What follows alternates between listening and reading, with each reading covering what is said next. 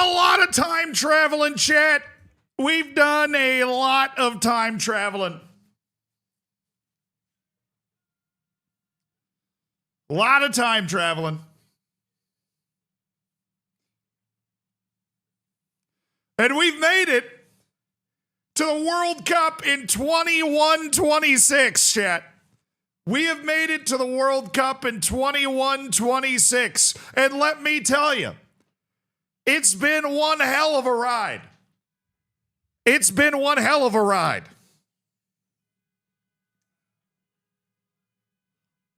World Cup 21-26 is here. Patty Grazioli, thank you for the 53 months. Eagles, thank you for the 56 months. Time flies when it's FM. Amen. We have simulated, will the world exist in 100 years? We are working under the assumption that it will. Of course, it's entirely possible that it wasn't going to. Aston Villa tie, Taunton Town tie. How dare you? How many matches will get rescheduled for the nuclear winter? We're working on that. But we have simulated a football manager database 100 years to determine who is going to win the World Cup 100 years from now. And it has been a wild ride. I'll give you one guess who's hosting. Looking sharp. Thank you, Rico. What's up, YouTube?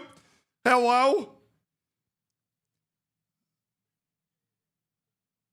I'll give you one guess who is hosting this World Cup. You only get one. Don't type multiple times. I'll know, and more importantly, Santa will know.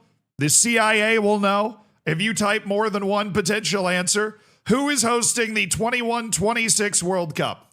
All right, in order to show you this, or in order to tell you this, I will read you every host nation after 2026. Sorry. After 2034, which is the farthest booked out, and then I'll tell you if you were right. All right, we've had some very good guesses as to who's hosting. San Marino, Egypt, South Africa, India, Holland, China, Ireland. Here's the list. These are the nations that have hosted a World Cup since 2034, which is Saudi Arabia. 2038, Algeria. 2042, England and Scotland. 2046, Indonesia and Malaysia. 2050, the United States. 2054, Italy. 2058, Japan. 2062, Mexico. 2066, Germany. 2070, Australia. 2074, Brazil. 2078, Italy again. 2082, Indonesia and Malaysia again. 2086, the US again. 2090, England and Scotland for a second time. 2094, India. 2098, Mexico. 2102, Germany again. 2106, Australia again. 2110, Brazil. 2114, Italy again. 2118, the US for a third time. 2122, Indonesia, Malaysia. 2126, England.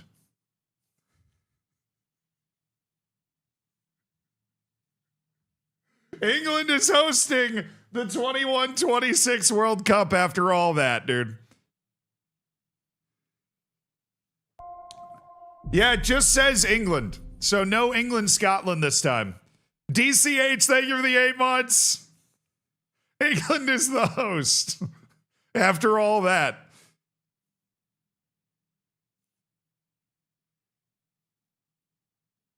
Italy has to be the host. It's the only way they qualify.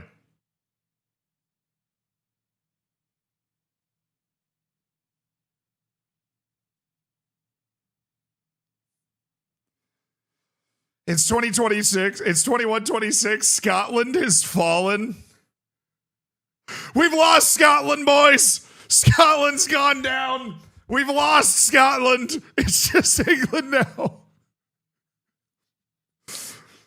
Who were all the winners? All right, are you guys ready? I'm going to unveil the winners one at a time, okay? I'm going to unveil the winners one at a time. All of the winners of the World Cups over the past 100 years. In 2026, the winner was France. It's right at the top here. With a runner-up, Scotland. That's why England took him out. Now I see. That's why England took him out. Scotland got a runner-up at the 2026 World Cup. Third place, Morocco. In 2030, France again, with Argentina and Spain, the two runners-up. So France going 3 of the last 4. In 2034, Brazil, Argentina with another runner-up, a Super Classico in the final, and Spain with a back-to-back third place. (2038) Saudi Arabia, who beat U.S. in the final.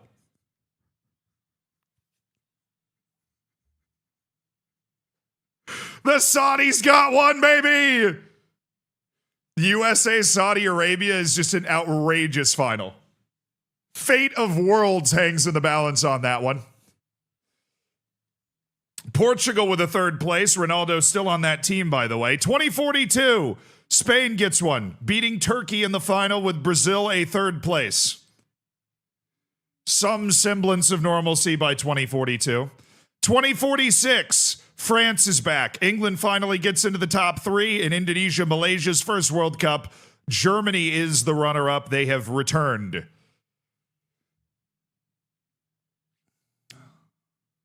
In 2050, Ecuador takes the World Cup in the U.S., beating England in the final. England still hasn't won. Denmark grabs a third place finish. In 2054, Brazil wins it in another Super Classico final over Argentina, and Sweden takes third. The rise of Scandinavia. 2058, Brazil goes back-to-back, beating Ukraine in the final, and the Saudis are back. They got third. Brazil! The 2050s are going to be huge for the Brazilians, apparently.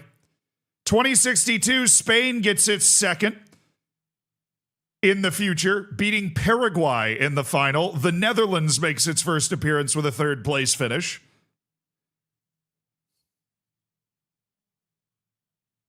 Spain wins again in 2066, the German World Cup, beating Belgium in the final. Brazil grabs a third place finish. Now we're getting into now 2070. We're getting, we're closing in on nearly 50 years in the future now. England finally wins! England wins it in 2070! Congrats! They beat Germany in the final with an Algerian third place finish. It finally comes home in 2070. Over 100 years after their first World Cup, England returns to the top of the sport.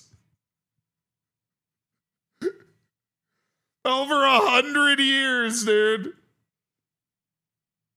And then Spain continues an era of dominance, beating England in the final, with Morocco finishing in the third place spot for the second time.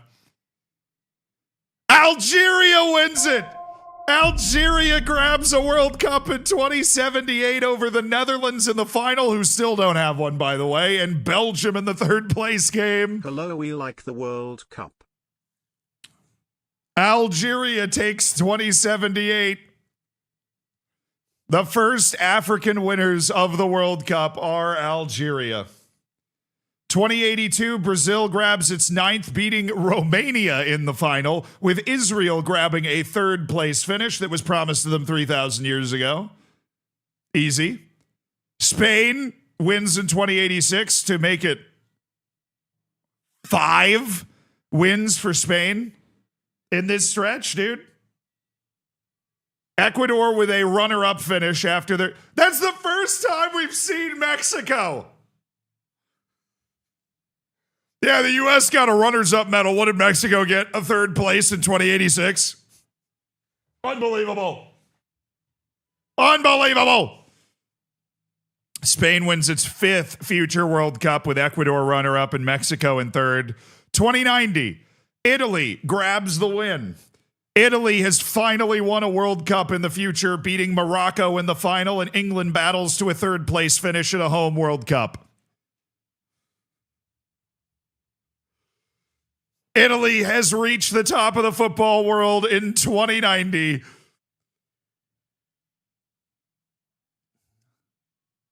Germany wins the India World Cup in 2094, beating Italy in the final to grab its first future World Cup. Brazil is back on the list with a 3rd place finish. 2098, England wins its 2nd World Cup, beating Brazil in the final. England's on a hot streak, baby. 2 inside 30 years. 2 inside 30 years. And now we're going into the 2100s. Ecuador's won a 2nd World Cup. They've beaten Spain in the final.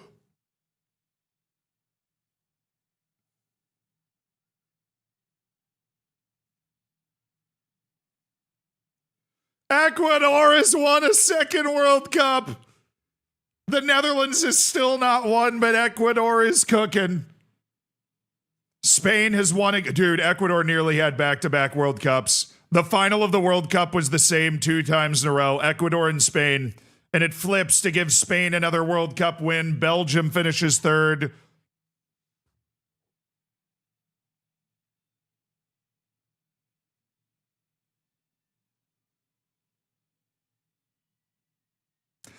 In 2110, the winner of the World Cup is Tajikistan. I knew this one because I looked for the wildest winner. Tajikistan, baby. In 2110, Tajikistan beats Italy to win the World Cup and become the first Asian winner of the World Cup in history. Paraguay grabs a 3rd place finish.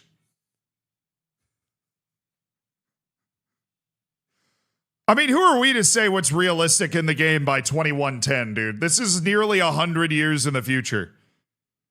In 2014, Belgium finally wins its first World Cup, beating Spain in the final. A 3rd place appearance for Syria as Asian football starts to take center stage. Oh, Saudi Arabia. Yeah, dude, Saudi Arabia beat the U.S. It's the 2nd Asian winner. The first Central Asian World Cup winner, Tajikistan. I'm going to reword that a little bit. Belgium wins its first World Cup after Tajikistan, as we all predicted.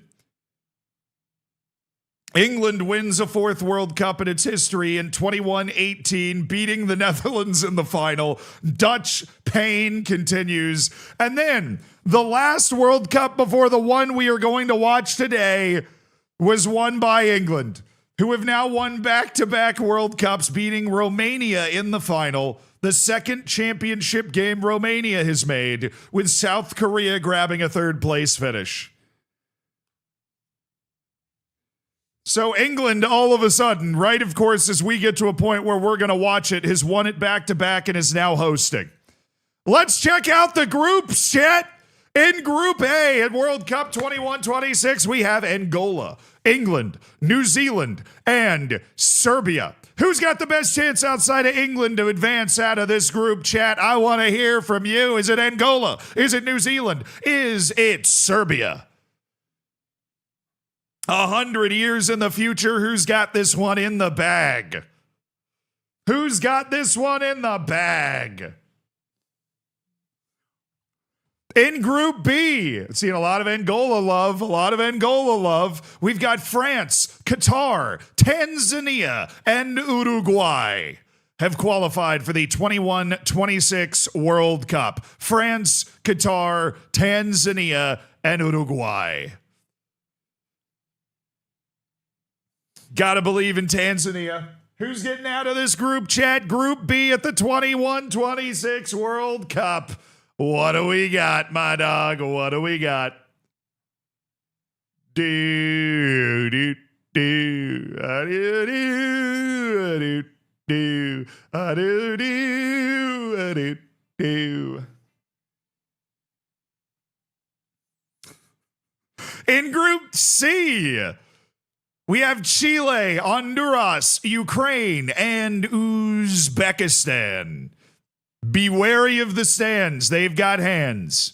Chile, Honduras, Ukraine, and Uzbekistan. Do-do-do-do-do-do. Do-do-do-do-do-do. You remember, if you type your predictions into the chat, you can go back into the VOD to prove that you, in fact, predicted it correctly. Who is winning this group, chat? Who is winning this group? Who is pot one? I have no idea. Chile, Honduras, Ukraine, and Uzbekistan. Who's winning Group C? Great group. Group D. Ooh, Argentina, Belgium, Saudi Arabia, and Spain. 4 World Cup winning nations in the same group in 21-26. Dare I say, a group of death. Saudi Arabia's got 1 World Cup. Spain has like 7. Belgium has 1. Argentina has 2, but has not won one in over 100 years now.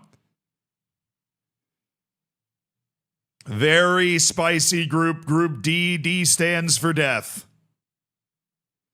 Who wins this group? Gotta be Spain, right? Who wins this group? It's gotta be Spain. Is Messi still in the squad? Maybe.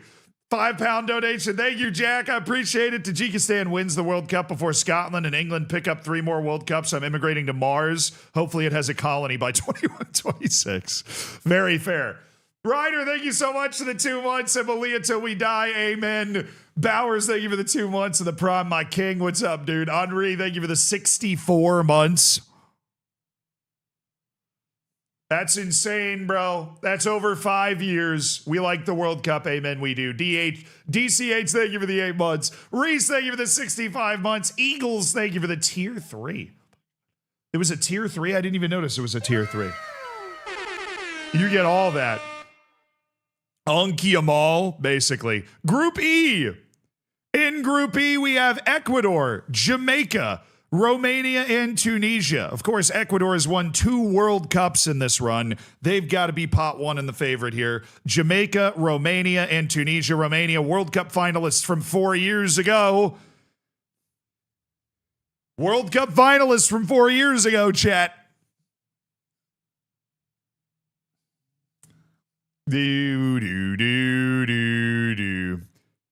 A dangerous, dangerous group. Group F, Italy, North Macedonia, South Africa, and the U.S. Still haven't won one, the U.S. We're still trying. Italy and North Macedonia, the old foes, reunite in the 21-26 World Cup. At the World Cup, North Macedonia grabbing a European qualifying spot. And South Africa, of course, is there. I mean, South Africa is beloved in FM. Group G, the greatest group of them all. Bolivia, Iceland, Jordan, and Morocco. A sensational group.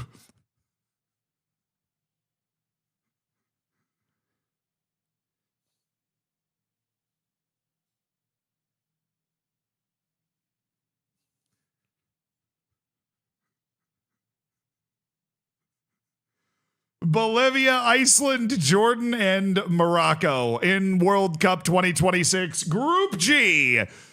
And on to Group H, we have Brazil, Egypt, Japan, and Switzerland.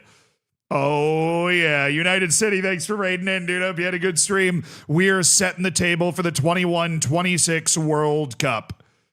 100 years in the future. This is a pretty solid group. Brazil, Egypt, Japan, and Switzerland. All competent teams, good youth ratings. In Group I, DR Congo, Georgia, Nice. Mexico. Scotland forever! They've made it. Scotland is in the World Cup. The Doctor is in. Georgia is in. Some pretty wild European qualifying. We've gotten Iceland, North Macedonia, and Georgia qualifying for this World Cup.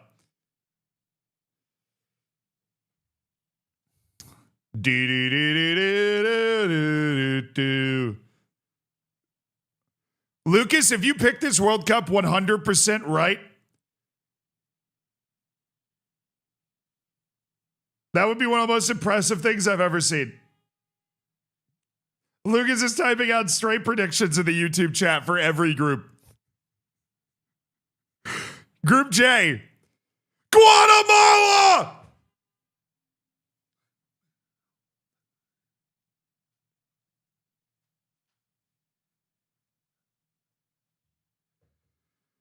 What are you talking about? Guatemala's at the World Cup with Iran, Ivory Coast, and Slovakia. Guatemala is here. We got another pretty random European qualifier in Slovakia.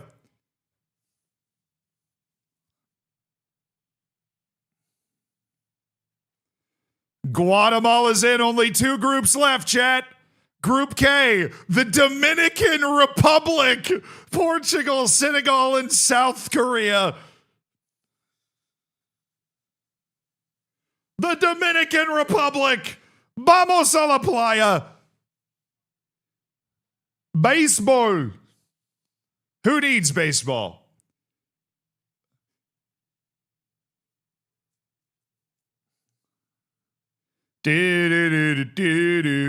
And the final group of the 2026 World Cup. If you haven't seen your country and they're not in this group, they are not participating in Group L. Estonia.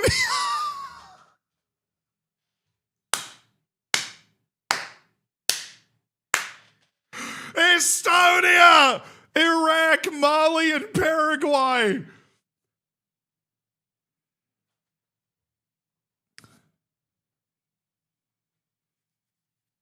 Estonia's in the World Cup. Dude, I am going so quickly to the World Cup qualifying in Europe.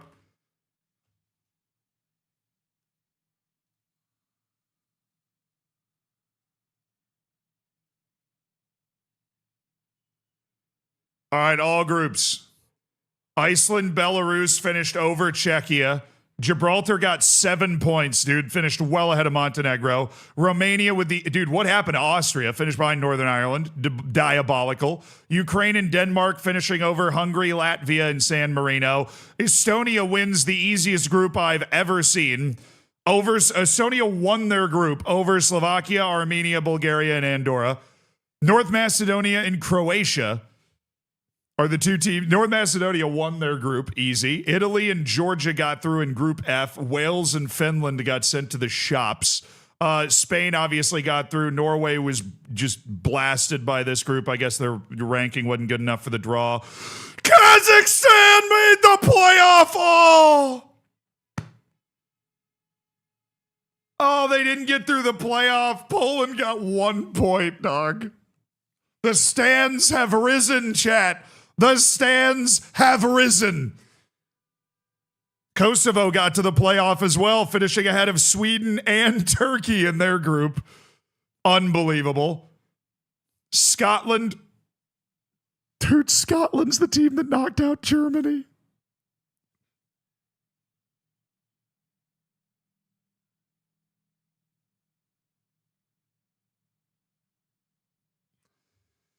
Tough day at the office for the Germans. Tough day at the office for the Germans.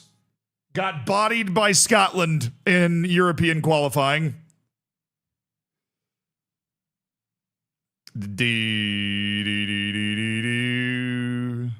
Portugal finished ahead of Bosnia and Herzegovina, who managed to somehow get 7 points and get into the playoff. And then Serbia and Albania.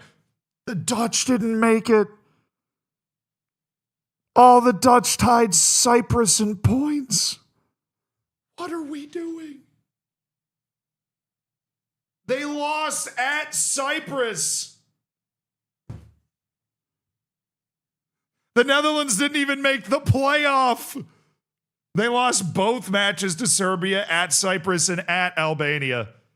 Oh, what in the world is going on for the Netherlands? And then the playoff stage, the semifinal. Greece beat Denmark. Slovakia beat Kazakhstan.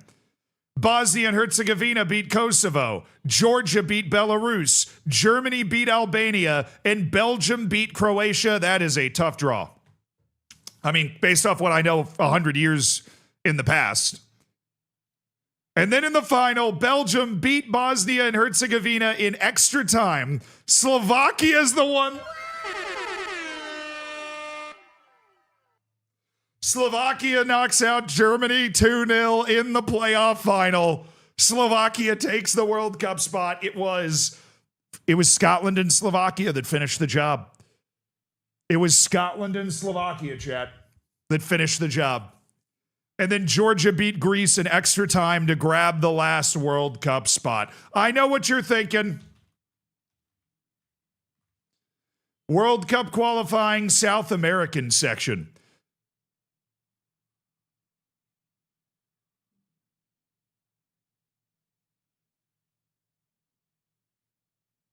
Argentina squeaks it out over Chile.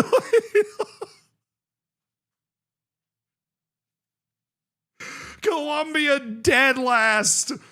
Argentina survives. Brazil survives in fourth. Paraguay and Ecuador and Bolivia are flying.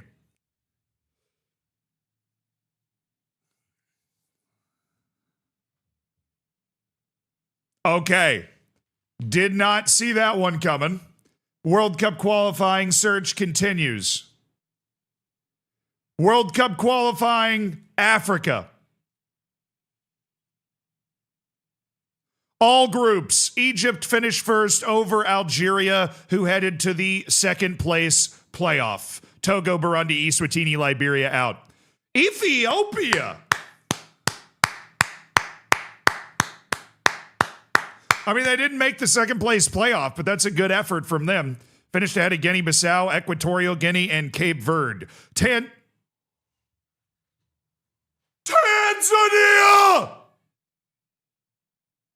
They did it the hard way, baby!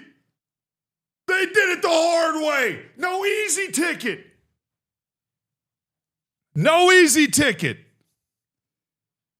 Absolutely no easy ticket. Tanzania finishes ahead of Nigeria, sending them to the playoff. Tanzania allowed 1 goal in 10 matches.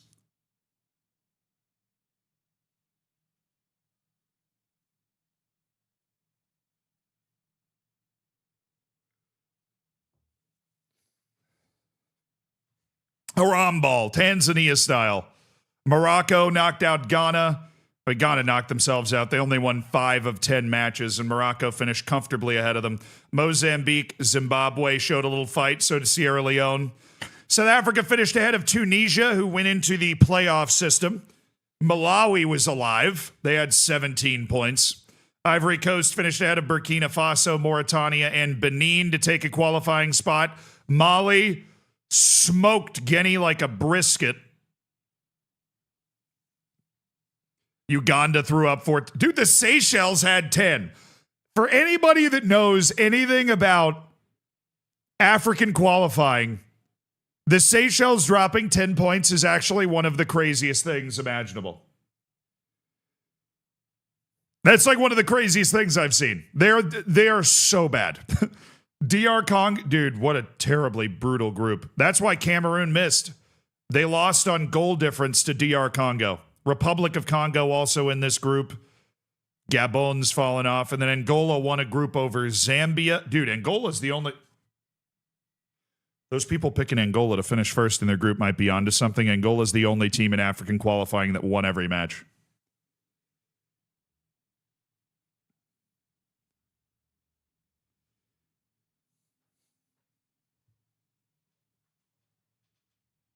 Easy qual for Angola. Then we go to the playoff mini league, which Tunisia was able to win by beating the other 3 teams, or winning 2.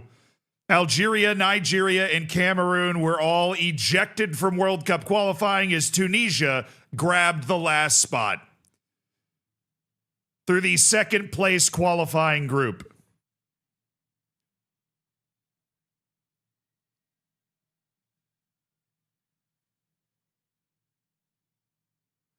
All right, next World Cup qualifying would be Asia. What happened to Tajikistan? They didn't even make it, chat. Tajikistan didn't even make it.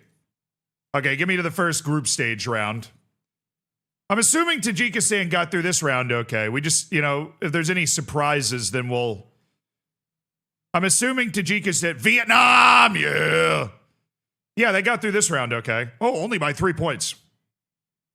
This is World Cup champion Tajikistan from 14 years ago, by the way. Or 16 years ago or whatever. 21-10. 16 years ago, Tajikistan won the World Cup. They fumbled their way through the next round of qualifying. Qatar, Australia through, Saudi Arabia, Kyrgyzstan through, over World Cup hosts Malaysia. Thailand finished ahead of Iran. Uzbekistan and Turkmenistan knocking out Bahrain. Okay, third round. This is where it gets good. So Japan and Qatar, dude, Tajikistan didn't even make the playoff.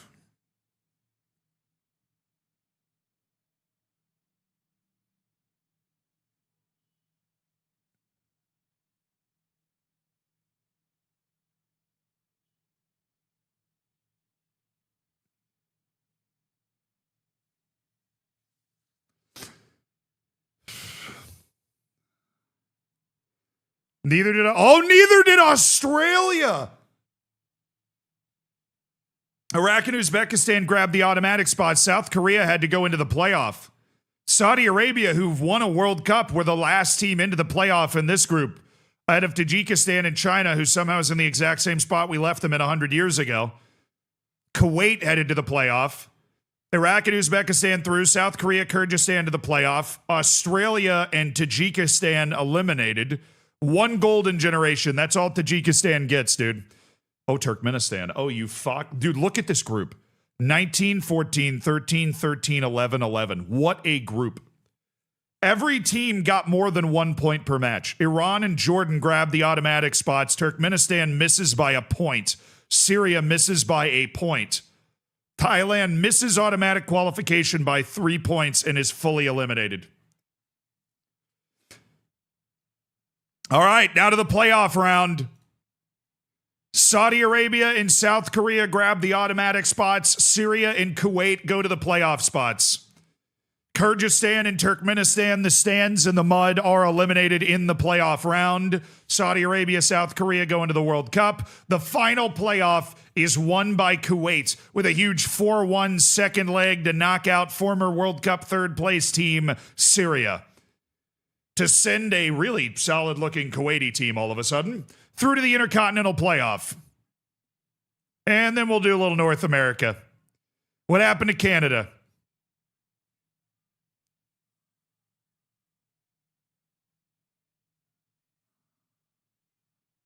Can somebody find Canada for me, please? Where the hell is Canada?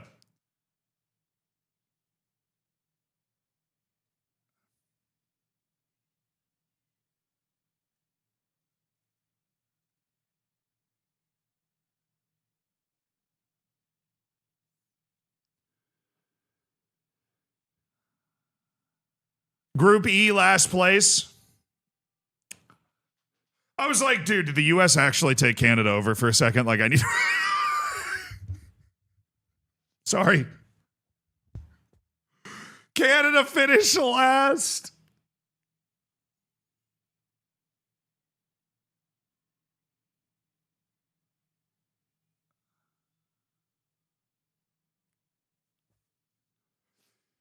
All right, let's look at the second round of groups. Mexico and Guatemala getting through rather easily. The U.S. finishing behind Honduras, but surviving the second round by getting ahead of Suriname, who's, dangerous. Guyana and Bermuda. What is this group, dude? Guyana and Bermuda get into the next round over Puerto Rico. The BVI dropped 4 points. Costa Rica and Panama get through over Haiti and Nicaragua in this group. Panama barely able to edge out Haiti. The Dominican Republic and St. Vincent finishing ahead of Curacao and Canada. This is my favorite group in qualifying in any continent, dude. St. Vincent and the Grenadines take out World Cup nations Curacao and Canada. Canada absolutely mudded, finishing behind Dominica. I think this happened too long ago for us to be able to see. They did lose to Dominica, so we can confirm that. That is horrifying. Jamaica and Trinidad and Tobago go through over El Salvador and Grenada. Shout out to the Cayman Islands for even making it to this round. Third round, baby. Guatemala wins its group to qualify. Trinidad and Tobago eliminated. Dude, what the hell happened to Panama? Panama catches the hands and finishes with 0 points in the round. Guatemala apparently has hands. Dude, what is Group C? Oh my God, St. Vincent.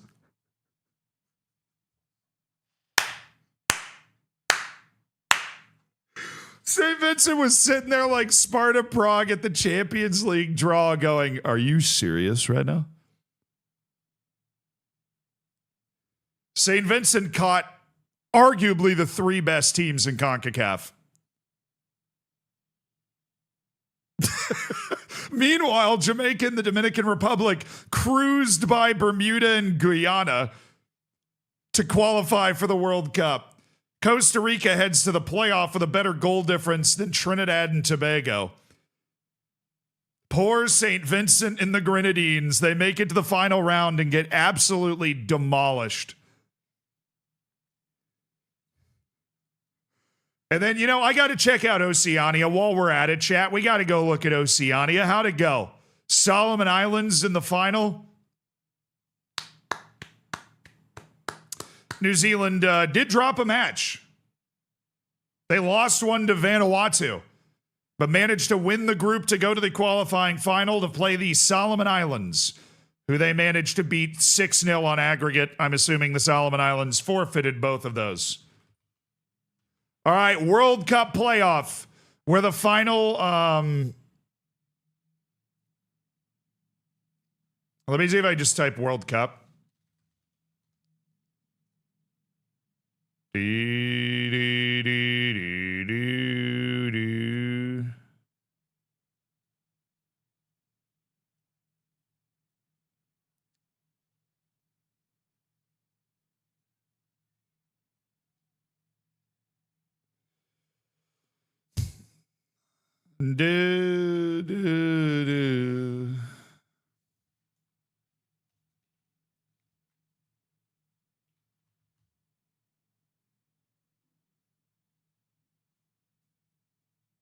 I mean, that's...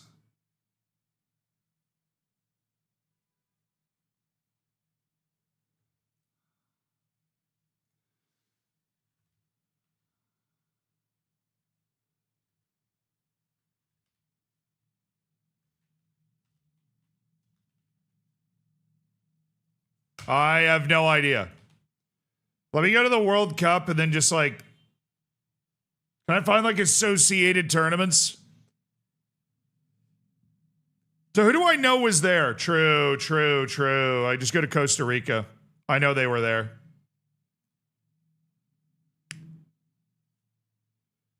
The FIFA playoff tournament. Really? The FIFA playoff tournament, the semifinal was the 2 lowest ranked nations, which would be Kuwait and the Solomon Islands. Kuwait beats the Solomon Islands 4-0, setting up the final, which was Chile beating Kuwait 4-1 and Tunisia beating Costa Rica 2-0 to go on and take the last 2 spots at the World Cup. Chile and Tunisia. And that set the table, chat. That is how we ended up with all of our World Cup teams. I got to do a little bit of that there. That's how we ended up with all of our World Cup teams at the 21-26 World Cup. What an absolutely tremendous field of teams from Estonia. Oh, the world rankings. Yeah, that would be kind of funny to look at.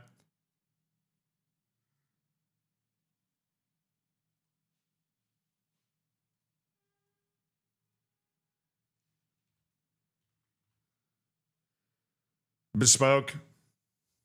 Can I just type world and then it'll come up? Yeah, nice. National team rankings. England, Brazil, Spain, Norway. Okay, that's women's. Oops, sorry. Spain, England, Italy, Mexico. Okay, Netherlands, Brazil, France, Belgium, Ecuador. I mean, they've won 2 World Cups. Ivory Coast rounds out the top 10. Morocco, Honduras is 12, naturally. Portugal, Paraguay, Germany, Algeria, Nigeria, who dropped 8 after failing to make it. DR Congo, South Korea, Iran, Serbia, Tunisia. The U.S. is all the way at 23rd. It's rigged. Israel, Bolivia's gotten up to 25th, tied with Syria, of course. Japan, Argentina, they're 28th, dog. They have just evaporated. They're right next to Uzbekistan, Iraq, Romania's living. Uruguay, Saudi Arabia's fallen to 33rd. Angola, Senegal's down at 35. Costa Rica, Mali, Chile, Switzerland, Turkey at 40.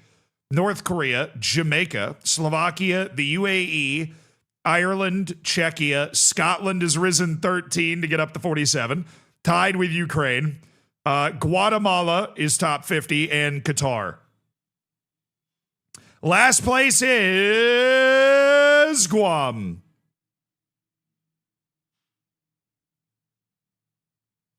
San Marino is rocketed up to 207, chat. Guam has taken over last place.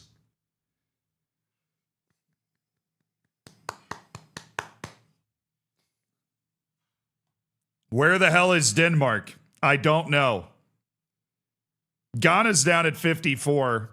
Greece is down here. Iceland qualified for the World Cup. Tanzania's up to 61. Dude, where is Den? Norway's even worse. Croatia's at 67.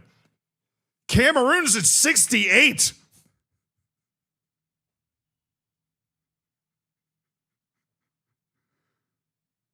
Australia's all the way down to 70. Tajikistan won the World Cup and they're still at 72. That golden generation must have been spectacular. And it was all they had. Wales is at 77. Dude, where is Norway? Colombia's at 81.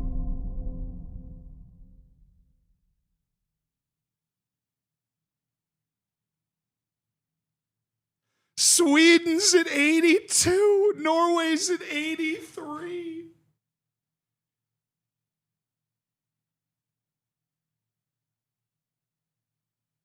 Hildman, thank you so much for the 10 months, my dude. I appreciate you supporting the stream. I hope you're having a good one. Oh, my goodness me. Norway is at 83. They're behind Armenia and Libya and New Zealand and Tajikistan and Thailand. Poland's at 87. I mean, Poland was terrible in qualifying. They got a point. Mozambique rounds out the top 100 with Northern Ireland and Hungary right next to them behind Turkmenistan. Guinea-Bissau and Kyrgyzstan have cracked top 100. Wow. Is there any other nation that would be considered a massive surprise down here? I mean, Estonia made the World Cup. They're 106th in the world, and they directly qualified for the World Cup. Panama being this bad is kind of a surprise, but I guess it's not completely insane. I think we're done with the really big surprises. Curaçao's 135, so they just immediately became terrible. Spaceman! Canada!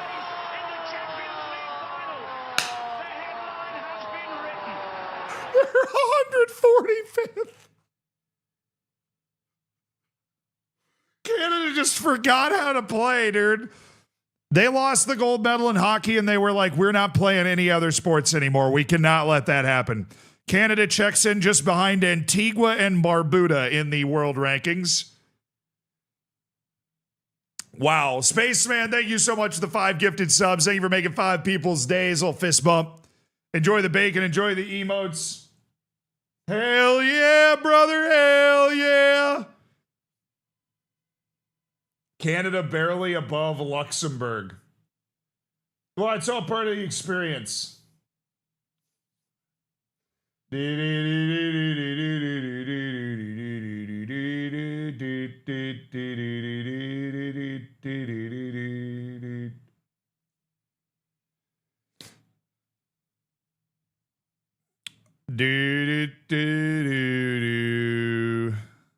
To me, little girl. There's no way that's okay. Canada at 145 is the lowest, like, current World Cup team. It's got to be. Nepal, Barbados, Laos, Yemen. Turks and Caicos is top 200. Seychelles is top 200. Respect, man. American Samoa's up to 193. Look at American Samoa go. That's a team that lost by 37 to Australia. All right, well, Norway, Sweden, Denmark, all really stunningly bad. Cameroon's terrible. Canada and Poland are terrible.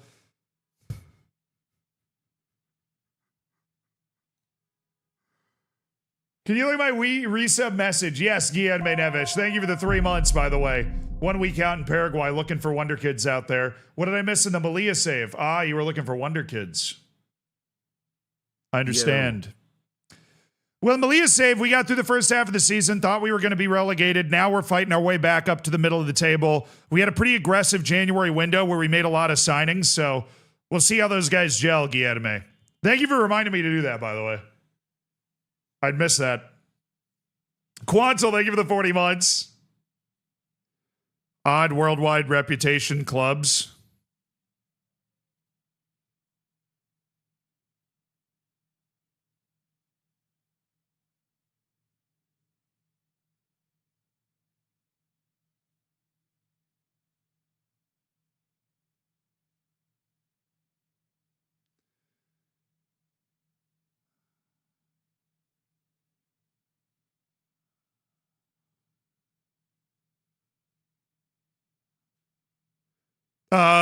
You guys sleeping on Solihull Moors is a worldwide club? Forest Green.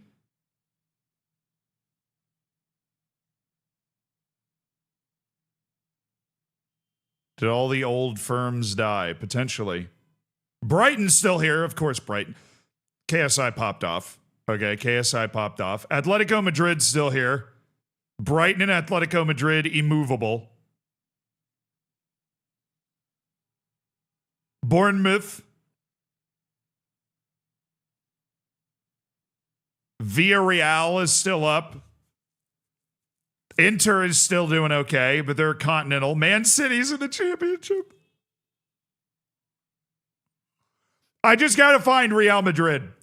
All I'm looking for is Real Madrid. They're somewhere here. They're not. They're not even on the list. Eredivisie's become really good, which is hilarious because the Dutch national team is not doing that well.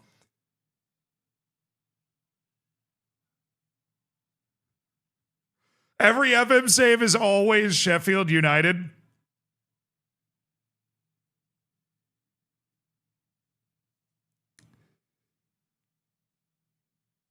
Real Madrid and Barcelona fall off.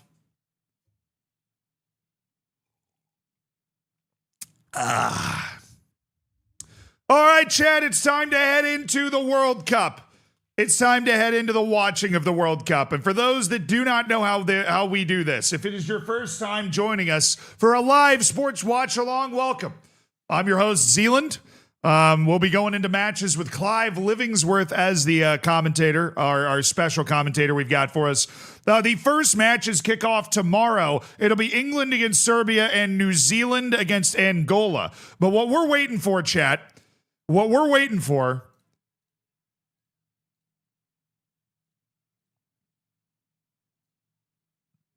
is the final match day. We will start watching matches on the final match day, which is set to be on June 26th. It'll be the final match day, the sorting match day. We will tune into all final match day matches to see how all of the groups pan out, and we will be getting to the knockouts today as well. The first two rounds of group stage matches, we will be checking the results every day, but we will not actually be watching them, as that would take a week and a half to watch the entire tournament. So we are watching the decisive third match day. So we see every team take the field one time.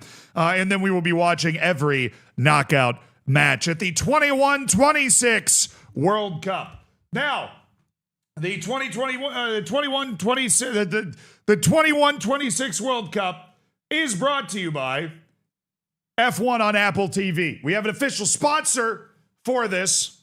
F1 is now coming to Apple TV in the United States. Very exciting development. All of the stuff behind the scenes, in front of the scenes. You guys know that I have a tangential knowledge of Apple TV. I'm not kidding. We actually have a sponsor for this. Lock in, chat. This is a very official TV broadcast, okay? The F1 hits on the 7th. It starts in Australia. I am at least 70% sure. And all of that action can be found on Apple TV. Your practices, your behind the scenes, your nonsense. If you've ever watched Drive to Survive and been like, damn, I want to check that out. It's on Apple TV, okay? And not in 21-26, in 2026. By the time we get to this save, it's been on Apple TV for over 100 years. Mom, I'm on TV. Yes, you are. Lewis Hamilton in his second year with Ferrari. Okay? You got some English guy that looks 15 years old trying to defend his world driver title with McLaren. And two new teams on the grid, full disclosure, totally forgot who they were. It's Cadillac and Audi are on the grid. That means more drivers, more drama, more insanity in every race except for Monaco. But Monaco is not the race that is happening this weekend. That would be the first race of the season. Leave Lando alone. Lay's the world champion. I'm not. You know what I'm saying? You know what I'm saying? Two new teams on the grid, lots of drama, and it can all be found on Apple TV. Let me make sure that I've informed you of all the important things that are happening because, you know, it was a very formal World Cup sponsorship here. Have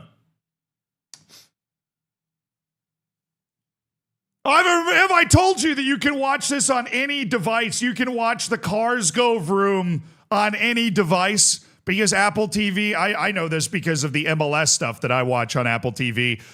It's a one-stop shop for everything. Your TV, your computer, your phone, you link it all together and it's just flying all over the place. You can watch all the cars go flying by. It's a good deal. And when they reached out and they were like, yo, we want to sponsor the stream, I was like, whoa, this isn't a stream. This is the TV broadcast of the 21-26 World Cup. I have no idea what you're talking about. And of course, you can watch the replays on demand at any time, chat. At any time. So if the race is on the other side of the world, which for me in the US, it very typically is, you can tune into Apple TV and watch everything on demand at any time. Thank you to Apple TV for sponsoring this official broadcast of the 21-26 World Cup. Now we begin with our first set of matches. England and Serbia, New Zealand and Angola. The Zealand Sports Network.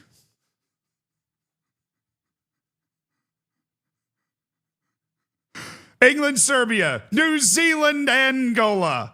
The first day of the World Cup is here. All right, let me get a save point going.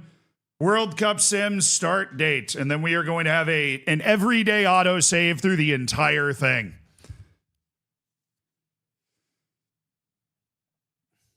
Yeah, we do thank them for their, hold on, allowing the editors to get out of the basement. A very important, we give the editors 30 minutes of outside time, courtesy of Apple TV and F1.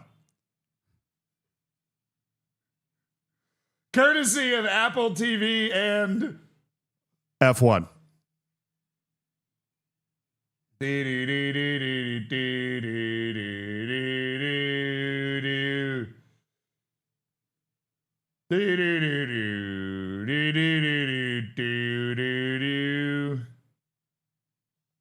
Hold on, I'm setting something up here.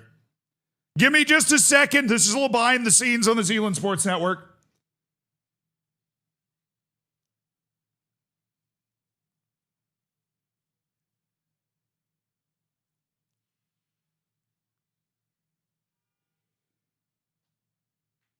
All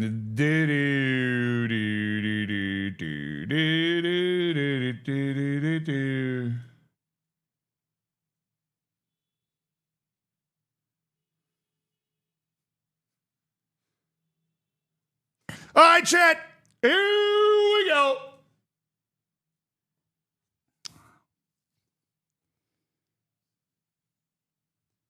On vacation. Oh, wait, I didn't set the autosave. Daily. Daily incremental autosaves. All right, I think if we go one day, then it will just take us to the 13th. And I don't think we'll actually simulate anything, and that would be annoying. Yeah, okay. So we had to go one more day, chat. Who wins the first set of matches at the 21-26 World Cup? Is England off to a winning start as the back-to-back World Cup champions? They've only got 4 World Cups in their history, but they have won the last 2. It just took them 100 years to get going. All right, I need to copy and then paste this basically every time. Oh, baby! The winners, England 4-1 over Serbia, and Angola grabs 3 points over New Zealand with a 2-1 win. W, Angola.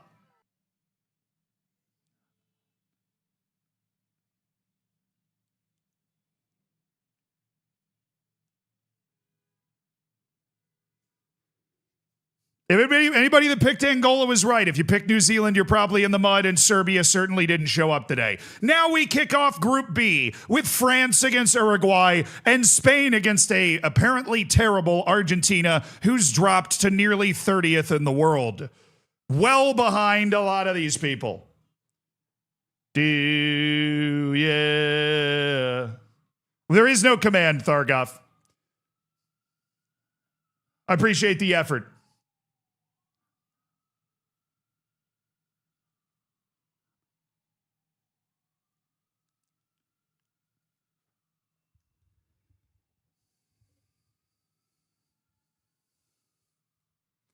Day 2. Will Argentina pull off the upset, chat? Will Argentina pull off the upset? Now make sure this autosave is working too.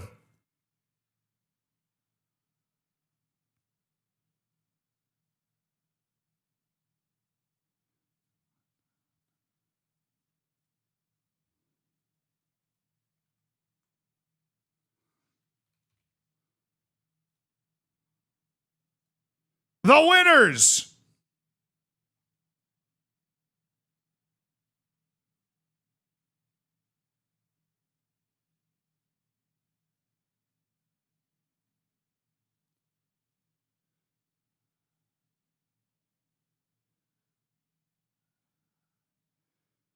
Spain gets barbecued by the 30th best team in the world, Argentina. France in cruise control against Uruguay. Argentina 1, Spain 0.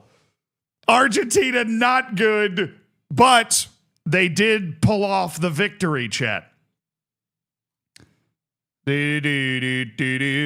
right, now a lot of matches on Saturday. We got Group B's other match, Tanzania. You know what I want to check? How many times has Tanzania been to the World Cup before? Is there a way for me to be able to actually go to the Tanzanian team, please? Oh, this dude is not great. He's not great. All right, where's the men's national team? And then there should be a nation history. World ranking history. They've shot up to around 58th because they qualified for the World Cup. There used to be a way to check it. I don't know if there's a way to check it anymore, Chad. I'm not going to lie to you.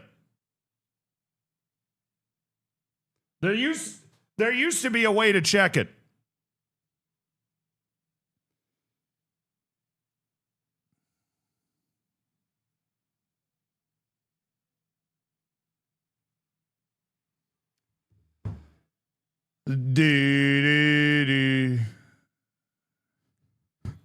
What a well-built UI. Can we check the top-rated players? I mean, I guess. How would we check that? We just go to World. He is very determined, and he's actually decently athletic. We just go to World, and can you see, like, top players? Like, top reputation players, or maybe not. FIFA best men's player, Emmanuel Abdullahi of Nigeria. They're not even there. The Netherlands isn't there either. Rob Krusov. Danny Hernandez of Spain. Emmanuel Abdullahi. He's good. Nuremberg's star striker. Ander Ortega, the Spanish right back. Sam Evard, the 28-year-old Belgian. Christian Lapia, Paraguayan Alexi Ruiz. The Italian, Victor. I think City might have just gotten relegated because their reputation was still really high, and they've had a lot of guys win FIFA Best Player. You got your Brazilian, Lapo Hesh. Italy, Netherlands, Mohsin bin Sheikh of Morocco. He's retired now. Ander Ortega is still around. Absolute burner right wing back for Athletic Bilbao. 48 caps for the Spanish national team. Rob Krusov, who's not even at the World Cup for the Netherlands. For Zwolle, he's their star. And Danny Hernandez is still playing at 36 years young. Legendary player. The current next-gen winner, Mexican Miguel Flores. A 19-year-old at Club Leon, still in Mexico. He's saucy. Svedar Stojanovic of Serbia. Nice. It's quite saucy. Unai Santa Maria and Donny Arana. Unai Santa Maria, are you playing for Spain? Oh, he's very good. Bilbao's got a particularly saucy group of people coming through, dude. Saucy group of people. No Tajiks? Apparently not.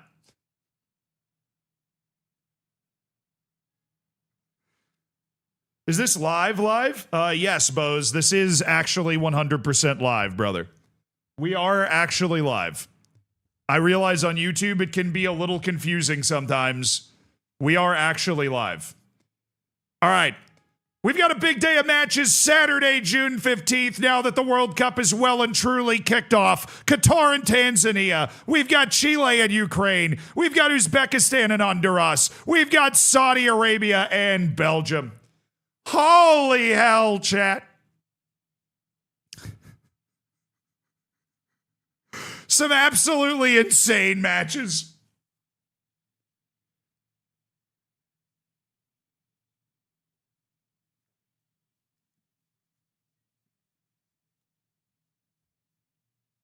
This is on my running up a hill covered in snow, both directions playlist. I said it so well.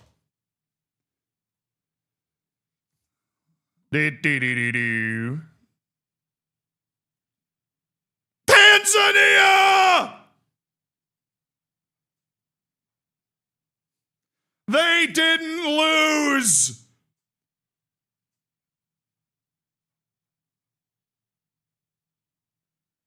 Only conceded one goal in qualifying, play a 3-3 shootout against Qatar in their first World Cup match. Ukraine beats Chile 2-0. Uzbekistan and Honduras battle to a 1-1 result. And Saudi Arabia and Belgium, it goes 1-0 to the Belgians. They survive. Now on to the next day, the 16th. Romania and Ecuador. Tunisia and Jamaica. All of Group E and all of Group F in action. Italy and the United States, North Macedonia, and South Africa. Thank you for joining us on the Zealand Sports Network. The 21-26 World Cup is well underway. We're waiting for the final match day of each group to be able to watch all of these matches live and in person exclusively on the Zealand Sports Network.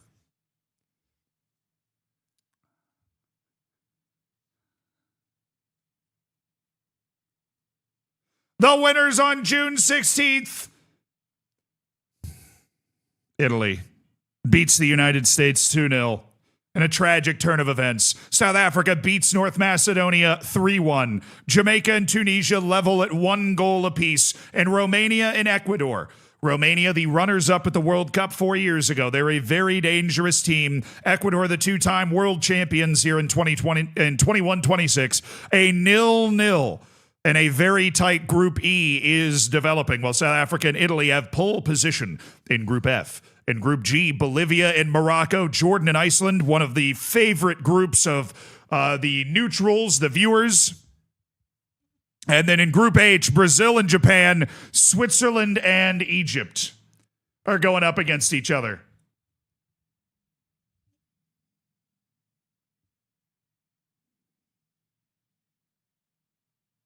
I feel like every single, 3 of the 4 teams down here would be the number 1 seed in this group outside of Morocco.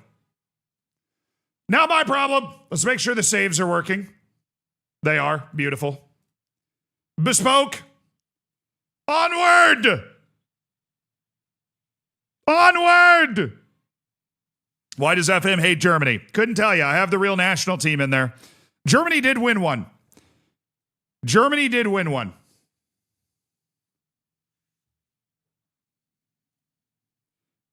Iceland claims the win over Jordan 2-1. Morocco's beaten Bolivia 1-0. The Moroccans, one of the best teams in the world. They've got a great domestic league going now. Brazil. This is chalk right here. This is chalk. 6-1. 6-1 going for their 10th World Cup. La Decima. Switzerland with a 3-0 win over Egypt to set the Swiss up very well. They haven't factored into any championship runs. Scotland begins its World Cup quest against Georgia. The doctor is in against Mexico, the 4th-ranked team in the entire world, the Mexican national team. Then Iran against Ivory Coast and Guatemala against Slovakia. This is big-time football at the 21-26 World Cup. Big time ball.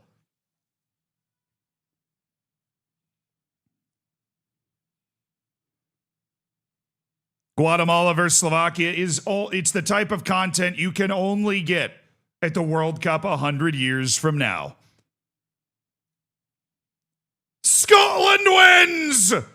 An absolute madhouse between the DR Congo and Mexico. A 93rd minute equalizer, and you know what? We're going to watch it. DR Congo, the doctor, takes a point from the 4th-ranked Mexican national team.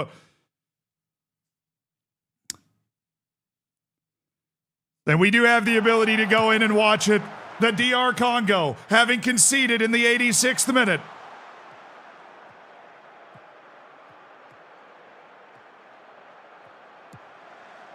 Sweetbert.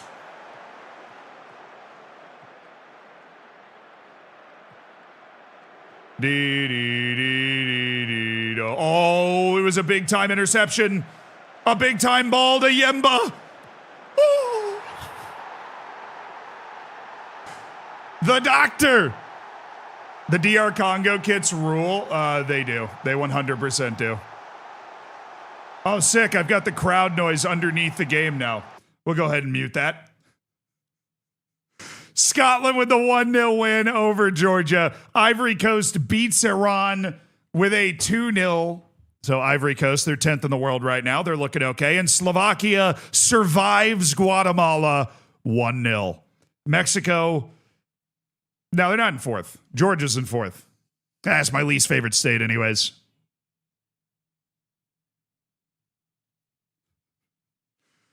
All right, and then June 19th, the last 8 teams to get underway, including Estonia against Mali, Paraguay against Iraq, Portugal against South Korea, and the Dominican Republic against Senegal. Truly bespoke set of matches in this first round of group stage matches here at this World Cup.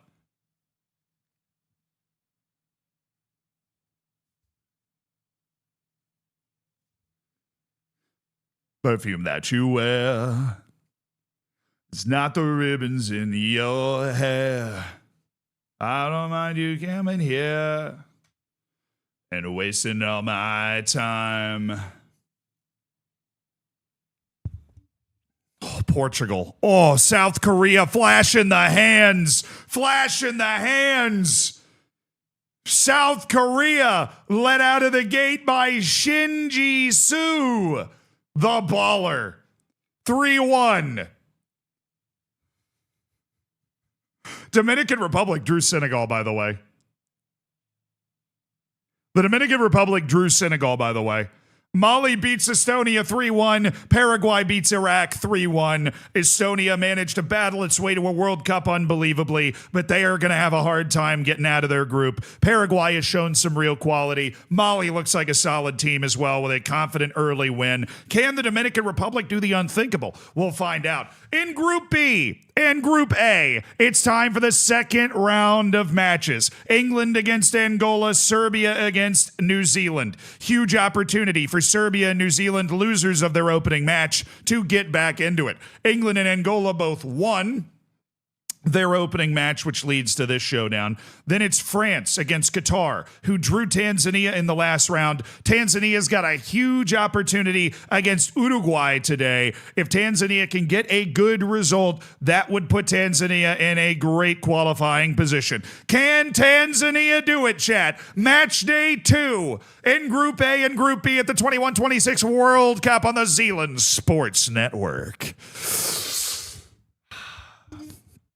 Match day 3 is when we begin to start watching the matches ourselves, when the drama enters your living room. Where will the teams in Group A and Group B be headed into match day 3? Oh, Angola takes the draw. 2-2 against England. The Angolan national team had the lead 2 separate times until it was the English in the 86th minute that scored the equalizing goal at England's home World Cup in 21-26. Who scored this goal in the 86th? Well, we're going to find out. Salawu. Salawu for England. Abbott. Bromley. Skelton. Whipping it in. Cleared by De Silva. Evans. Bramley. Evans. To Skelton. To Bramley. In Wembley. It's Marin. Good defending from the Angolans. Skelton. Out to Marin. Oh, what a goal!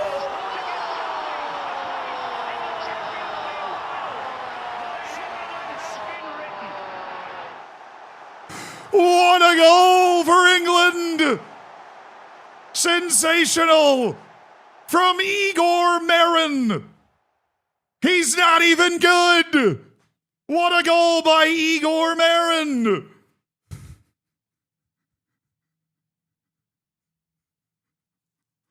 The Feyenoord player, Igor Marin.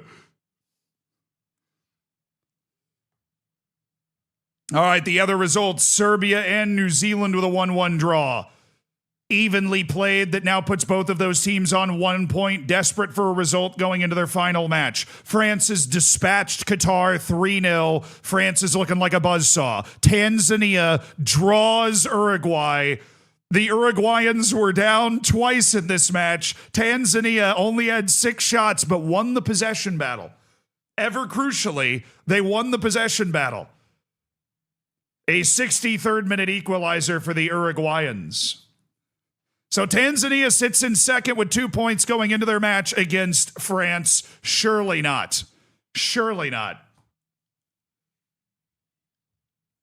Now, Group C and Group D. Ukraine coming off a win over Chile, taking on Honduras, who drew Uzbekistan in their opening match. Uzbekistan with that huge opportunity against Chile. Spain and Saudi Arabia, they are 4th and 3rd in the group after being defeated by Argentina and Belgium. The opportunity is there for both of them on either sides of that. Match day 2 in Group C and D at the 21-26 World Cup on the ZSN.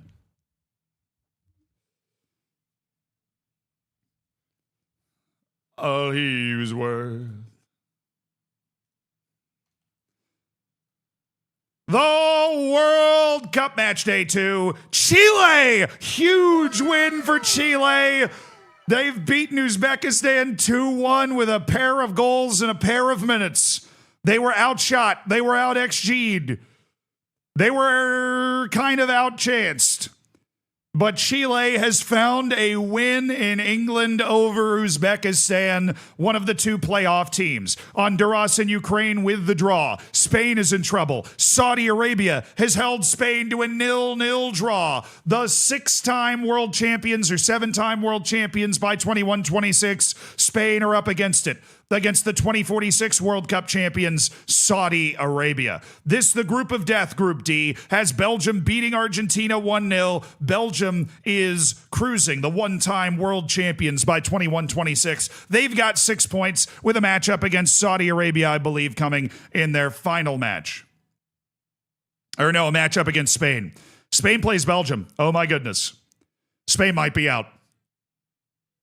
Spain might be out. Spain, Belgium, Argentina, and Saudi Arabia, one of the first groups in World Cup history to have 4 World Cup champions in the same group. Honduras and Ukraine with a very important draw as well that turns Group C into an absolute nightmare. Group E, Jamaica and Ecuador. Group in Tunisia against Romania. For the life of me, I can't remember what happened in the first round of this group, but Tunisia definitely won. They beat, who did they beat? Or did they draw? Did Tunisia and Jamaica drew and Ecuador and Romania drew? Is that what happened? I think so. That group's a mess. We're going to sort it out now. Group E.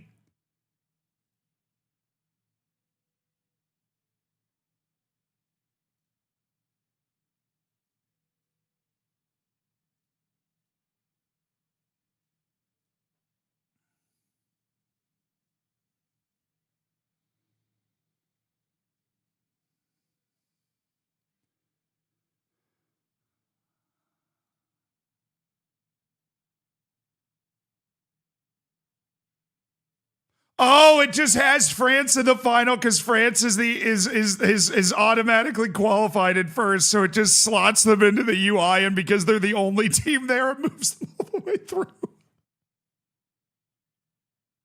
That's why, because their qualification position is guaranteed, and they're not playing against anybody, so the UI just moves them all the way through. That's the funniest thing I've ever seen. That's so funny.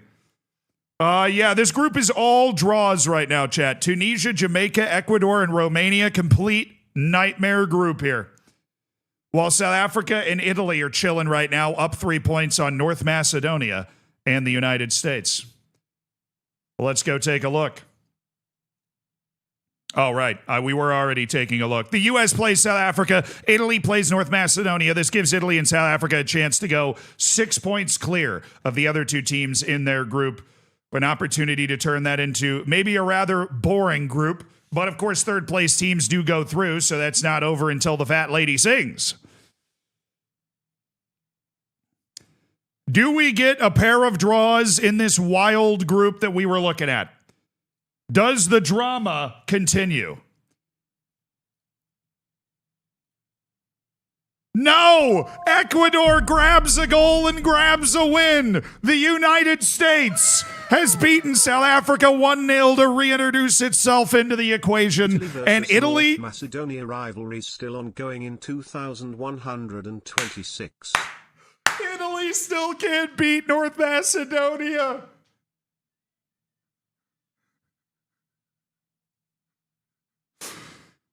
Italy draws North Macedonia to keep itself in striking distance. Ecuador's win over Jamaica puts them top of the group, while Romania and Tunisia have now drawn their first 2 matches. The United States goal scored by Arian Brostock, a central defender playing with San Antonio in the USL, because why the hell not?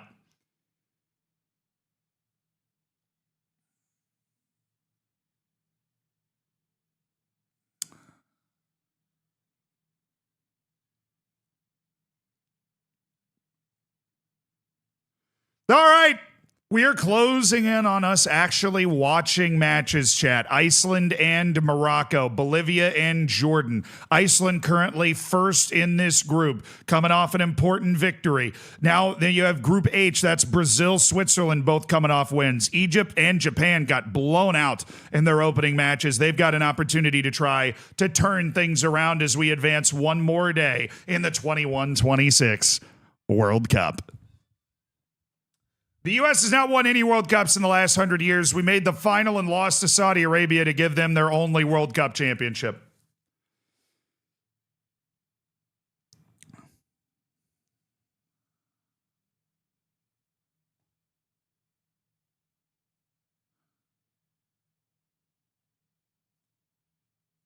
Got it. Another day, another dollar. It is Morocco with a 1-0 win over Iceland to take over first in the group. Jordan has beaten Bolivia. Bolivia is still garbage when you pull them out of the altitude. When you take the Bolivians off the mountains, they lose. Jordan with a 2-1 win, a hugely important 2-1 win for the Jordanian national team to launch themselves into second place in the group, all to be settled on the final day. The Brazilians are looking unplayable. They've beaten Switzerland 4-0. Japan, after losing to Brazil 6-1, survives Egypt with a 1-0 win in a match where they possessed 73% of the time. That sets Japan up for an opportunity to qualify despite their terrible goal difference. Brazil is absolutely out for blood. They are out for blood.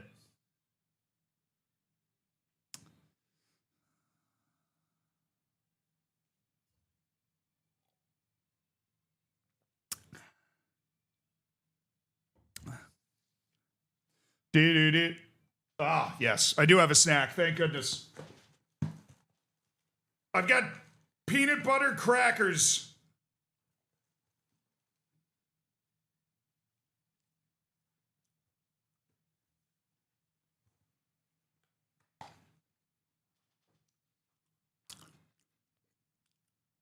We're going to look at the Brazils. We're going to look at the squad of every team before we watch their first match. We're going to look at the squad of every team before we watch their first match. So if you're curious about any team, we're going to look at that squad, most valuable players, whatever. Okay. Have no fear. But it's all going to be super jacked up because we're 100 years in the future. And, you know, like the most popular team in the world is PEC Zwolle from the Eredivisie. So, you know, who knows what it's actually going to look like, but we will look at some of the players and their ability. So this is a sponsored stream. It's not really a sponsored stream. I was going to do this anyways. And then Apple TV reached out and they were like, you want to tell people that F1 is available on Apple TV? And I was like, I will do that. Yeah.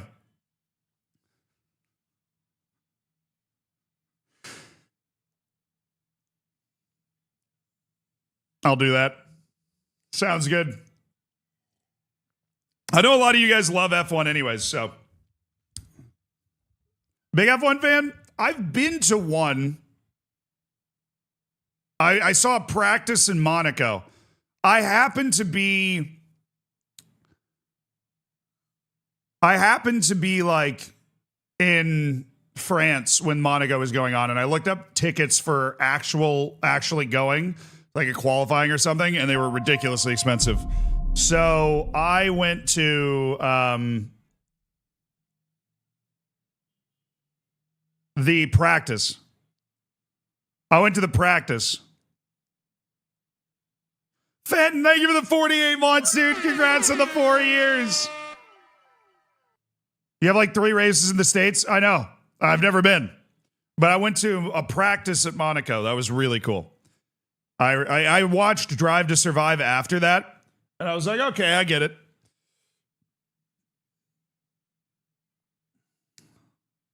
Yeah, I went to a practice in Monaco. Z's making that dough. Dude, the practice is not bad.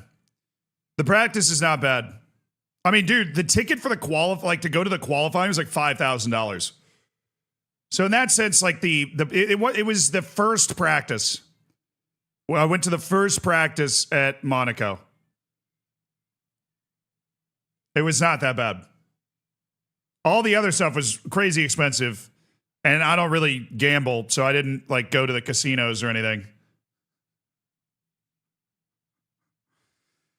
Yeah, they have. I didn't know this. I knew nothing about F1 when I went to the Monaco thing. I just knew that it was some famous race that I should probably go to once in my life, and I felt like I was never going to get another opportunity. So I guess they practiced 3 times.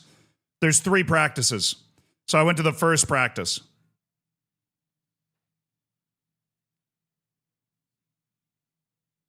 So I went to the first practice. It's probably cheaper to fly to Hungary than go to one of the races in the US. Dude, that would not surprise me at all. That would not surprise me at all. All right, back and lock it in on the Zealand Sports Network. DR Congo, the doctor is in Group I. They're taking on Georgia. DR Congo currently second in the group. Scotland's got the lead right now after a win in the opening match, and the DR Congo and Mexico draw on the opening match day. Can Scotland solidify first place against Mexico? Ivory Coast is 10th in the world. They're first in their group, taking on Guatemala, the surprise qualifiers from CONCACAF, Slovakia, and Iran, with it all to play for in the other match. Match day 2 and 2 more groups at the 21-26 World Cup. Hell yeah. Combative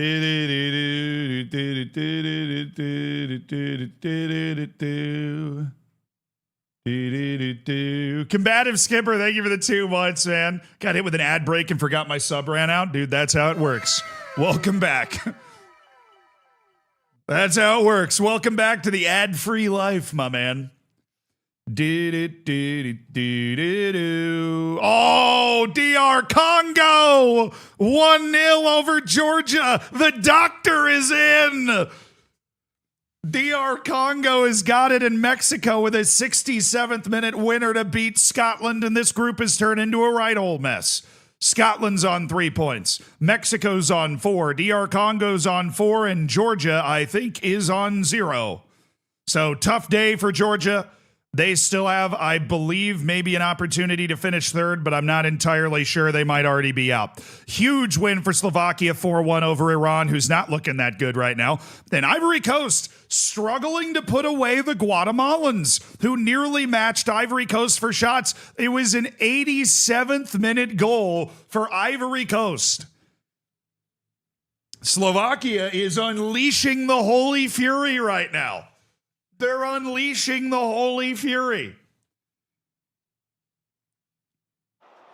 But Ivory Coast, who are 10th in the world, under pressure against Guatemala.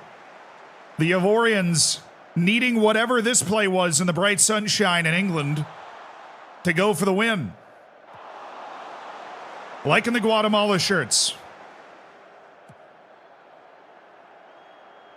A lot of direct play here from Guatemala. Not a surprise. Remember, the time is wrong when we're watching highlights. This was an 87th minute goal for Ivory Coast. Wow, this is pure football right here. The number 10, Kofi. Oh no, it was a keeper error.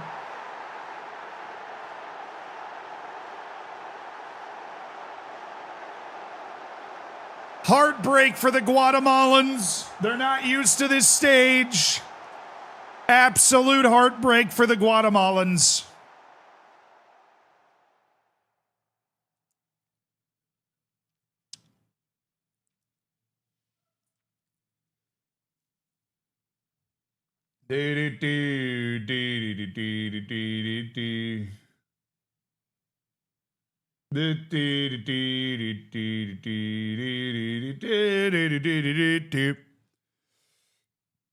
Jeremy DeLeon's grandson, maybe. So Ivory Coast is down to second. Slovakia jumps up to first on goal difference, I believe. Guatemala and Iran will be rock fighting for third. It's all down to that. And then this is, chat, this is the final day. We got to make a few new managers then. Okay, this is going to be a little tricky. This is the final day before we start watching matches. It's the final day. We're going to need 5 new managers, dude, because they play 3 groups at a time. Group K and Group L, Senegal, Portugal, South Korea, Dominican Republic, then Estonia and Iraq, classic World Cup match, Paraguay and Mali. All right, bear with me. We got to make 5 new managers. Please fire me.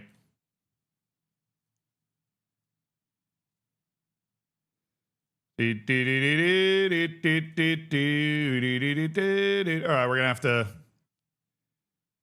make some different named managers because we already did that. Unemployed, next manager, me. Nice, okay.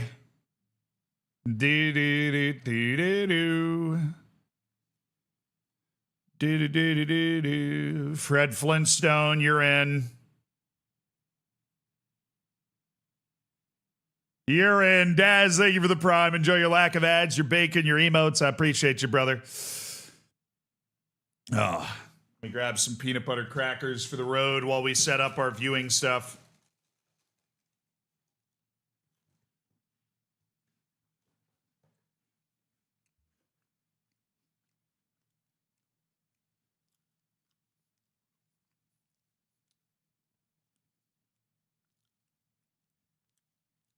All right, we need 6 managers.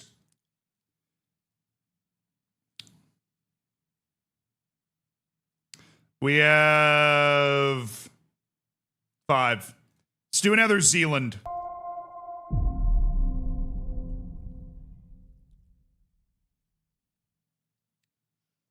Hey, Spaced Man!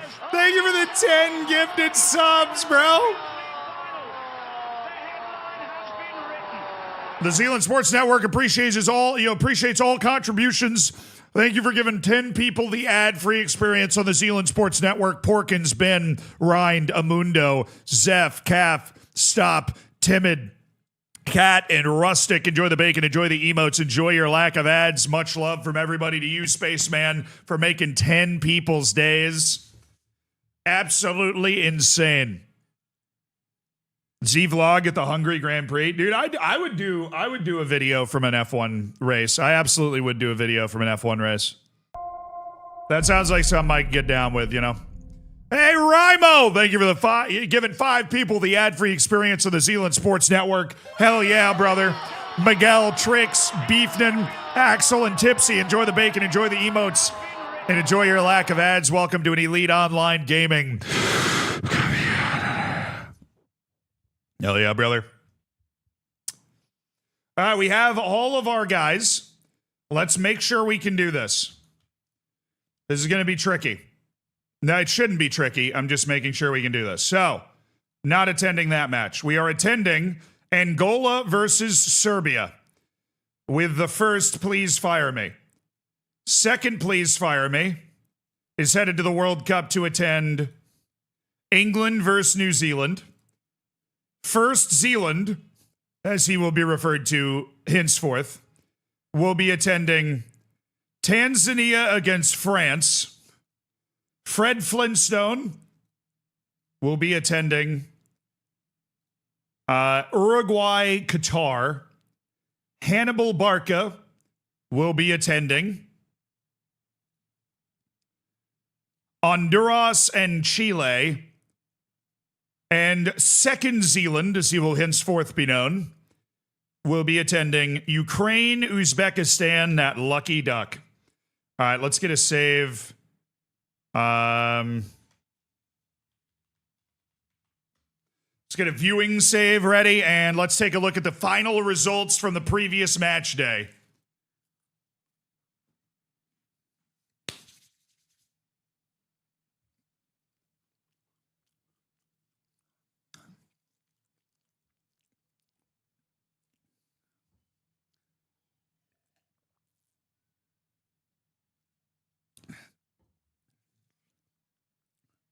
Montreal's a great race to attend. I actually remember that from the TV show. Montreal looked really cool. At the hill, right? Master Stitch, thank you for the 35 months. Hell yeah, brother. The final day of matches.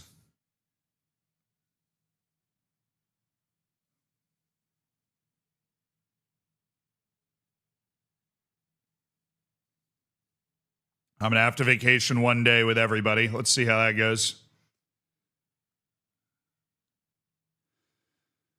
I think it's just going to bring up all 6. This is why I didn't make the managers earlier, for those that are wondering, because you have to vacation, for each manager, you have to go on vacation. So we're vacationing one day, and then we'll be hitting, on vacation, on vacation, on vacation. So we got 3 vacations settled. It's got a 1-day vacation now that we got all our viewing set up, and then we just hit continue until it takes us into the first match to view. Easy, easy, easy. It's too easy, really. My pioneering genius. Wait. Oh, we vacationed everybody. Oh my goodness, it's the 26th. Oh, what a glorious day. Somebody won 7-2. Did you guys see that? Welcome back to the Zealand Sports Network. The final match, day 2 of this World Cup, and South Korea has demolished the Dominican Republic 7-2. What a win for the South Koreans, while Senegal has beaten Portugal, and Portugal is well and truly mudded right now. They have lost to South Korea. They have lost to Senegal. They are currently in last, courtesy of the Dominican Republic's draw against Senegal right now. Portugal is in serious, serious trouble. Estonia's won a World Cup match. They've beaten Iraq 1-0. They've proven they belonged after their miraculous qualification, while Paraguay has put belt to ass on Mali with a 4-0 win for the South Americans to take a firm hold at the top of their group. And Estonia's got a chance to make it to the last 32 now that they have hung up a 1-0 win over Iraq. Now that they've hung up a 1-0 win over Iraq. Mm-hmm. Mm-hmm.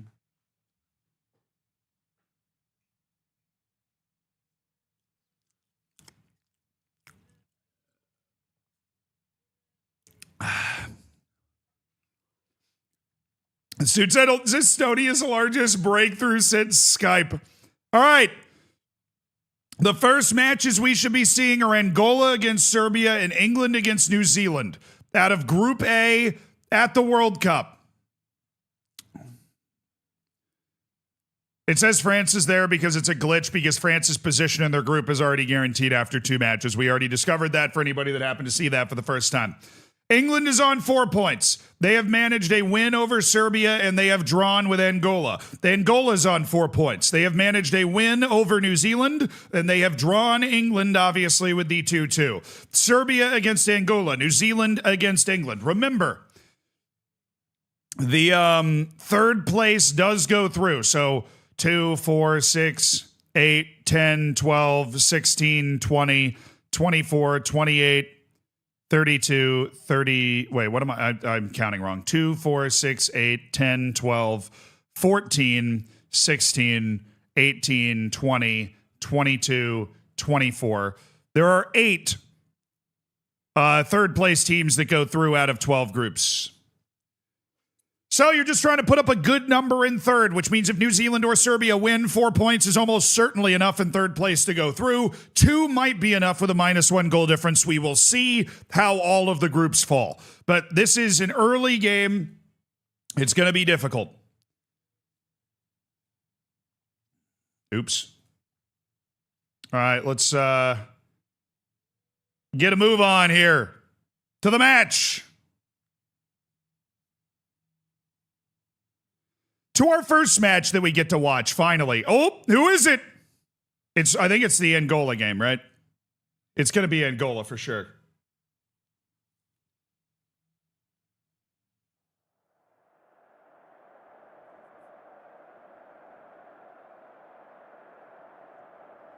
All right, for Angola. The highest valued player is their goalkeeper, Alberto Rafael. The starting players are kind of geriatric, kind of old. This guy's not bad.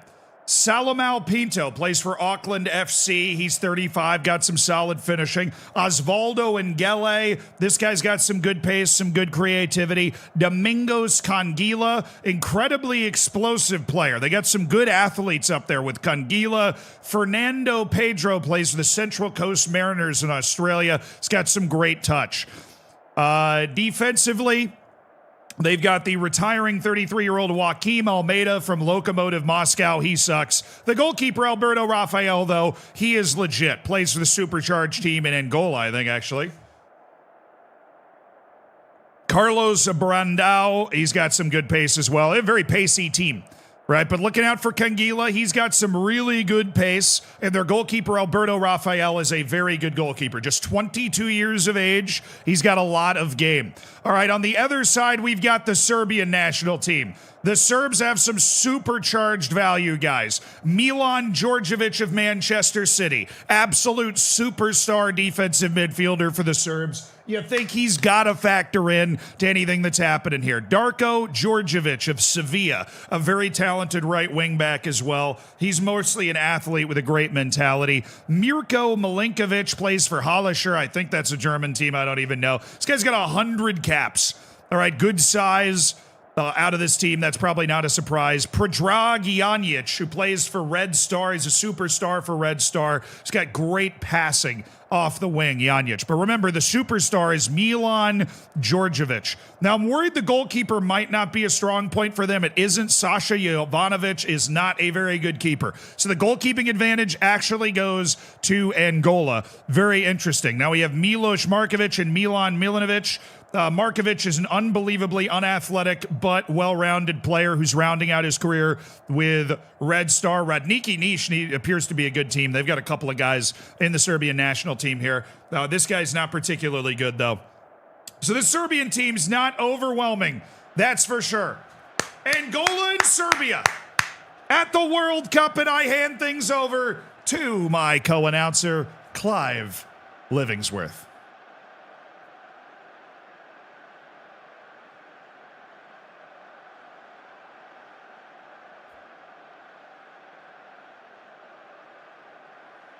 Welcome to the 2026 World Cup. Just kidding. It's 100 years in the future. It's Angola.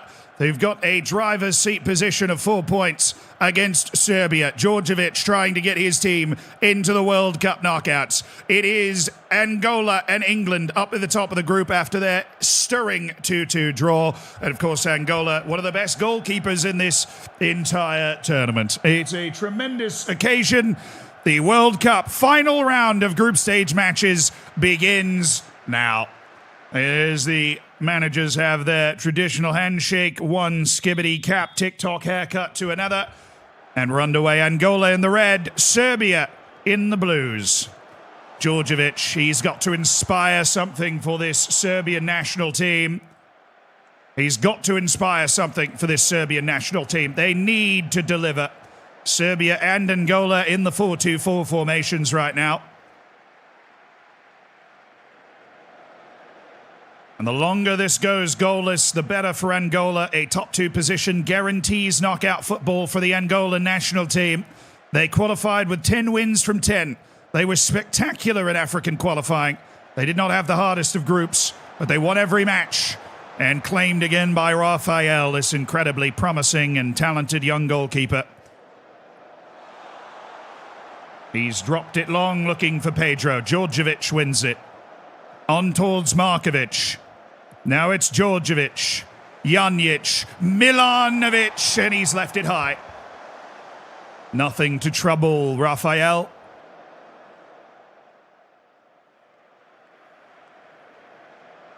And there's not too much in this match in the early stages. Brandao, very clear they want to play direct football. Canguila. On the move for Angola. It's Canguila. Canguila. It's going to bring this back. It's a bad turnover. It's Pavlovic, and there's space now for Milanovic. Here comes Serbia. Milanovic. Milanovic driving. And again, not able to trouble the goal of Rafael. This is the issue for Serbia. They do not have a wonderful complement of attacking footballers on this team. They just don't have it. Angola is more than happy to sit in here and compete, and that's what they're doing in an absolute snooze fest of the first 30 minutes. I might still have time to head the concessions. Ooh.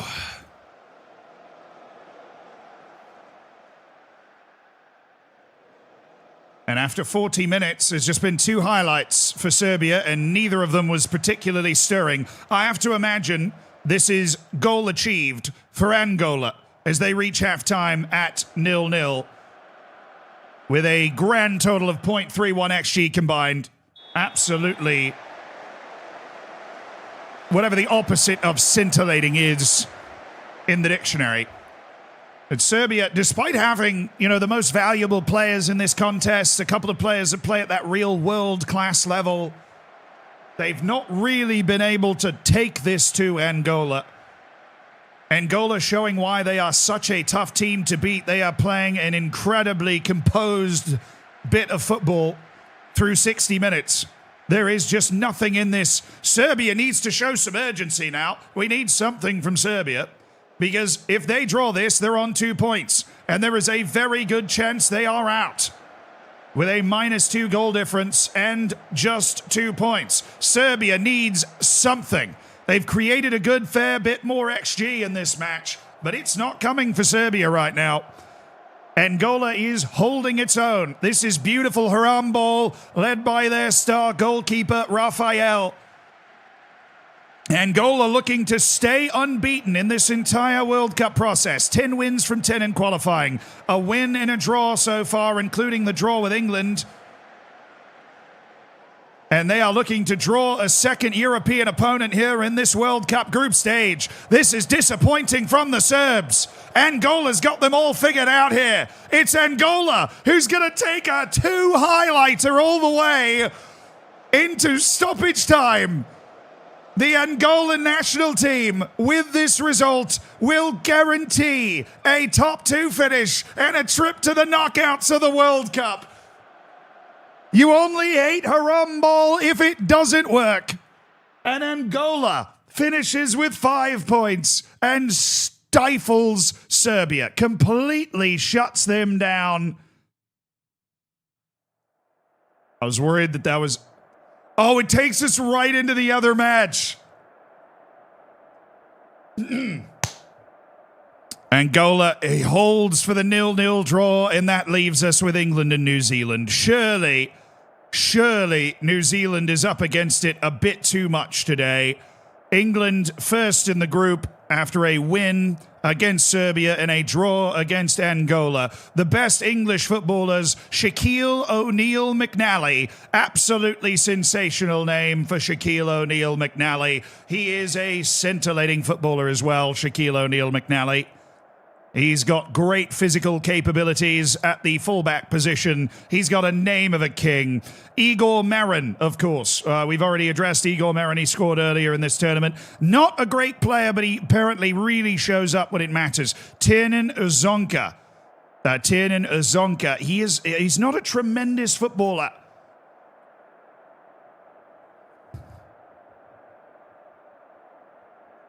I can't get over Shaquille O'Neal McNally.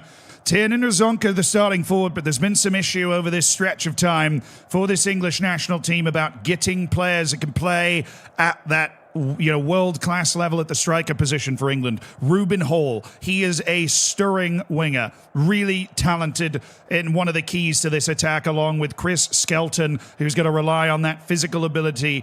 He's somebody that can play at a lot of different places on the pitch. Gomolemo Sebeko is the facilitator in this England team that has won consecutive World Cups. They've got 4 in their history, but they've won the last 2 coming into 21-26.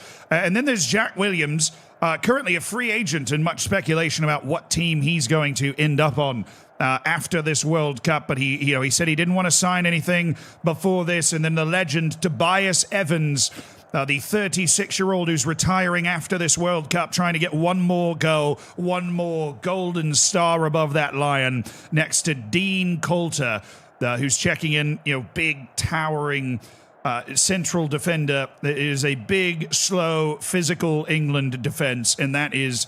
it's really just how it's designed most of the time. But Hall, Sebeko, and of course, Shaquille O'Neal McNally, and then Tassos Chalkoukis, the 37-year-old, getting one more run in goal for the English national team.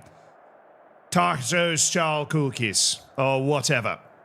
And now we go over to the New Zealand team.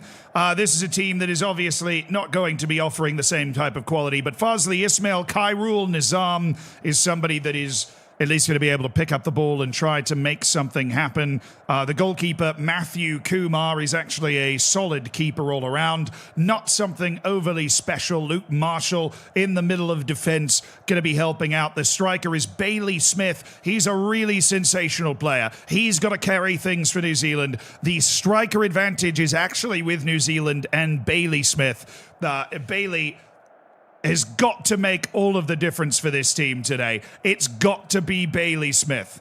It can't be anyone else. There really is nobody else. It's a solid team and Bailey Smith. Fergus Kumar, that is a sensational New Zealand name, has got us set up. All eyes on whether Bailey Smith can lead this New Zealand team, the All Whites, to a victory over England today. A home World Cup for England, as they get their warm-ups in, coming off a disappointing 2-2 draw against Angola in the second match day. While New Zealand started things off with a draw against Serbia. They suffered a pretty ringing defeat to Serbia. In fact, they drew... No, Angola. I've had a few. Angola beat New Zealand on the opening match day before they found the draw against Serbia to leave them in this position. The draw from Serbia means that if New Zealand draws, they will grab third position and give themselves a chance to fight their way into the knockouts with 2 points and a -1 goal difference. With a win, they would be able to jump up, and with a multi-goal win, they could jump straight over England. England can only guarantee qualification for the next round with a result here. Today we're underway. England in the purple and Ruben Hall on the ball.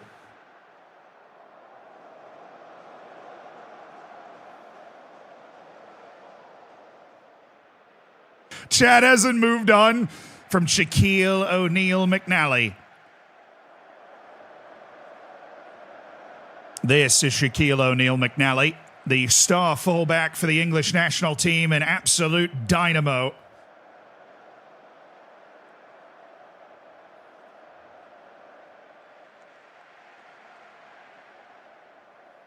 New Zealand currently holding their own in this match so far against this English national team, so long maligned as unable to win the big one, unable to make an impact in the sport that they, for the better part, created. Now they've won back-to-back into hosting. This is their time. Ruben Hall. Marshall is there. Oh, Marin. Was Igor Marin pushed? And the star midfielder, Igor Marin, has been fouled by Luke Marshall in the 18.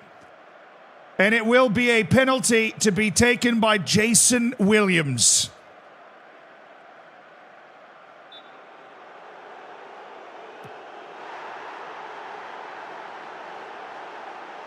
Jack Williams scores!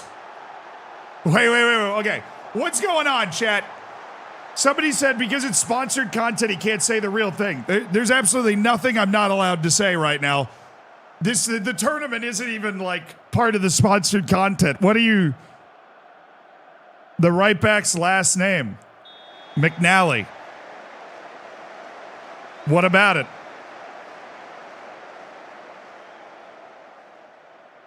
Is it McAnally? I've never heard the last name McAnally before.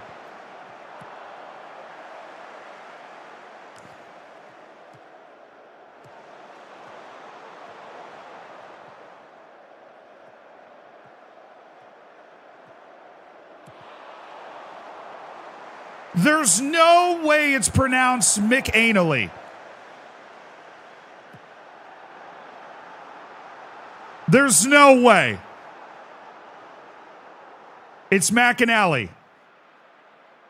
If you're going to pronounce... I think it's McNally.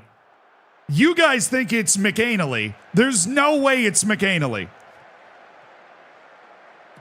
It's McAnally at worst. No, I wanted to figure out what you guys were saying because I didn't even know what it was. All right, we're back to it. 1-0 to England. It's Sibeko. Some unfocused fans in the chat making fun of Shaquille O'Neal's last name. I'd be wary of that. He's a very large man.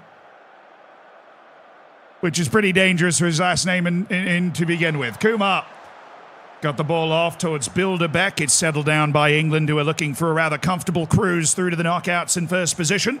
If they are able to hold on to the win, it will be a first-place finish in the hosts group. Ruben Hall.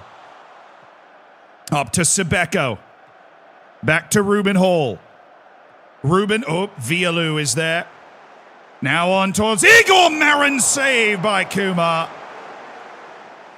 They've always got a solid goalkeeper between the pipes, New Zealand, and they have managed to hang on to a 1-0 to England in this first 45 minutes. But it is going to continue to be dangerous for New Zealand. They need at least one goal to save their World Cup. They're currently in fourth with this result holding.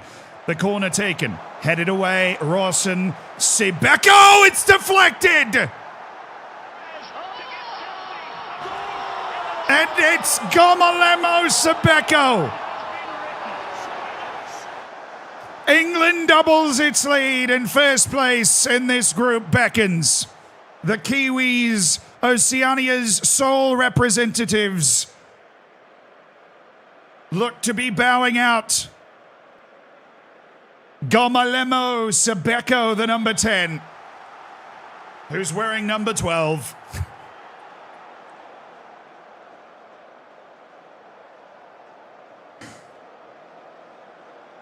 Group A has seen Angola finish first. Serbia, of course, rooting for England because that will put Serbia into third position ahead of New Zealand. And that's what we're getting.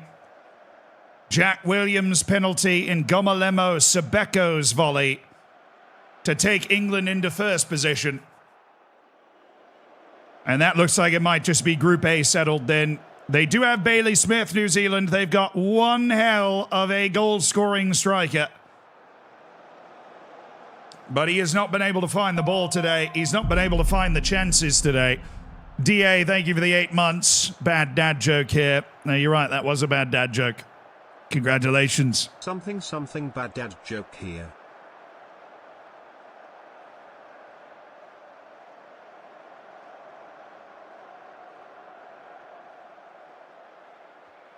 And England are cruising into the finish line now with a 2-0 advantage over New Zealand. Bailey Smith has been a no-show for this Kiwi side. The star striker for New Zealand cannot carry his nation beyond a solitary point in this tournament against Serbia. England through in first position on 7 points. New Zealand exits officially with 1. All right.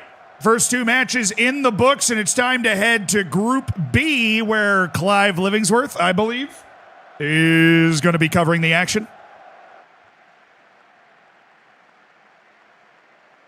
It is time for Group B, and it's time for what could be one of the biggest upsets of the tournament. It's Tanzania against France. And I know what you're thinking. There's absolutely no way this happens. Well, currently, Tanzania sits in second.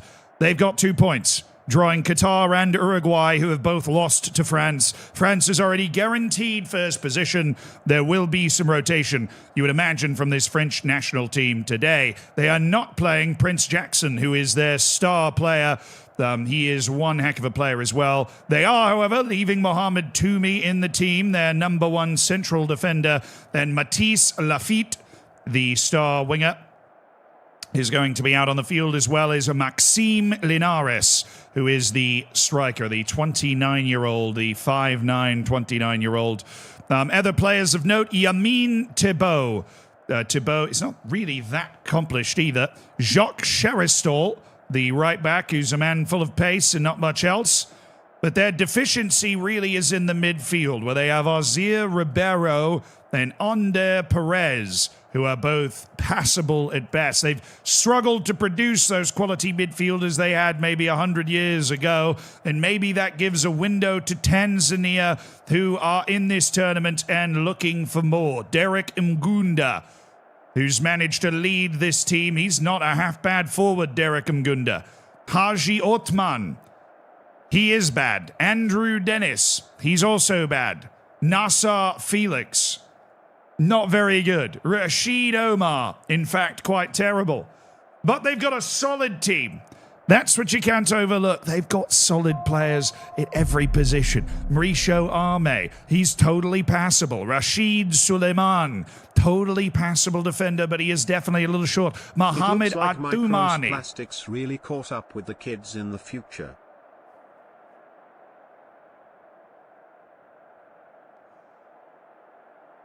Well, Mohamed Atoumi, the 19-year-old, he is actually quite not good. They've got to play through Derek Mgunda.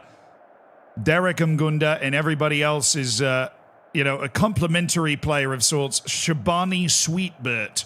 Love the names. Tanzania.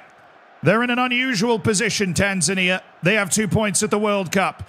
And now they play France with a chance to go to the knockouts. A win for Tanzania would guarantee a spot in knockout football. A draw would also likely be good enough, leaving them at 3 points, which will almost always send a team through, especially with a 0 goal difference that Tanzania would have. France, guaranteed first place. They have already gone through, and that leaves the door open, perhaps, for Tanzania to catch them complacent. Sweet bird supremacy. Amen. Hey, Apes, thank you so much for the 3 Twitch children. Another 27 months. I appreciate you.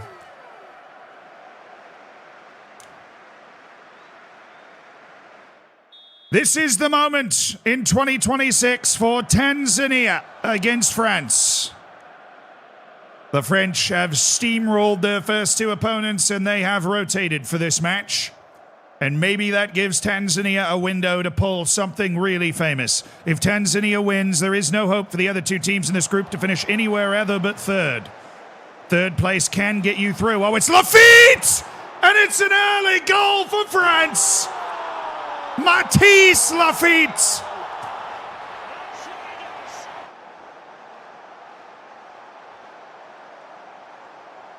Lafitte using his head to score at the back post, and Kaseke can't cover. And France has leapt in front.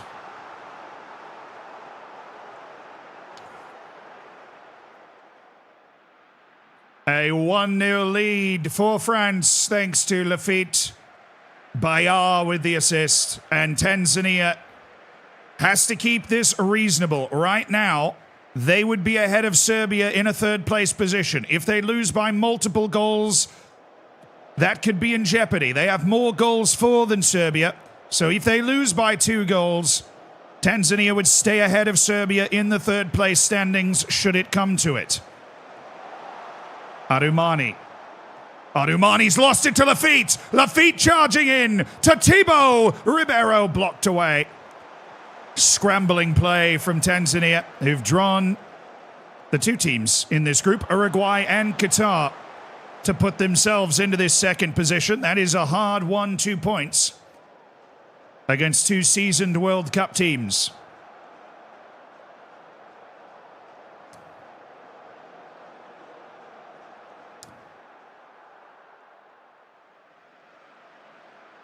France not piling on the shots early, but they've got the set piece now that could stretch this lead. Rachet headed away by Felix. Perez. Ooh.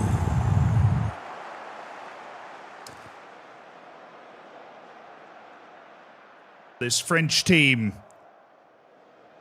with the weight of expectation, one of the few nations to have won over 5 World Cups in their history. Them and Spain and Brazil. The nations that have really carried the torch of this sport forward for the past 100 years.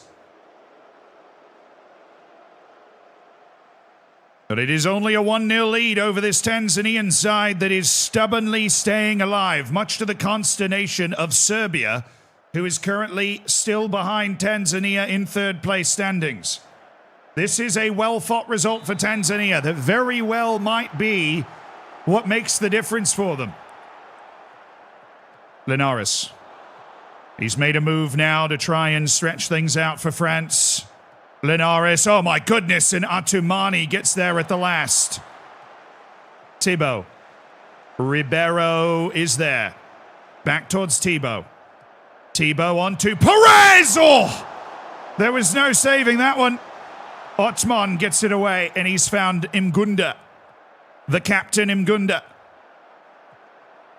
Nothing going forward for Tanzania. They are still hanging on for dear life now against the French.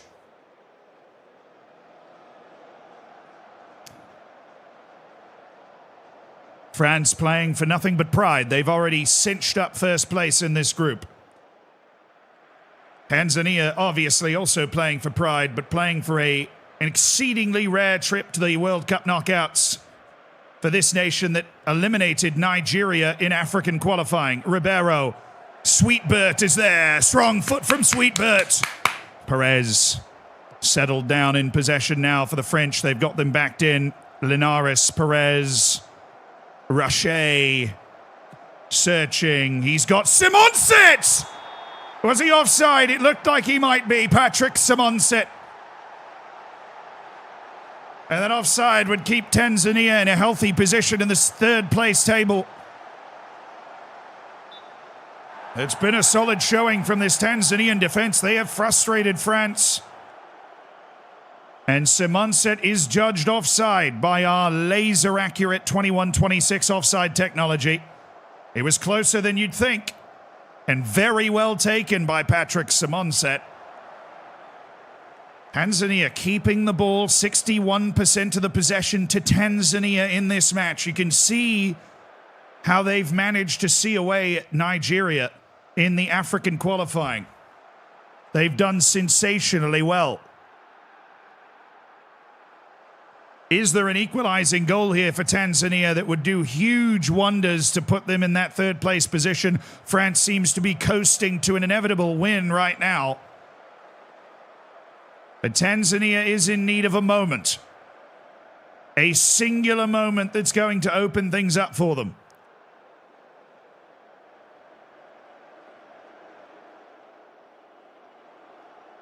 France right now squeezing the life out of this game, grabbing hold of more of the possession, and it will be France by 1 goal. That is not a bad effort from Tanzania, even against a rotated, complacent French side. To only lose by 1, that leaves them with a better record than Serbia. And that leaves them in one hell of a position. Now, a very interesting matchup between Uruguay and Qatar. Both of these teams on a singular point. A draw would actually, potentially, do some good things for them. Tanzania have only lost by 1 goal here, so I doubt it. Tanzania would stay in the top areas with a draw. When we take a look at the two teams for the Uruguayans, their starting lineup peppered by talented players like Tomás Castro, the 33-year-old forward, who's got some really good touch. Jonathan Pereira, a pacey player, a dangerous player. And then their goalkeeper, Marcelo Machado. He's a very good one-on-one shot-stopping machine. There's somebody that definitely can keep the ball out. Mateo Haas, not a suspicious last name at all, very good player. And Nicolas Alvarez, just 17 years of age. Nicolas Alvarez pressed into duty on that thin defense. And Marcos Caballero, who's retiring from international play after this World Cup. Qatar, featuring a solid selection of talented players as well. Ahmed El Inezi. They have a 6'7" forward, Ahmed El Inezi. A real legitimate target man that could cause problems for this Qatari team going forward. Ahmed Al-Shamari. He's not really somebody to write home about. They have Mohamed.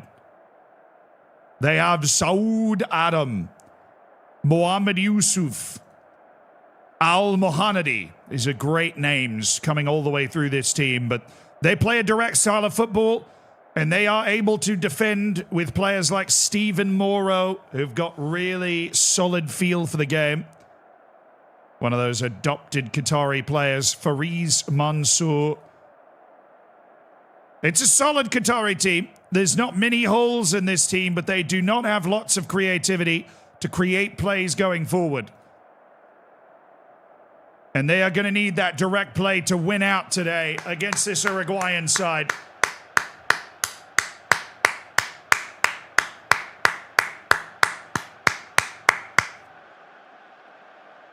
Qatar and Uruguay. We need a winner in this match, and the winner will finish second in the group. Both teams on 1 point. Both teams in real danger if they fail to get a win today.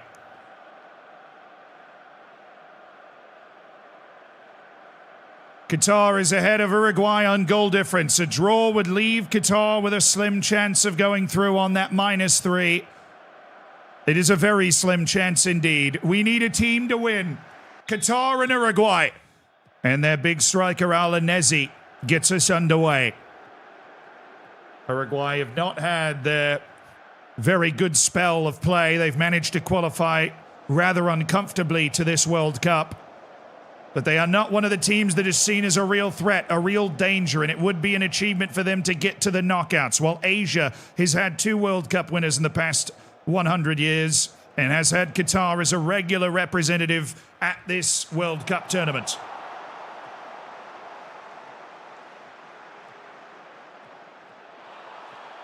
Hey. Delgado up towards Castro. Blanco on the move now. Blanco's gone for it. Oh, he's whistled it by the top corner. That would have been some way to start this for Uruguay. But it has not come to pass. Melli spins the ball in. Al-Nezi clears away. Alves deflected, and Uruguay leads. Juan Carlos Alves scores. And Uruguay has the 3 points it needs to qualify. It's a hard shot by Juan Carlos Alves into a crowd.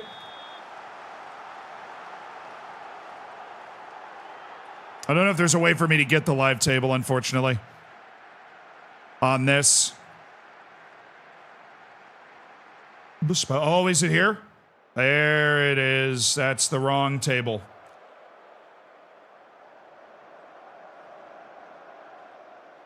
That's the wrong table.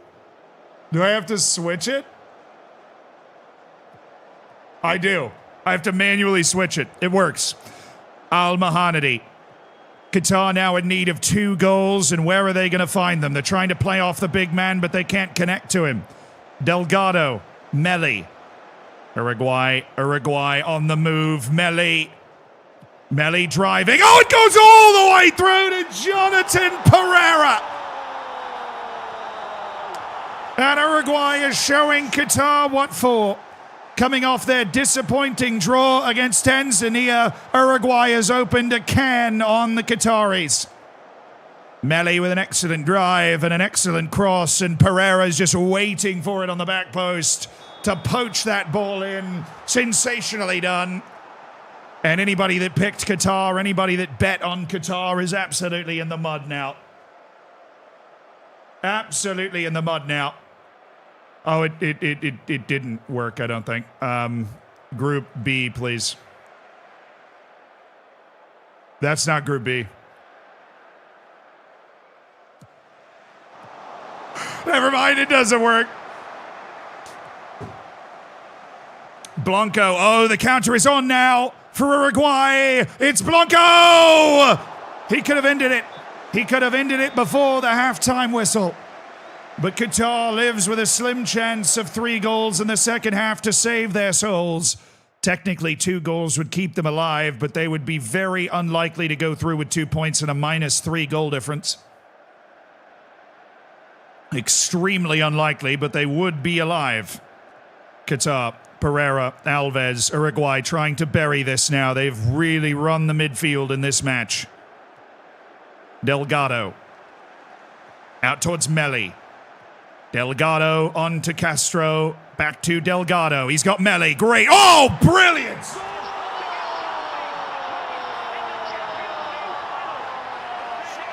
Oh, it's a sensational goal by Melli.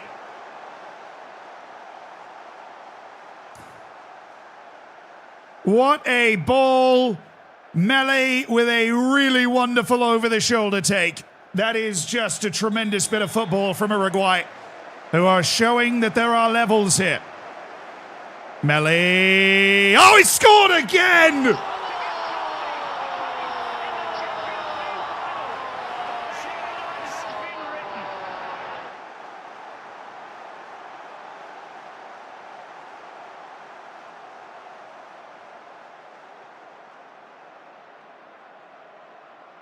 Melli is on fire, and Uruguay leads 4-0.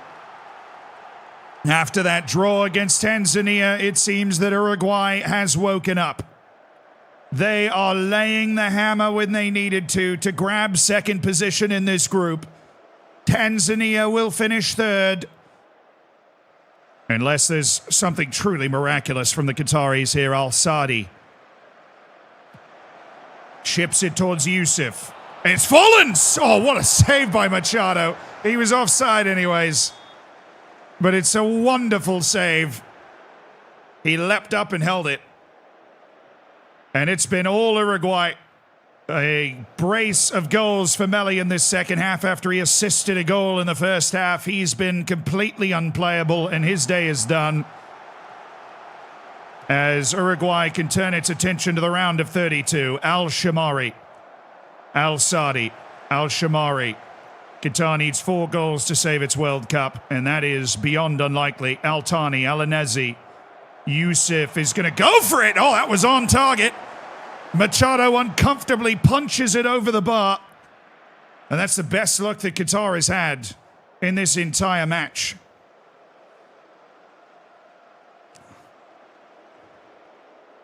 Melli's the new Messi. Yeah, they really haven't switched the names up much, have they? Al-Thani, back post. And Qatar is trying to get something to smile about here as they've just fallen to pieces in this final match. They lost to France. They drew Tanzania. But Tanzania's draw against Uruguay was fool's gold for Qatar. They've been outplayed from the drop by this Uruguayan side, and the South Americans might not be what they once were, but they still have plenty of juice, and they're taking that juice into the round of 16, or the round of 32, rather. Second place for Uruguay, 4-0. And it's really sensationally well done by Uruguay. And we roll right into the next match here in Group C. 3 groups settling things on this third match day. Group C is now up. Honduras and Chile. This a really fun group that leaves us in an interesting position. Ukraine on 4 points, Chile on 3, Honduras on 2, and Uzbekistan on 1. Conceivably, everybody could win this group going into the 6 p.m. kickoffs. Honduras and Chile will play first.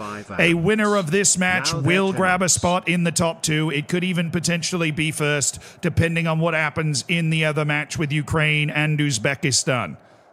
Now, a draw would leave Chile in the qualifying position, with Honduras in a strong third-place position with 3 points on a 0-goal difference. And that would obviously be pending what happens with Uzbekistan, because even with a draw, Honduras could be eliminated. If Uzbekistan wins, Honduras' 3 points will have them in 4th. It could be a complete nightmare. But we will see. It's all left to play for now. Taking a look at some of the key players, Brian Martinez, one of the 2 forwards that's going to be playing in a 2-striker system for this Honduran national team. Incredibly creative, explosive player. He's paired with Juan Barrios, who is neither of those things, more of a poacher-type player. Then you've got Marco Tulio Cordona. This is a player that's got good athleticism. He's dangerous on the dribble. Absolutely a threat when he picks up the ball. And then you've got Fernando Garcia, a 6'6" outside player, crashing into the box. Can cause real problems for the opposition. Gerardo Osorio is the pit bull midfielder that's going to be running around cleaning up everything. While Axel Perez coming around the outside, he's a fullback with some serious pace that's going to have to play well to keep up with the Chilean national team. Chile, of course, coming out of South America. They played a really high level in their qualification. Luzardo Olmos, he is the retiring forward. This is his last go. He's paired with Camilo Gavilan, who is playing as a poacher-type forward, somebody that can get on the end of those attacking moves and finish it off. Jose Matias Retamales, very explosive player, very explosive winger, Retamales. He's somebody that can pick the ball up and make a difference. Braulio Febrero, the young star central defender, he's got to lead this Chilean team, a team that has long been in the dumpsters, back to some sort of glory. And Francisco Celis, a solid, big goalkeeper that can make a difference for Chile. But there is not a ton to separate these two teams. Honduras and Chile at the World Cup in Group C. And it's nearly time for kickoff in England. Dragon, thank you for the 10 months. Amen, brother.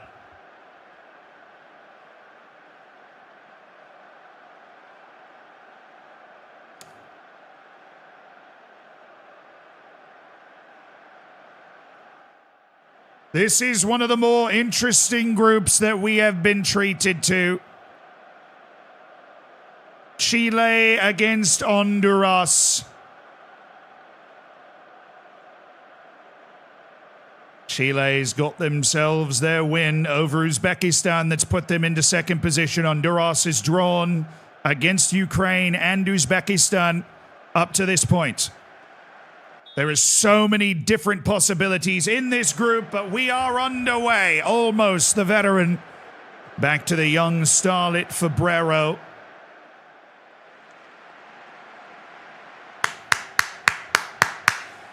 Group A and Group B have been rather chalky, rather straightforward on the final match day. Will we get our drama in Group C that the people have been craving all day long?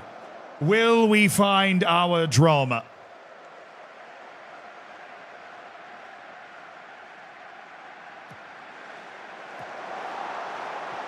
Chile, they've got room at the edge of the area here. Fadila's gone for it. And he's left it over. Timple's goal. But it's Chile that's got a bit of the early motion here. Central America against South America. Always a heated confrontation. Chile made it through the World Cup playoff. They managed to survive a showdown with Kuwait to grab one of the last two World Cup spots available. Honduras qualified comfortably out of CONCACAF. They avoided the CONCACAF group of death. Casanueva. Oh, he's hit the bar. That floated away from Temple. Now Huerta. And Honduras is under serious pressure right now. Chile has got the pedal down, but they have not managed to create a good goal-scoring chance yet. They're just lopping at the goal from outside the 18. Now it's Garcia. Honduras settling in. Izaguirre. Hernandez. Got that back three taking shape. Bodden. That in possession formation. Bernardes. Out to Cardona. Cardona, he's dangerous with the ball. He's gone. Oh, saved by Chelis. That's the dribbling we can expect from Cardona. He's carved them up, but he couldn't finish the move.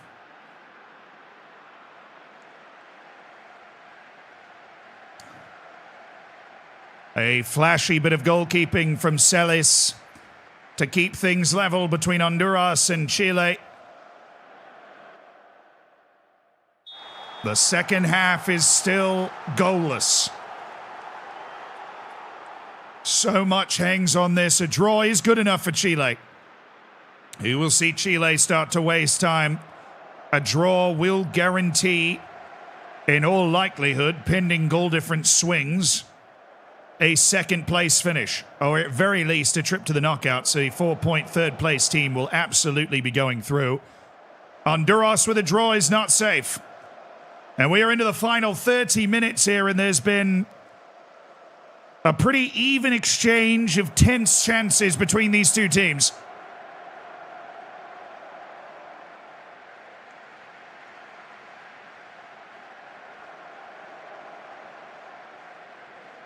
The final 15 minutes now. Honduras and Chile.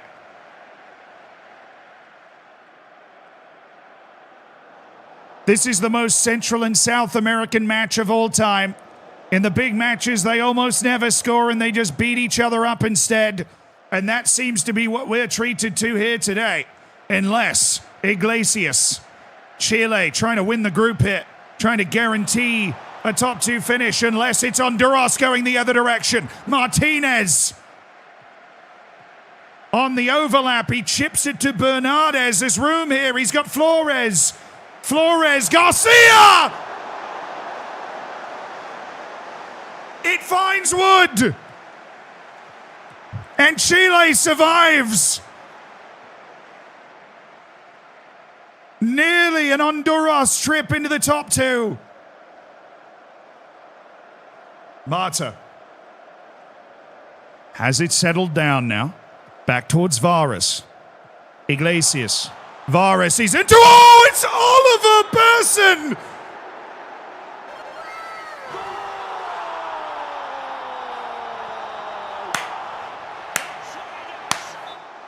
Oliver Besson scores for Chile! And Honduras is in the mud! Oliver Besson with a sharp finish in the 91st minute. And after an opening defeat to Ukraine, Chile is going to grab 6 points from this group and sail into first place for the moment. Honduras finishes on 2 points with a -1 goal difference. That leaves them at the mercy of goals for with Tanzania in terms of who's the best third place team. Ukraine and Uzbekistan. You know the situation by now. Ukraine is in 4 points. They're just trying to avoid a defeat that could cause some sort of catastrophe that could leave them out. Uzbekistan on 1 point. They need a win.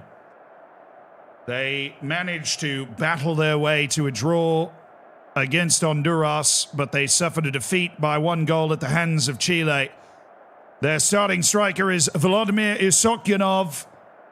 Isokyanov is a pacey player. He's an athletic forward.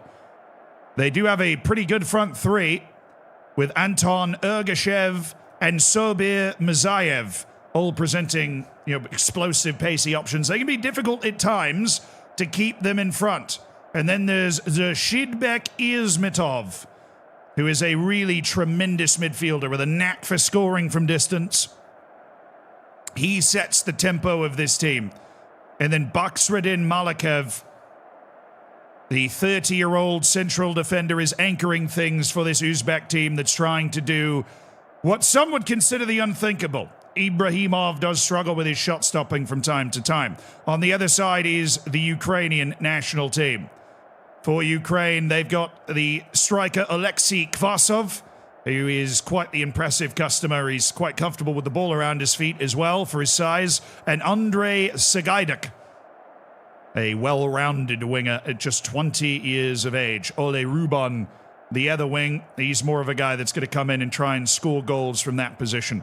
The defensive midfielder, Vitaly Maximenko, is special. He's the guy pulling the strings, Maximenko. He's the guy finding the openings, and Yevgen Vorobyov is their top defender, but they are not much for the technical skill defensively. Couple of aging goalkeepers in this matchup. Uzbekistan and Ukraine. Ukraine trying to finish off a wonderful group stage at this World Cup. Uzbekistan needing a win. They have just 1 point from their opening 2 matches. They'll be rocking the full blues today. A disappointing defeat to Chile in which they out-XG'd and out-possessed them. But Chile has now grabbed 2 wins to fly into the knockouts. Ukraine trying to win this open group. But they're going to have to deal with the pace of Mazayev and Izokyanov. Uzbekistan's goal difference would jump rather well. They only have a -1 with that 1 goal defeat to Chile. A win could flip things around and put them ahead of Ukraine, who would be bumped down into 3rd position in the group. They would still likely be through, but with a much more difficult draw, as that would bump Uzbekistan into 2nd position. A draw with enough goals scored for Uzbekistan would put them in third. It's worth mentioning. Away we go. Ukraine and Uzbekistan, the final match of this opening day of the third match days at the 21-26 World Cup. Sagadjikov, Durkash, Romansev. Ukraine in a comfortable possession now. Oh, this is going to be turned over. It's Izokyanov. Izokyanov charging. Saved by Shevchuk.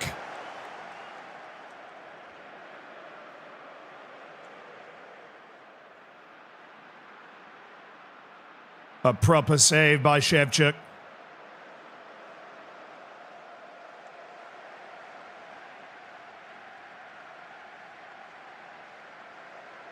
Two teams easing into this contest. Ruban, Romansev, Kvasov. He's one of the key players. Vorobyov, Maximenko, Yefimov,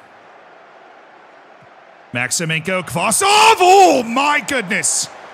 He nearly fit that in. It was Ibrahimsov that steered it away from the corner for Uzbekistan. Ibrahimsov. He's a big goalkeeper. He needed every inch there. Right now, it's Uzbekistan getting the better of the early exchanges at 5-3.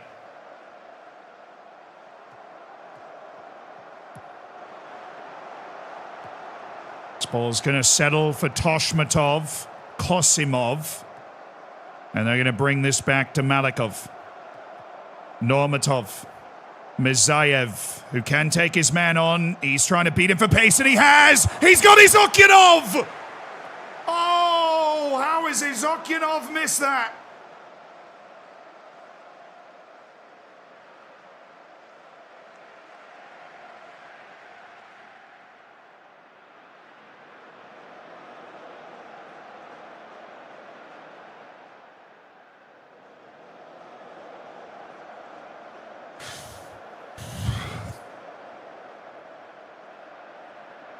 That was the chance there for Uzbekistan to really flip the script of this game, but Izokyanov has been struggling in this tournament, and he has struggled again, and we've got a 0-0 first half between Ukraine and Uzbekistan.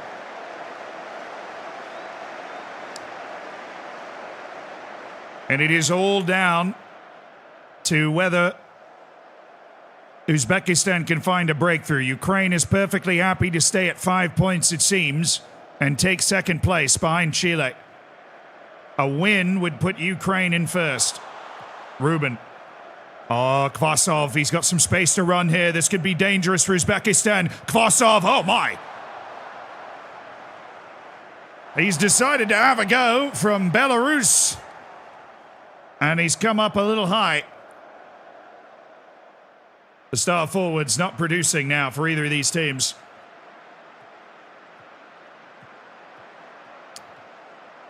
Kvasov. Kvasov will bring it on back towards Durkash and Maximenko. And Ivan Shenko brings it down. Kvasov. Whipping it towards Maximenko. Romansev. Romansev shoots, and Ibrahimov makes the save. But this is one-way traffic for Ukraine right now. They are starting to assert themselves in this match against Uzbekistan. And this is, I don't believe, a good enough draw for Uzbekistan to slide into third. They need something out of this. They've made some changes at the front. They brought in Alimov and Sharipov and Inamov. But there is nothing doing for Uzbekistan in this game. Until now. Mizayev, that star winger, towards the back post. It's a cross. Oh, it hit the post! Rostomov is saved by Shevchuk. He'll be haunted by it in his dreams. It was a tight angle, but it was point-blank range. And Shevchuk makes the save, and Uzbekistan is still out. Yefimov. Ukraine trying to finish it now. Kvasov, the forward. Turned it over. Mirzaev still has a turn of pace. Mirzaev, he's leaving it to Kosimov. Kosimov in front! Oh! Blocked away by Kuznetsov. And Ukraine have kept them out again. It's so close for Uzbekistan. Tashmatov. Now it's Ukraine the other direction. Ivanchenko, Yefimov, Kvasov. Back to Ivanchenko. Syriak! Good night, Uzbekistan! Serhei Syriak, the substitute for Ukraine, has buried Uzbek dreams. Great composure in the area by Serhei Syriak. There's nothing Ibrahimov can do. And Ukraine finds the breakthrough right when it looks like Uzbekistan is flying forward.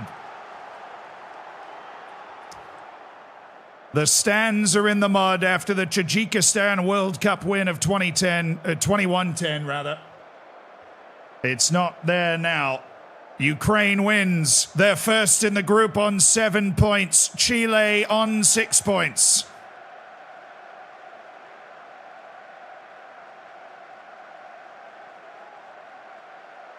All right, now a bit of a moment of truth. Oh, that's beautiful. That worked just about perfectly, chat. Hold on, you got to send Clive back. That worked just about perfectly. We're totally able to do this. All right. It stopped exactly when it needed to stop. We can take a look at the groups here. A, England, Angola, Serbia with a -3 in second.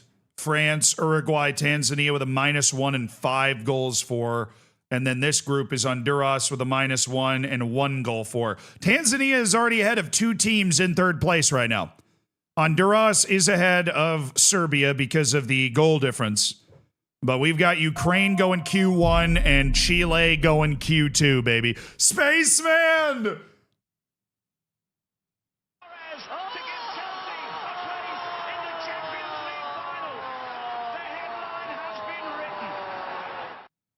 Who doesn't score concedes. I like that saying, Lucas. Pretty sick saying. Day 1 is done. What was my biggest surprise was Chile actually winning. I didn't think Chile was any good. Chile's first match was a 2-0 loss to Ukraine, and I was like, oh, they're toast.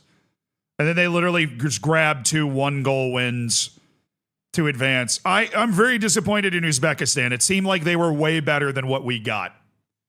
But Spaceman, thank you for the 20 gifted subs. That's crazy. Thank you for supporting the stream like that. Here's a fist bump. And if you got a gifted sub, be sure to say thank you. If you don't say thank you, then you're banned. I don't make the rules. Q1 for Ukraine, Q2 for Chile, Q1 for France, Q2 for Uruguay, Q1 for England, Q2 for Angola, who squeezes the victory out of New Zealand and draws Serbia and England to rock through with 5 points. The pole position team right now in third place is Tanzania. Kind of insanely, super happy for Tanzania. In chat, hold on. Speaking of pole position, we're going to send you to a commercial break before we get to our second round of match day 3s in this 21-26 World Cup.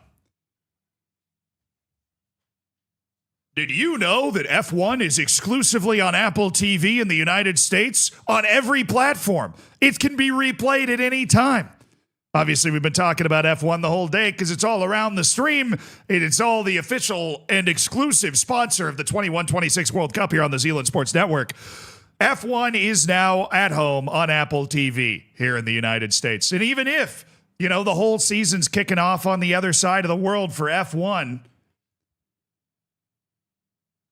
you have it on demand as a part of Apple TV. The F1 season is about to start. 2 new teams hit the circuit. 2 new teams. Lewis Hamilton's second season at Ferrari. Can Lando Norris defend his title? All of that. All this stuff that I learned about on Drive to Survive. Put a 1 in the chat if you actually watch F1, chat.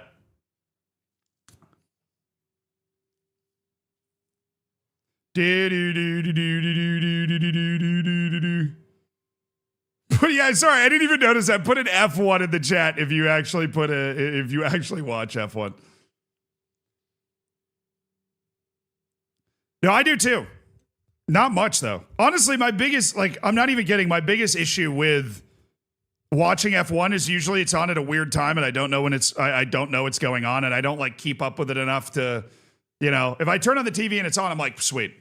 But now that it's on Apple TV, chat, you have the ability to watch all of this, the behind the scenes stuff, the practices, the races, obviously, and the qualifying and everything and all the stuff around it on Apple TV. Do I have a favorite driver? Oh my God, I forgot his name. It was the Chinese guy. I don't think he's on the grid anymore. The Chinese guy was so funny. Literally, one of the races I was watching, he did like a 360. Yeah, Zhao. He did a 360. And he got on the intercom and was like, I just pooped my pants. Like he got spun around completely. He just got on he got on like the radio. He was like, I just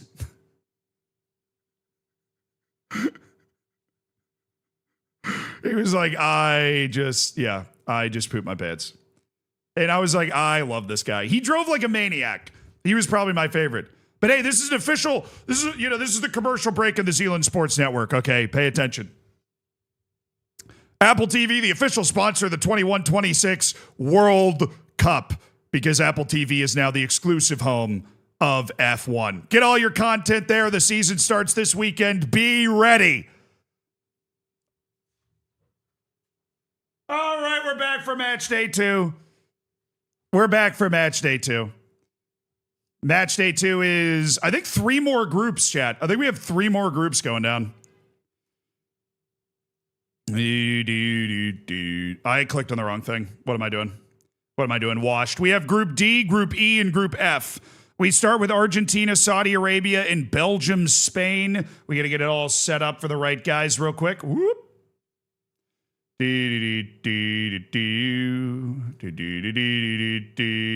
So please fire me. 1 is attending Argentina, Saudi Arabia. In the group of death, the group of 4 teams that have won the World Cup in this universe: Argentina, Saudi Arabia, Belgium, and Spain. We're rolling, baby. You said we paid for ad-free? Yes. But this is an extra special situation. You don't get any ads interrupting your viewing of me. But there are commercials on the Zealand Sports Network. Now, chat, we rarely do ads and stuff on this channel. But F1 being on Apple TV, I was like, I'm going to do this live World Cup watch-along. We're going to have those guys be the official title sponsor of the World Cup watch-along.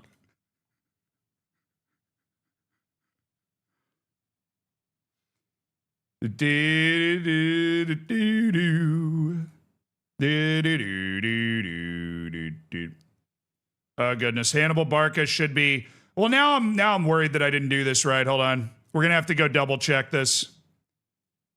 So that's USA, North Macedonia, right? All right, let's just go make sure we got all these guys right. So Fred Flintstone should be the 4th match. Zealand Shannon 1 should be the 3rd match. Yeah. I don't really do any... you know me, I don't do any ads for things that are like bad or annoying. I don't do any gambling ads. I don't do any alcohol ads. I really try to only do like any ads that I ever take are very relevant. Like a ton of people that watch this channel always ask me about F1 anyways. So I felt like that was just a good... I think I did Raid Shadow Legends 1 time. Because I played the game for an hour and I was like, this isn't as bad. Like, literally, Ultimate Team on FIFA is worse. But Raid's brand is just so tarnished as like, oh, it's this gimmicky thing. I think I did that a couple years ago. I played it for an hour and I was like, Ultimate Team is worse than this. Raid is literally just a free mobile game that's like kind of addicting for people that play free mobile games in their free time.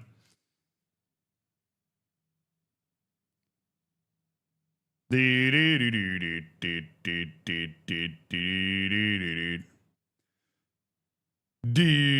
need more Umam Sume streams, dude. Oh, the Umam Sume horse racing. Oh, the Umam Sume horse racing is fantastic, dude. Strava would be a great sponsorship. Yeah, I've worked with Apple TV before as well.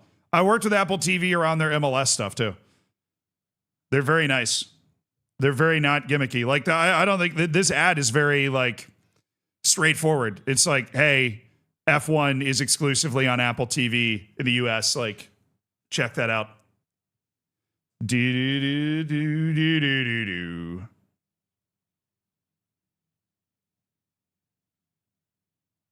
You streamed Umam Sume like one time and got me addicted for like 6 months. Influencer. All right, chat. Group D. Group D is currently Belgium, Argentina, Saudi Arabia, and Spain. Spain is in real trouble. They play Belgium. Right, but I think don't we? I don't know. What's the first match? Give me a continue, master. Come on, brother. Give me a continue.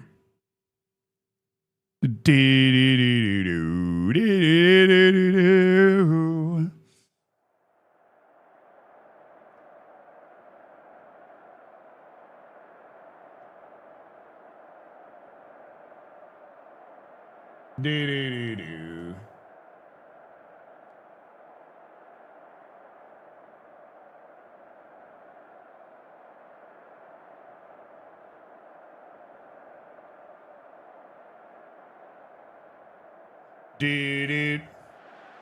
right, here we are today. Argentina and Saudi Arabia. Argentina coming off a stunning win against Spain, the 7-time world champions. Well, Saudi Arabia with a disappointing 1 point from this group so far. Are absolutely desperate to get something. The former world champions, that was a long time ago now, in 2046 for Saudi Arabia. Argentina has prepared themselves. They've fallen all the way to 28th in the world, Argentina. But that win against Spain has put them in a driver's seat here with 3 points. Saudi Arabia's draw against Spain in the opening match has set Spain up for a disaster, and it's also teed up Saudi Arabia to potentially do something that over 100 years ago they did, which was beat Argentina in the group stage of the World Cup. A draw does keep Saudi Arabia alive for the moment, but they are going to be focused on trying to get the 3 points today, while Argentina, with a draw or a win, would be feeling very, very comfortable indeed. Here comes Saudi Arabia now. Al-Bakami. Al-Muhammad. On towards Al-Bakami. Al-Amri to Al-Sarahili. Sharahili. On the move, Sharahili. And it's an early goal for Saudi Arabia!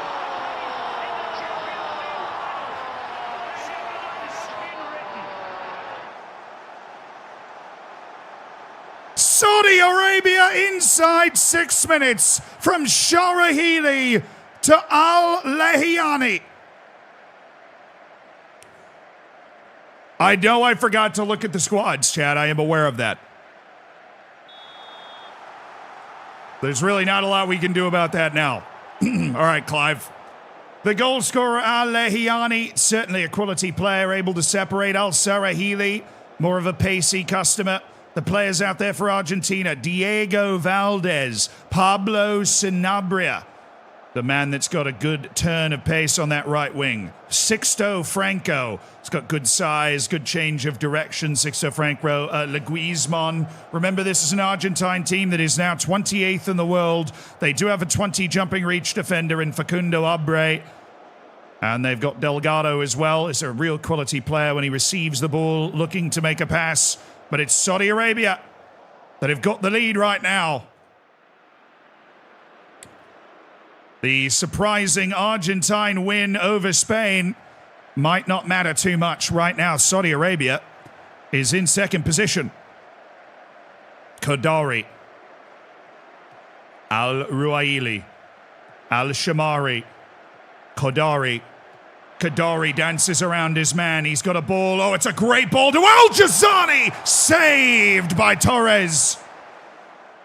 Oh, it's a wonderful delivery to Al-Jazani.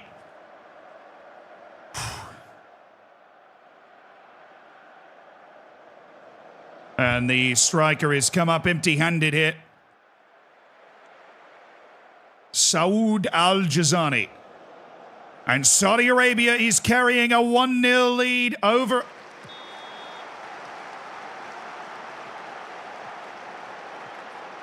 It's 1-1.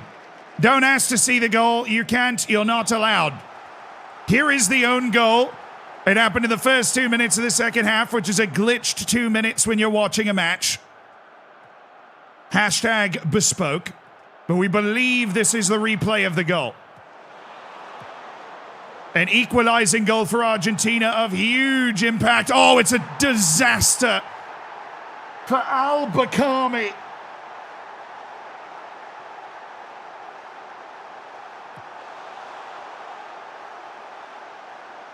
Oh, we'd wish we'd not gone back to see this.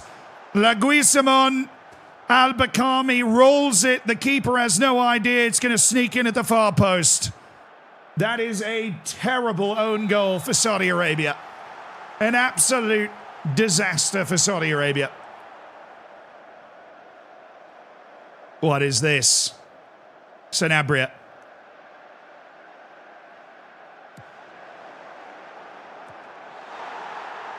What a comeback from Argentina! It's Luciano Garay, and Argentina's back from the dead. Inside 10 minutes of the second half, Argentina jumps on Saudi Arabia. 28th in the world rankings. They have not won a World Cup in over 100 years, but they are trying to gut their way into the knockouts by a team that's won a more recent world championship than them. Valdez. Al-Ruaili. Angelucci able to settle. Mendoza rolling to Sanabria. This is looking way better from Argentina. Abre. Valdez goes for it, and it's just wide of Milei's goal.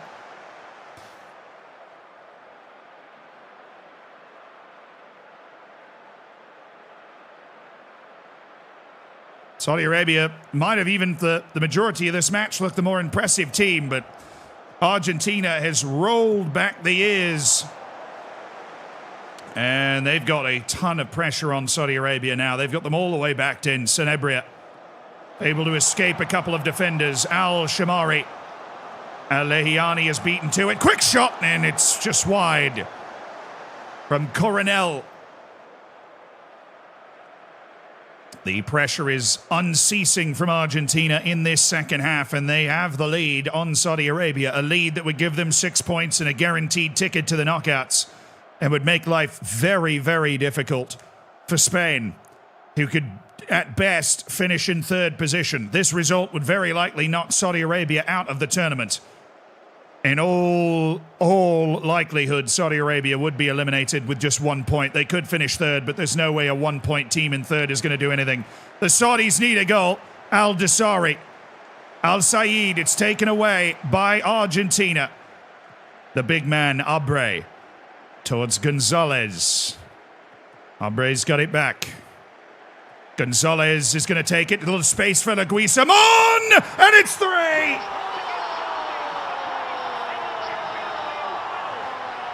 Leguizamon scores for Argentina. A tremendous bit of work. A layered run by Leguizamon, and he beats Milei to his far post. And Saudi Arabia, who looked so promising in the first half, have come unstuck in the 21-26 World Cup.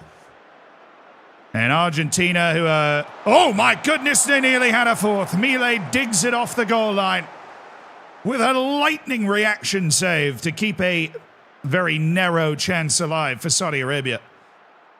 It's a narrow chance they don't seem to be taking as Argentina avenges their defeat from more than 100 years ago and is going to send Saudi Arabia spiraling out of the World Cup in the group stages. It's Argentina 3, Saudi Arabia 1. The predictions are paid out in the Twitch chat, and life is good. Bro, are you the Saudi football team? Because it's time to go home. Oh, we're not going home. We've got matches on top of matches on top of matches to watch. Belgium and Spain, and this could have the unthinkable happen. If Spain loses to Belgium, they are out of this World Cup. Entirely, no questions asked. Currently in Group D, they sit on 1 point behind Saudi Arabia on goals for. Saudi Arabia suffering a 3-1 defeat to Argentina leaves Spain a chance to finish in third with a draw, but they would be competing with Honduras and Tanzania, who are already on that 2-point pedestal. The Spanish national team in real trouble as Belgium now, with the other result, have guaranteed a top 2 finish. They have 6 points in this group of death, a group that includes 4 nations that have won the World Cup in its history. Belgium, the most recent of the 4, grabbing their inaugural World Cup just 12 years ago. Spain has won 7. It has been a little while since the Spanish have asserted their dominance. We'll familiarize ourselves with the teams as the match starts, because once again I have forgotten to do so. Brilliant. It's all part of the Zealand Sports Network experience. Huge match for Spain. A win or a draw for Belgium, and Spain is very likely out of this tournament. Spain needs a win against the world champions of 12 years ago, the Belgians, and their poop pants. We're underway.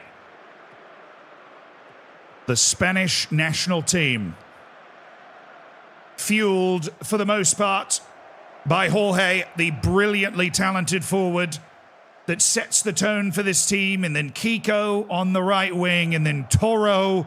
They're just very talented at every position, but that talent has not come forward in this tournament so far. Javier, Monreal, Kiko, Monreal, a running ball out to Jorge, who's holding that wide position. Now he's cutting in. Jorge, this is brilliant. Jorge, back to Javier. Spain needs a win, and they look like they know it early. Javier, what a brilliant midfielder Javier is, and Monreal, look at the pace that Monreal brings. This is a truly wonderful national team. Jack Stubbs, naturally Spanish, of course. And even on the defensive side, they've got really, really talented players at every position. The upset could be on, though. De Wilde, Coulson, Leroy Peters. Leroy Peters for Belgium, Van den Broek. Now it's Everard. Everard goes for it, and that's always going over for Belgium, but a taste for going forward from this Belgian side. Van den Broek, the veteran 35-year-old, trying to lead something. It's a very old team out there for the Belgians, and then they have the youngster Vincent Bonney on the other wing.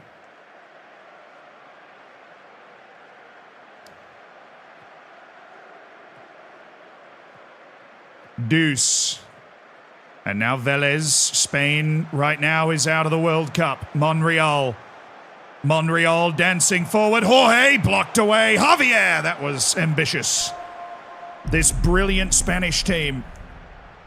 So desperate, and you can feel the desperation. But Hedir Sari, the incredibly determined and brave and physical centre-back, the cornerless Herman, the 5'10 central defender. Relegation release clauses.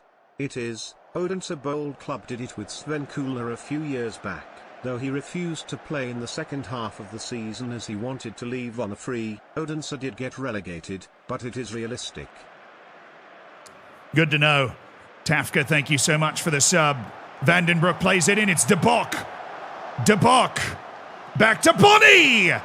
And the young winger can't keep it on target for Belgium. Vincent Bonny. It's 0-0 between Belgium and Spain, and for Spain, this is not good enough. They've been close, but they have not been able to break through against Belgium. The Belgians on 6 points. A draw would leave Belgium top of the group. They are very content with this position. Spain, with their draw against Saudi Arabia, their shocking defeat to Argentina. One of the best teams in the world is hanging over a cliff right now. Belgium seeing this out with proper defending.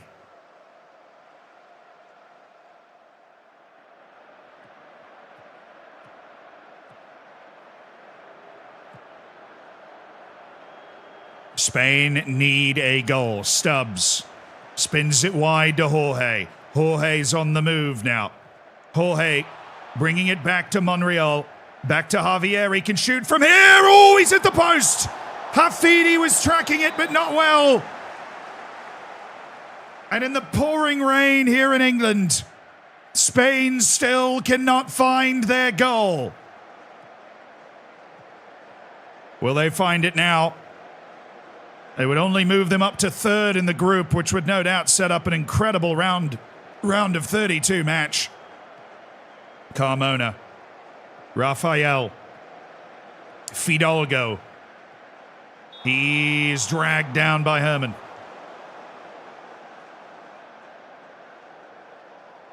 That's the physical defending they've been doing. Oh, now all of a sudden the live table is updated. Spain is in serious danger now of elimination. Even as a third-place team, they would not have much of a chance to go through, especially with a 0-0 for their goals for. Belgium 10 minutes away from a Q1 position. Winning the group of death in style. Spain needs something. Are they not going to get it? The 7-time world champions, one of the kings of the world, might go through the group stage without a win unless they can score right here. Santa Maria for Spain. Belmont!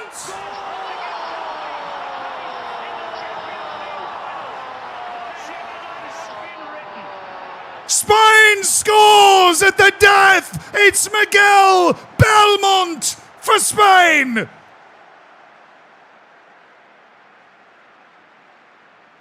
Well taken to the back post, and Belgium can't keep it out. Hafidi got lost in the rain, and Spain wins. Or do they? One last chance for Belgium to go top of this group. Everard, Leroy Peters. And, tipped over by Esturgo. It nearly snuck in. And now this, the last storm for Spain to weather. It's a bad kick. Rossi's there. They're begging for the whistle. It hasn't come. Swanepoel. Ambitious and over. Surely Spain has made its way into third with 4 points and is very likely through to the knockouts with a late goal from Belmont.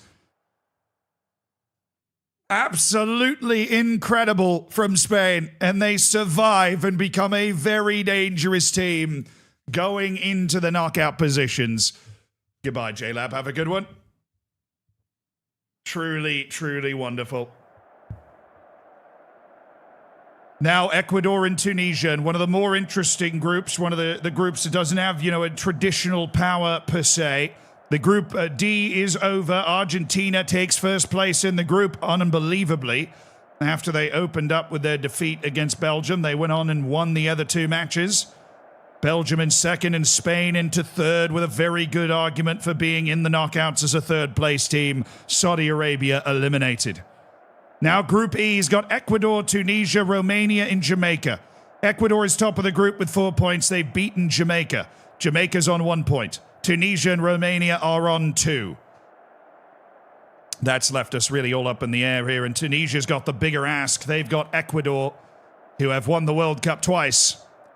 In this save, in this push, Riyad Uni. Very talented forward, Riyad Uni. He's got great dribbling ability, great athletic ability. He is creative as well. They've got a great pair of wings, Mohamed Amin Ayari. Somebody that can get in those positions, can separate. Mohamed Skaya Somti. This is more of the goal-scoring winger. He's got real star ability in that role. But they do struggle in the midfield. They've got Hazim Shkiri and Abdullah Nazraoui. Actually a decent passer of the ball, but it's just not a great team there. And in goal, Moin bin Sultan. It's a good natural shot stopper, but he is prone to mistakes at times. Now the Ecuadorians, who have won 2 World Cups. They've got Brian Diaz up at the forward position.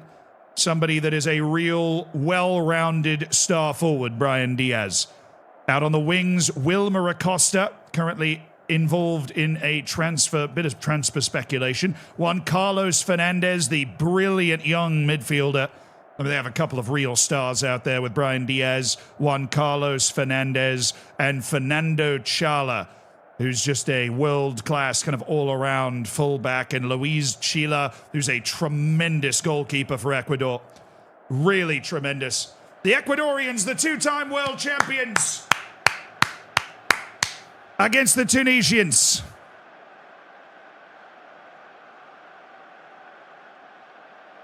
Is Alexa in the crowd for this? Yep, there she is. Found her. W Hot Romanians. Agreed. Ecuador and Tunisia, all to play for in the final match day. Ecuador is not safe, although they very likely are with their 4 points. In a third-place position, they would be okay. Tunisia is safe with a win. With a draw, it's in the hands of the third-place or second-place gods, and it rests on the shoulders of Romania and Jamaica. All 4 teams are very much alive in this group, and it is very much time to finally decide where Group E will land. Only one of these nations has ever won the World Cup, Ecuador, and they've played like it up to this point. How much more quality will we see? Fernandez getting us underway here. Diaz with a cheeky little flick. Both teams rolling out a 4-2-4 in this match. One of the more in vogue formations we've seen, along with 4-3-3s and 4-2-3-1s. Tunisia needs something. They're the team that has to go chasing, and if history teaches us anything, Tunisia is not a particularly comfortable team in the chasing position. They're a team that relies on their defense and their solidity to see things through, and that is how they've drawn their first 2 matches against Romania and Jamaica so far. Ecuador is the pot 1 team. They're leading from the front. Roginho, thank you for the $5. 130-year-old Zealand on the stands of a 2126 World Cup match, streaming from his brain chip. As one does, as one does.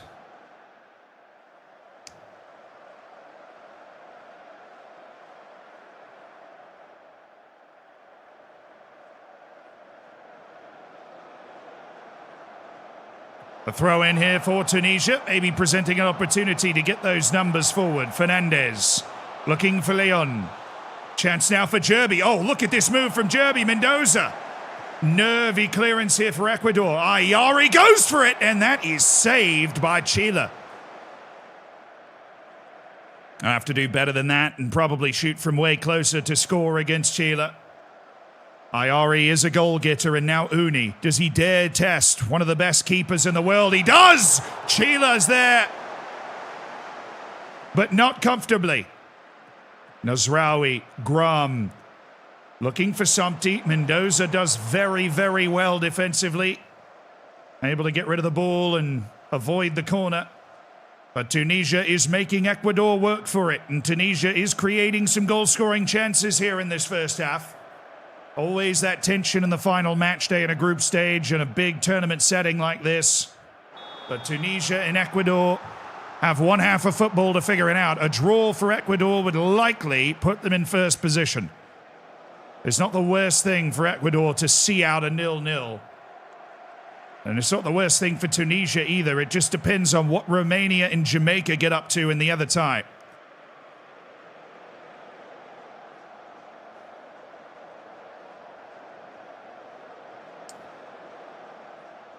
It's all down to that now in the final 30 minutes of Ecuador and Tunisia.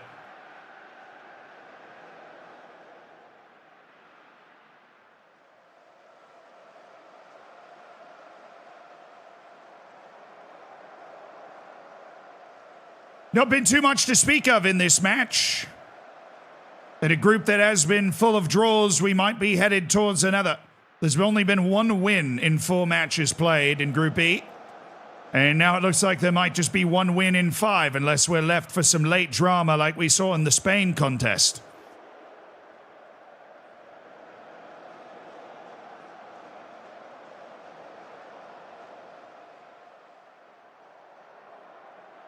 We do have something here, a set piece for Ecuador to try and really ice this, and it would be real bad news for Tunisia to concede now. 3 points is okay as a third-place team. This wouldn't be. Oh, Fernandez strikes the bar. A shot across the bow for Tunisia's defense. Segura beaten away with a rubber hose by Tunisia. I think now they're definitely comfortable settling for this and then just assuming that they will be okay. Because they will be. Ecuador is likely in first and Tunisia's likely through to the knockouts with this draw. That's 3 draws for Tunisia, 2 for Ecuador, but 1 win over Jamaica is enough to take Ecuador through, and we now head to the other match in this group, which is going to be Romania and Jamaica. And this is now, especially with that result, where a team needs to win. Because if we get a draw, Romania's likely through as a third-place team. Jamaica needs a win. The Reggae boys, absolutely, utterly desperate for something. Featuring Samuel Clark, the forward, but he lacks a turn of pace. Jaden Walker.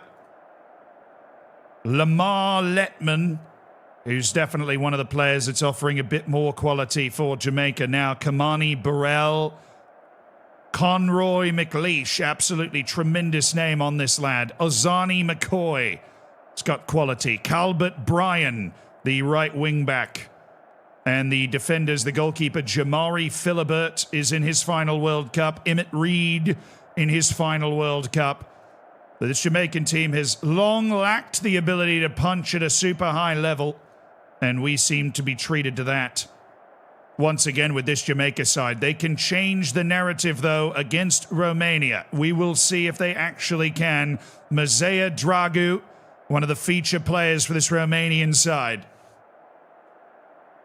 Lots of creativity for Dragu, one of the players that you pay the price of admission to see. And then Mihai Oprea. Bogdan Krishan, of course. Got an excellent amount of movement to him, and they have a very sound set of defenders led by Sebastian Karlin. But Mazea Dragu is that star player going forward. He's the player that could open things up for them, and Petru Bolda is also there again. So the advantage on paper goes to Romania. They've got 2 draws and 2, but Jamaica found their draw against Tunisia before suffering a defeat to Ecuador. The Reggae boys are a tough out. They always have been.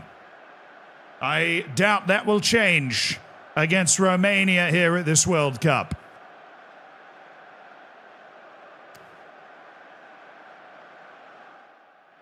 Somebody has to win. A draw for Romania might be good enough as a third-place team. It would leave them in third, and it would guarantee a trip for Tunisia through to the knockouts. If one of these 2 teams were to win, however, Tunisia would go into third position, and Jamaica or Romania would grab hold of second and advance to the World Cup knockouts in that place. Beautiful kits on display. Jamaica and Romania. There's only one spot for the 2 of them. A win for Jamaica would eliminate Romania as well. Clark has got us underway. Conroy McLeish through that Jamaican midfield.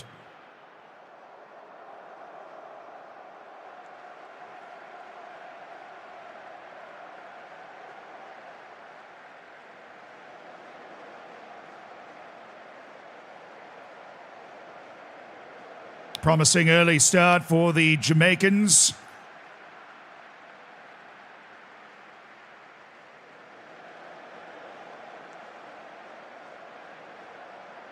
Only team with a shot up to this point in the match. Jazz, Eddie, thank you so much for the 5 gifted subs.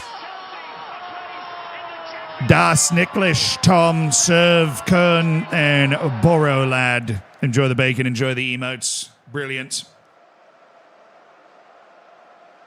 Pretty even keel, even stuff right now for Jamaica and Romania. Fist bump, Jazz, Eddie. Providing the first half entertainment Jamaica and Romania seem to have failed to provide in the ever-interesting Group E. Interesting on paper with 4 teams that are even. Kliutsa on, and he's got this started. Krishon, Oprea, Stanciu, Dragu, Oprea. Oprea's going to spray this wide towards Boulder. Boulder spinning it in towards Stanciu! It took a little while, but Romania is in front. And that puts them in second. The runners-up at the World Cup 4 years ago have struggled to get going in this competition, but they have got going now. Florin Stanciu, Romania has the lead over Jamaica. And that is sending Jamaica well out of this competition right now. It's exactly what Romania needs to play its way into the knockouts of this tournament.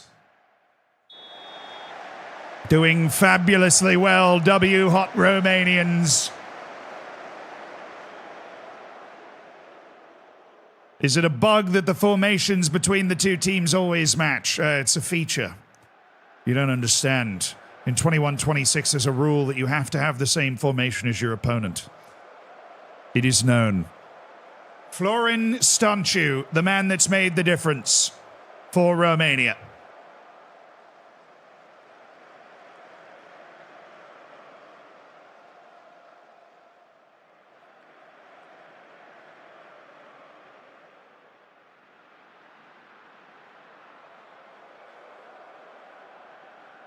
And that might just be all she wrote. It's a defensive formation for the Romanians.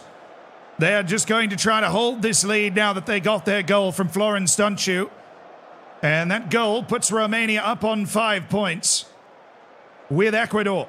And it might even move them all the way into first place, depending on what happens with the goals for and the goal difference and all that. If Romania could find another goal, it would maybe guarantee that they could finish first in this group. In a match where if they'd lost, they'd be completely out of the tournament. Being able to handle and dispatch this Jamaican team, the Reggae Boys, can be difficult. Jamaica needs 2 goals here in stoppage time. 1 goal from Romania might put them in a Q1 position here, and they're moving it well. Pushka. Krishan to Dragu. Dragu on to Pushka. Pushka rolls it to Kramer. It's saved by Philibert. The retiring Jamaican keeper with one more big moment on a big stage for these Reggae Boys, but it will not be enough for the Jamaicans. They've made all their subs. There's nothing more they can do. And Romania has won it 1-0 to advance. Exactly what the doctor orders for Romania. They will be going to the knockouts of this World Cup to try and go one step further than their runner-up finish 4 years ago, defeated by England in the World Cup final.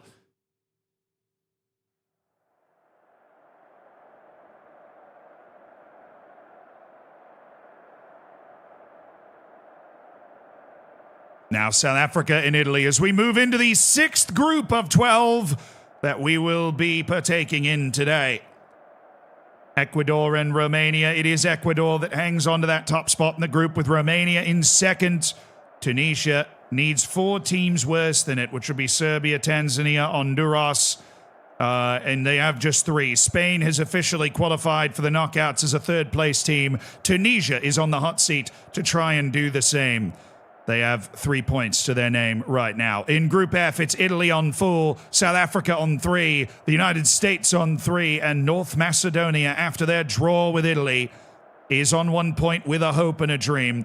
A win for South Africa today would take them top of the group.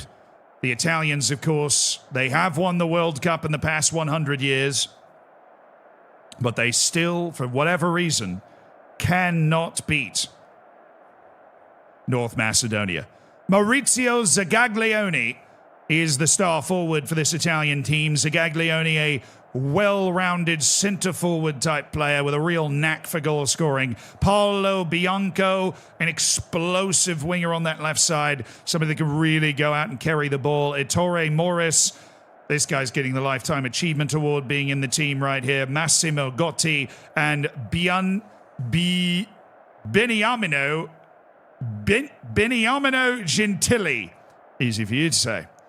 He is the other feature midfielder in this pairing. Luigi Belvedere, the 30-year-old Italian central defender, and Giorgio Malerba, one of the higher quality players in this team. They've got Fabio Mulè in goal. He's a really good shot stopper, but Zagaglione is the feature. He is the real star player in this Italian team. Now, on the other side, South Africa, they've always had a good collection of competent players. Sifo Chok, somebody that offers pace, he offers finishing. Itumeleng Witboy, hell yeah, brother.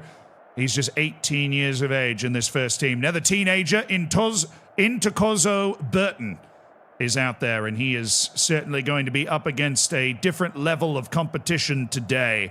Kyle Bafella stepping in on one of the wings, while Levi Sotsedi is in the middle for the South African team. Zelanik Malo there at the defensive midfield position.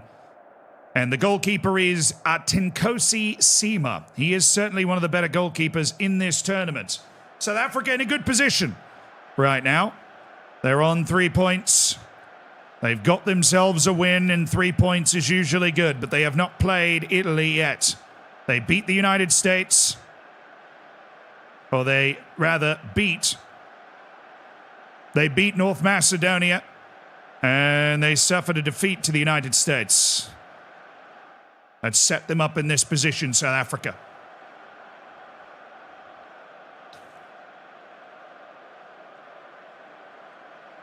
Italy has won one World Cup in the last 100 years.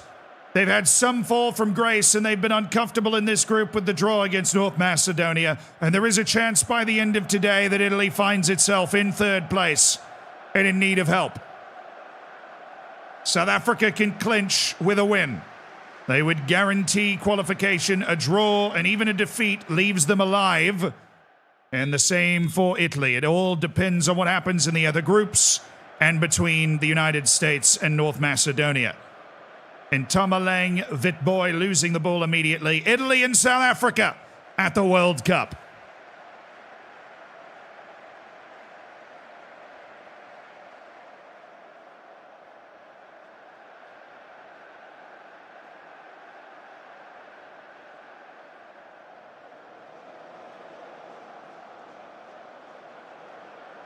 First chance falls to the Italians. Maris. It's going to be headed to Zanotti! Vintage Italy. Absolutely nothing has changed. It's always offside.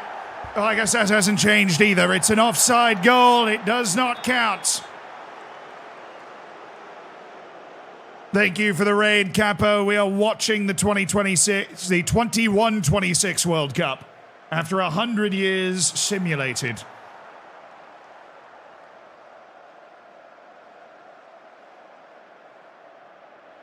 The Italians and the South Africans. An offside set-piece goal for Italy has not separated the teams now.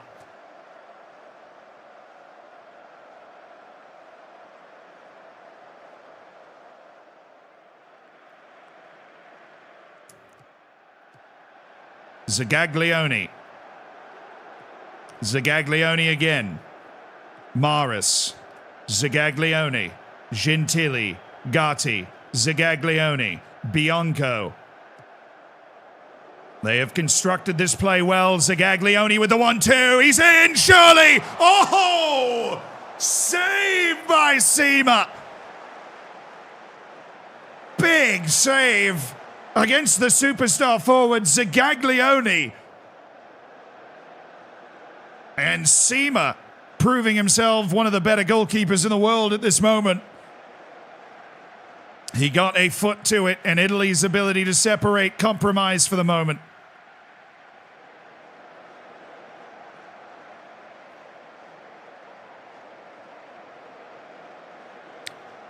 Another tepid performance thus far with Lecco Loane now hovering over the ball. Lecco Loane spinning towards Sotezzi. Sotezzi leaves it towards Lecco Loane. Bingu goes for it. Oh! Chad Bingu!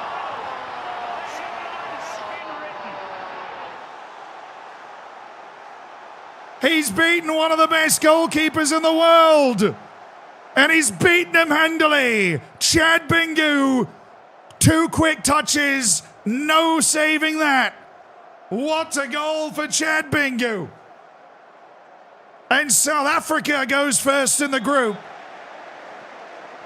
and leaves Italy hanging over a third-place precipice. Sorgente. Now for the Italians trying to avoid another World Cup disappointment. Gentili. He's left this to Belvedere. Is there a response in this from Italy? Malerba. Gentili. What a Chad goal from Chad. Sorgente. Some space now for Sorgente, and Mtetwa has dragged him to the ground. That's no good for Mtetwa. And now Maris. Oh, this is alive, and it's Marini. Was it offside again? It looked on for the Italians. It was a lovely play. He's flicked it back across the goal towards Marini, and it will count.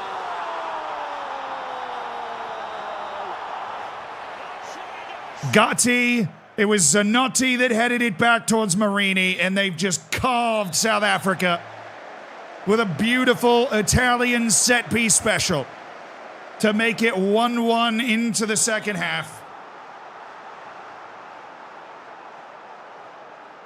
And Italy now sitting on 5 points with South Africa on 4. This is not a bad position for either team. It will leave first place open to the Americans. If they can beat North Macedonia, they would go to 6 and leave South Africa in third, which would obviously harm their qualifying, but the most important part of qualifying is actually doing it. You worry about the places later. And North Macedonia would be staring at a very simple equation. They would have to beat the United States in the match that immediately follows this one in order to qualify for the World Cup.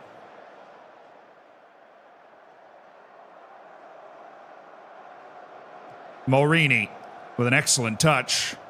Italy with a win would guarantee first place in the group. Sorgente, Gentili, Zagaglione.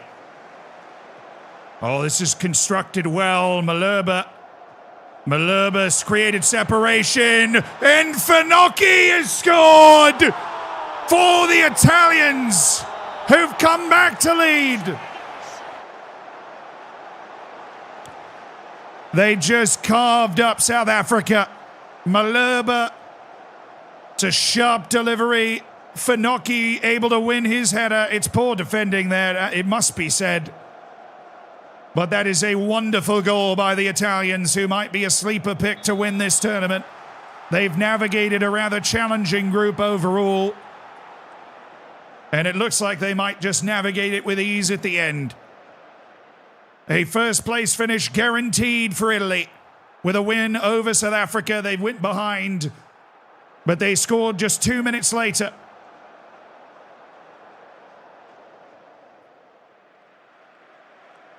And they all just have to see it out now.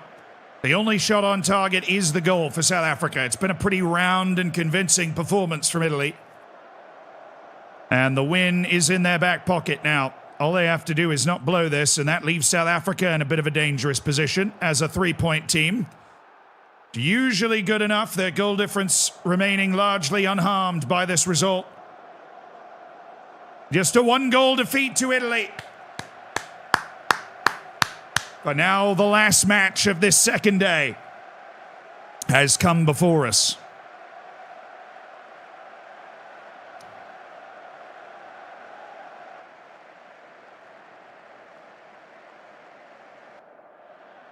It's the United States and North Macedonia.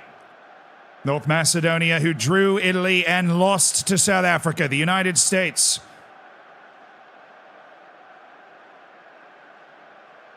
who lost to Italy but beat South Africa to put themselves in a decent position. With a win, they would go into second.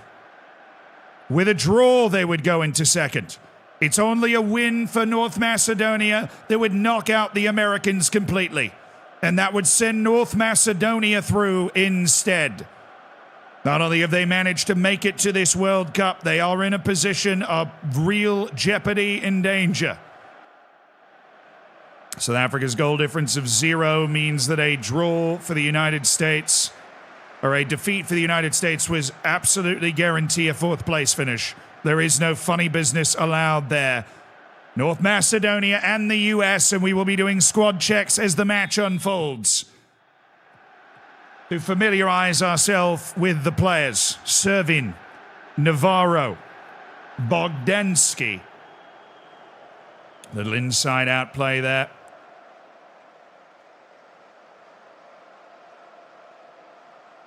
The United States starting forward is Toby Servin. He is all height and just about nothing else. North Macedonian team remains a mystery as we are unable to pause in this watch-along set.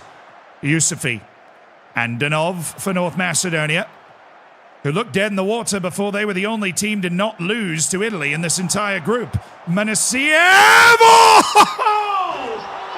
Gose Manasiev!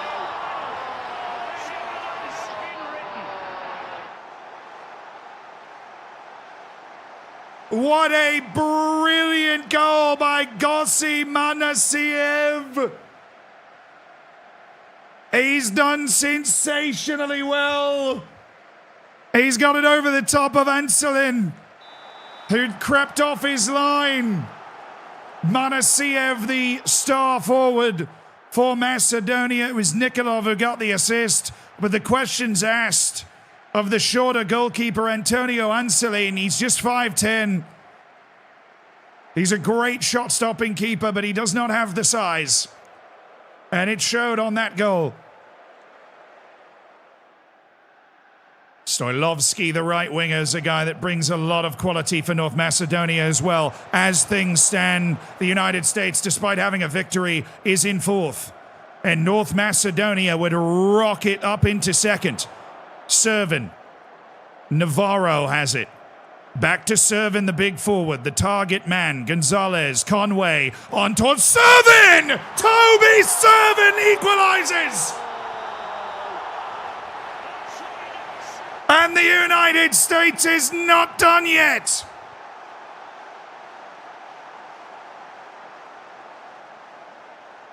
What a delivery from Conway, and North Macedonia goes back out of the tournament. Lovely finishing by the big man, Toby Servin.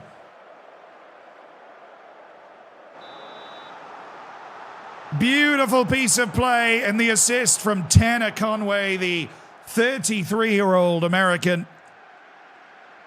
They really do not have lots of quality typically in the attack. It's Sean Pabon, who's normally the guy that is able to deliver. Anselin. Oh, headed back, and Bostock brings it down. Conway. Toby Conway is getting a World Cup chance here. Gonzalez.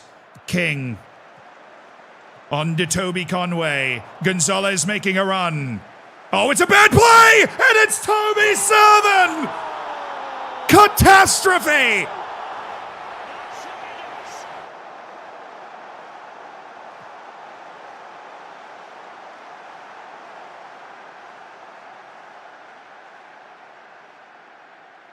Mahler tries to pass back to the keeper, but Toby Servin is there, and he's serving up a second goal for the United States.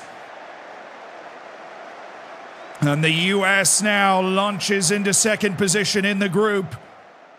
Macedonia is up against it after such a wonderful start through Gose Manasiev.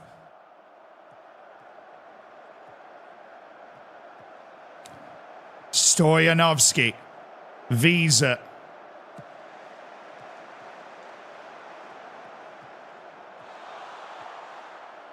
On to Andanov. Andanov through to Yusufi, North Macedonia. This is beautiful. Nikolov! Oh, Anselin makes the save. Nikolov can't believe he's not scored. And what a moment that would have been for North Macedonia. They needed that one for Nikolov, but Anselin's world-class shot-stopping ability has made the difference. North Macedonia hits the second half in desperate need of something. In desperate need of something. The United States, right now, they were out when North Macedonia took the lead. They are now in second with a guaranteed qualifying spot ahead of South Africa. North Macedonia's only point right now is a draw with group-winning Italy. They lost to South Africa to start play, and they are now losing to the United States as well. And the U.S. has a chance to put this away. It's Sean Pabon. Pabon plays it in. Abazi. There's a chance now to counter for North Macedonia. Big ball to Dimitrovsky. Dimitrovsky! It's the post! Andanov back in. Nikolov again! And the Macedonians cannot find the goal.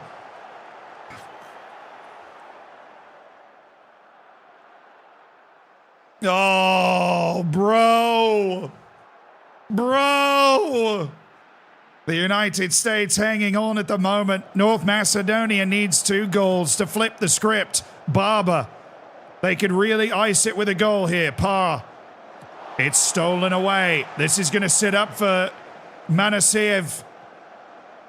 Gase Manasiev. He's got a layoff. Does he find it? He does. Dimitrovsky! Blocked away by Wood. Pabon gets it clear, and the United States is living oh so dangerously. North Macedonia is all over them. The United States is still in an automatic position thanks to a brace from Toby Servant. North Macedonia need 2 goals. They've been so close. But they have got to get 1 goal to start the party. A draw is not good enough for North Macedonia. They would still finish 4th. The United States would still finish 2nd. And the United States of America,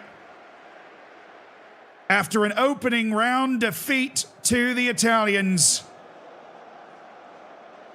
they have now strided forward to wins over South Africa and North Macedonia to claim 2nd position. The United States are through. North Macedonia really should have done something there. And that concludes day 2. Back in the studio, and a very interesting day of action there as we head towards day 3 of the World Cup, which is going to present a whole bunch of fun ties. Iceland, Bolivia, Morocco, Jordan, Egypt, Brazil, Japan, Switzerland, Mexico, Georgia, and of course Scotland, and the doctor is in DR Congo. But we'll take a look at the groups now that they have been finalized. Group D, Argentina grabbing a Q1 position over Belgium. Pretty big surprise considering Argentina is 28th in the world and was the pot 3 team in this group, I believe. Belgium going in 2nd, Spain in 3rd. Former world champion Saudi Arabia is eliminated after Spain manages to score a goal in survival mode there in the 91st minute. Q1 position out of Group E is Ecuador, the 2-time world champions, looking mighty fine again, while Romania, with a win over Jamaica, slots into 2nd as a Q2 team. And right now, Tunisia sitting on that bubble with a 3-point advantage there as a 3rd place team. We'll see if they've clinched it after Group F has come through. No, it is South Africa that has clinched a 3rd place qualifying spot along with Spain at this point in the tournament. The team on the hot seat is still Tunisia and then Tanzania for the best 3rd place teams to go through. Italy grabs a Q1 while the United States comes back from an opening match defeat to grab a Q2 position. North Macedonia ends up finishing last, but they managed to poke their old foes Italy with a 1-1 draw, and they put together a really good performance. It just wasn't good enough for them. A look ahead into the groups that we got coming in day 3, Morocco, Jordan, Iceland, and Bolivia. Morocco running top of the group, but Jordan and Iceland battling hard for that second spot right there. Bolivia needs a win in its final match to not be eliminated. In Group H, Brazil running murderously in front at the top of this group, with Switzerland and Japan coming up right in the middle. Egypt in the same position. They absolutely need a win on the last match day. And then in Group I, Mexico and DR Congo are currently on 4 points apiece at the top of the group. Scotland at 3 points needs to try and avoid a little upset of the apple cart with Georgia lurking around down there. Scotland's going to need to try and get some sort of decent result. Mexico, of course, 4th in the world right now. They are one hell of a team, and they are running out front. But that was a draw with the DR Congo, a wild 3-3 shootout where the doctor has continued to take care of business. Quick break, and then we will be back with the third day of World Cup competition. Thank you so much for watching the 21-26 World Cup on the Zealand Sports Network. We really appreciate you being here to take in all the festivities of the 21-26 World Cup, and we'd like to thank the sponsor of this official future tournament 100 years from now, which is Apple TV, the exclusive home for F1 for the coming season. Chat, did you know that F1 did you know that F1 is starting this weekend? Of course you did. Of course you did. You already see it right there. You see it right there. If you want to tune into F1 in the United States, you got to go through Apple TV in order to do it. Apple TV is your home for all of it on every platform, and everything, I'm telling you, everything is on demand. Best track in the calendar, not Monaco. Can tell you that. There is a new, chat, where's the new track this year? Isn't there a new track this year?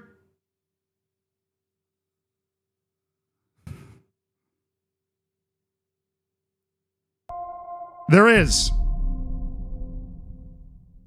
Madrid.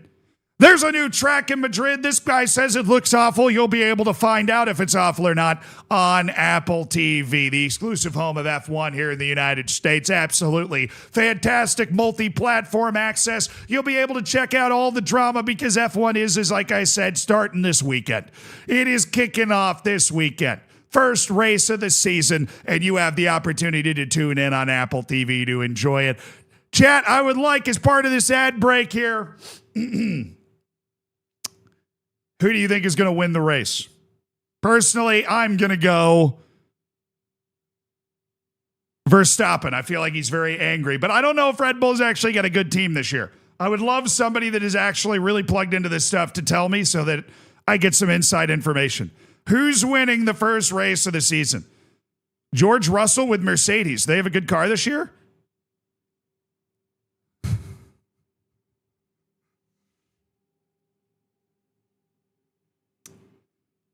Mercedes seems like the favorite right now. Ooh. No one knows right now? I didn't know if there was like some sort of trial where you're actually able to find out if the teams are good or not. I didn't know if there was. They're predicted to win. Aston Martin will finish last. They're even going to finish behind the new teams, like Audi. They're going to finish behind the new teams. They test, but teams sandbag. I see. Well, anyways, whether you want to watch Aston Martin potentially finish last or Mercedes finish first, Apple TV is your exclusive place to do it and check out all of your amazing F1 content. Now back to day 3 of the 21-26 World Cup. Woo! Okay. Let's get these matches viewed, chat. Let's get these matches viewed. Did Apple TV really sponsor you for F1 when they haven't sponsored you for MLS? They have sponsored me for MLS once, actually. But yeah. And we appreciate them. You know why? Because every time Apple TV sponsors the stream, we get to let the editors out of the basement for an extra 30 minutes. And by extra, I mean for 30 minutes. They currently are allowed out of the editorial basement for 0 minutes. And so it's very nice of Apple TV to, sponsor some of the programming on the Zealand News Network to allow us to, let the editors out a little bit. Romania qualified, Chuck. Yeah, yes, they did. Yes, they did.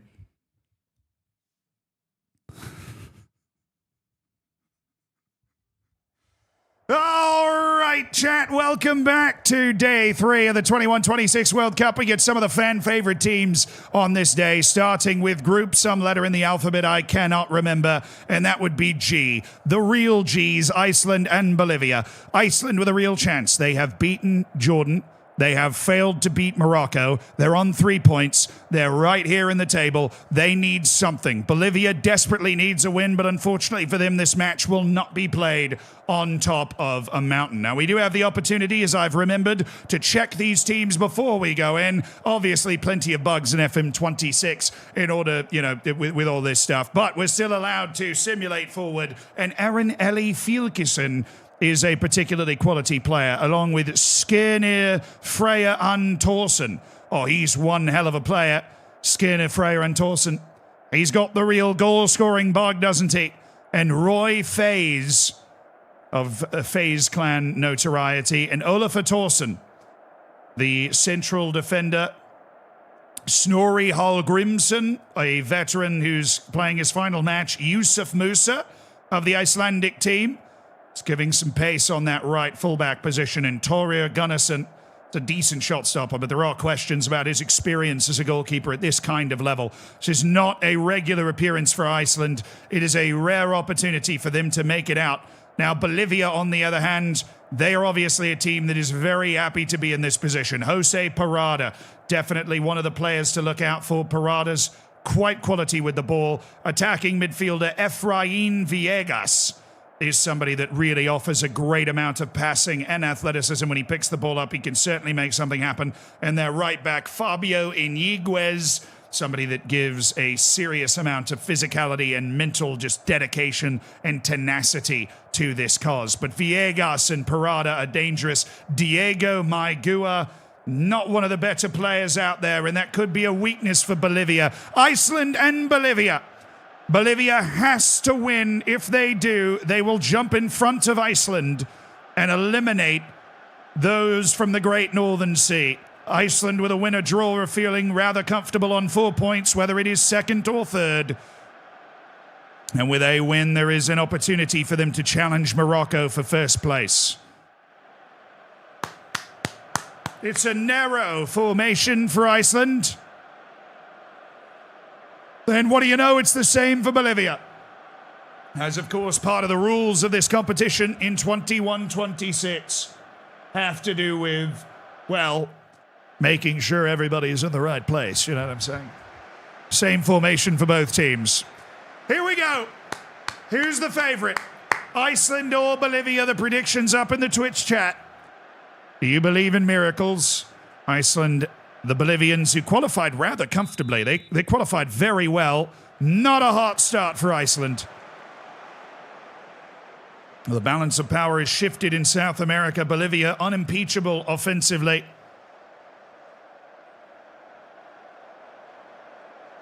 Bolivia and Iceland. Great possession numbers for the Bolivians early on in this contest. They get 71% of the ball, but it's Fjälkesen who will deliver the opening ball here. Fjälkesen's headed away by Iniguez. Christensen back for the veteran Hallgrimsson. Musa. Andresen. Now Yusuf Musa, he's got it back for Andresen here. Andresen onto Fjälkesen! And Aaron Ellie Fjälkesen for Iceland!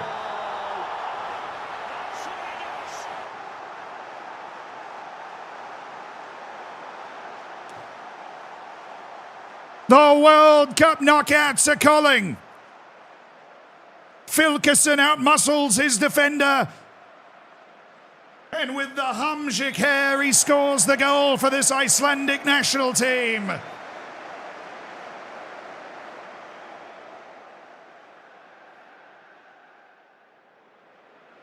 Absolutely sensational.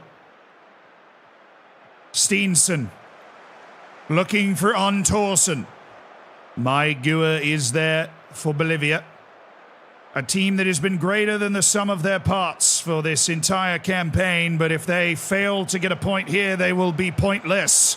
Oh, it's turned over. Steenson charging. Steenson shoots, and Megua is able to stay steady behind it and collect. Sanchez. A rolling ball forward. Andresen having a storming match out of the midfield for Iceland so far. Bolivia needs to sort its stuff out very quickly, or the rest of this World Cup dream will run away from them. Rea, the captain, dances by one. Parada. Arroyo. Sanchez to Arroyo. Could be something here for Parada. He shoots, and it's saved by Gunnarsson.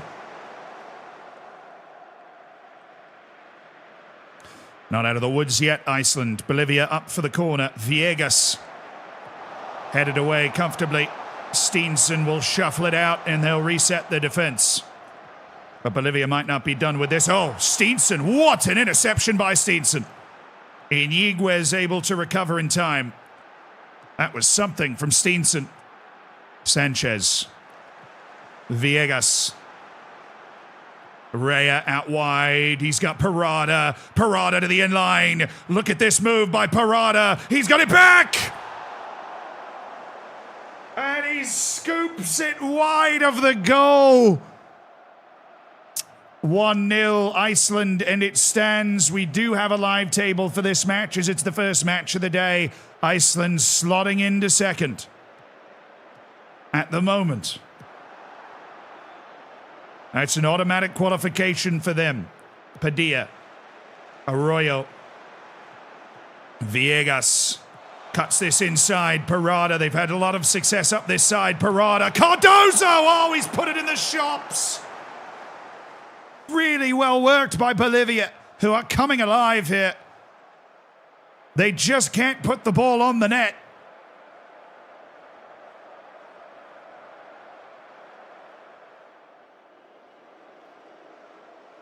Everything but the finish for the Bolivians. Iniguez up there again.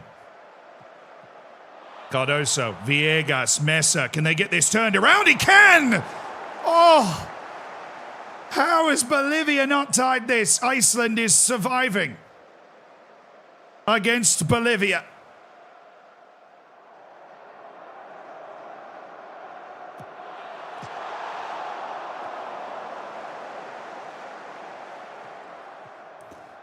Bolivia have to be thinking the gods of football are against them right now. Sanchez to Aguilar.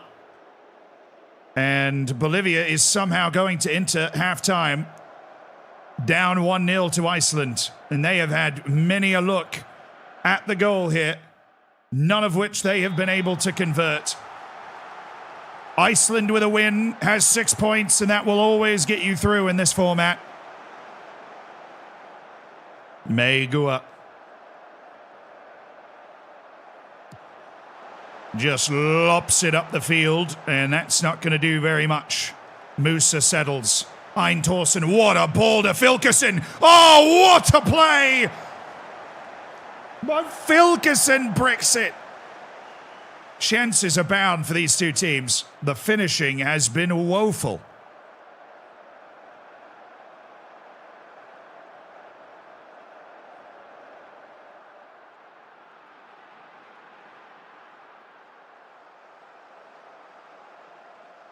And finally, a moment to catch your breath in this match. An early goal for Iceland.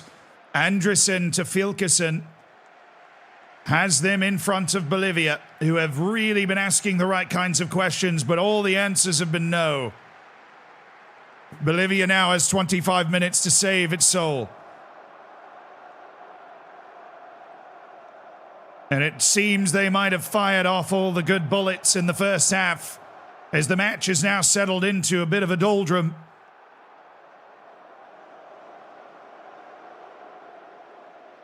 Iceland hanging tight to a 1-0 lead that will see it through to the World Cup knockouts in a half-decent qualifying position with 6 points.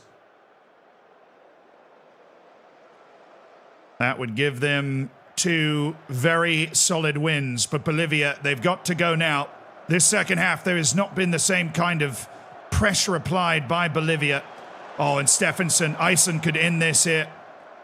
Thorsen, Arneson, Paulsen, who's come in at right back.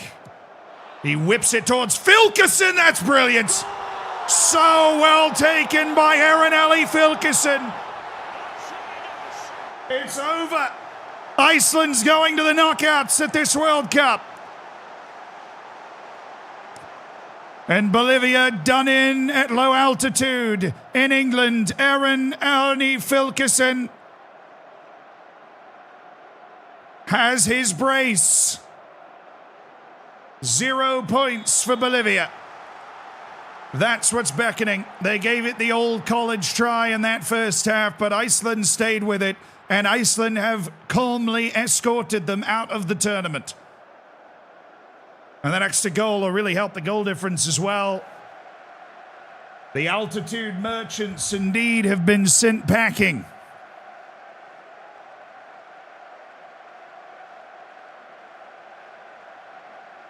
Then that brings us to Morocco and Jordan, an Arabic Cup match that is now going to capture the imagination at a World Cup. Morocco currently sitting at 6 points, tied with Iceland, of course, at the top of the group. A draw or a win sees Morocco go into first. Jordan, with a win, would guarantee qualification. With a draw, qualification is incredibly likely. With a defeat, Jordan would have to wait.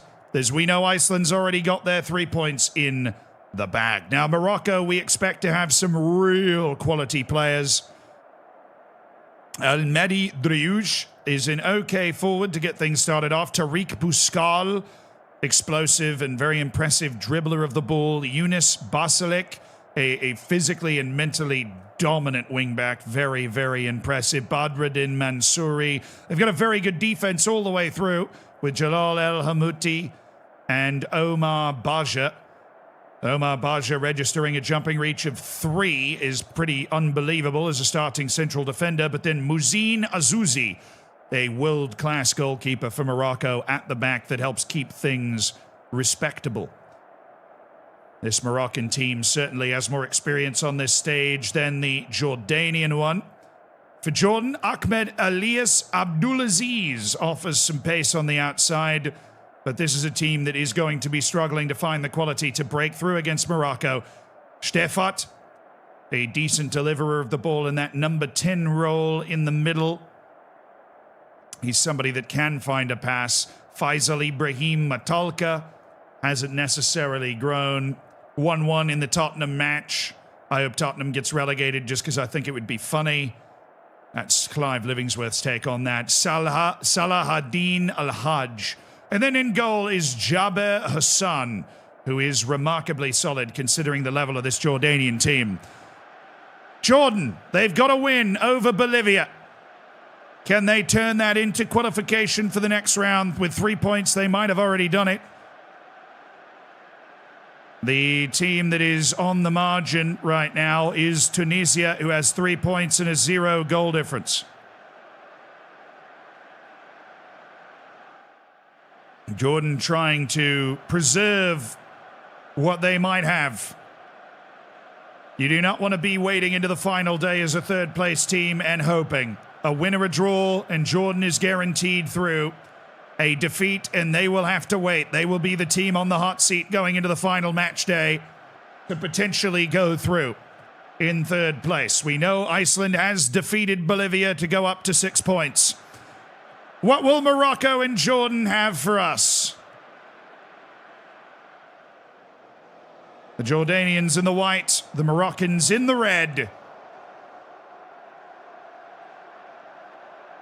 Plenty of possession to be had for Jordan.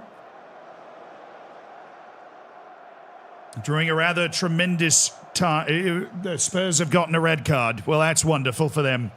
Tremendous work. That was 100 years ago. Oh, yes, when Tottenham Hotspur got relegated in 2026. I remember that. I was there. I was there for that.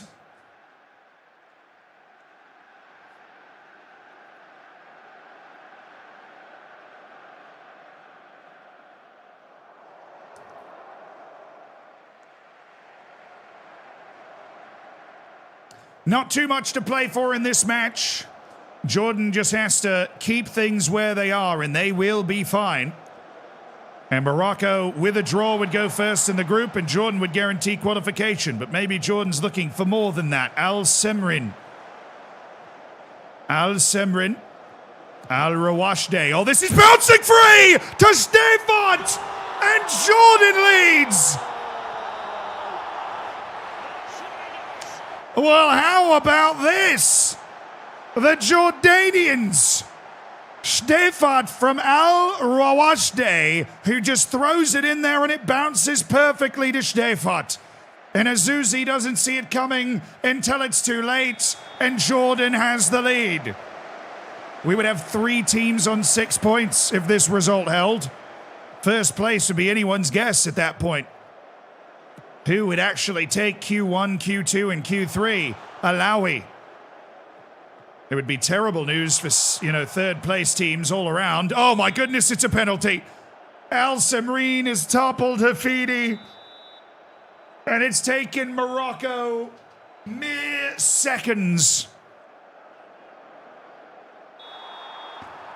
It's taken Morocco mere seconds, chat.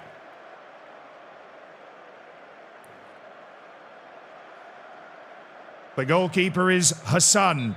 Alawi will take it. And he's whistled it by Hassan to equalize for Morocco. A draw is really wonderful for both teams. It is really tremendous for both teams. A draw would tee both teams up spectacularly. Jordan would guarantee qualification to the knockouts. Morocco would guarantee first. And we have been returned to that equilibrium after the shot across the bow from Stefan, which had a hint of fortune to it for Jordan.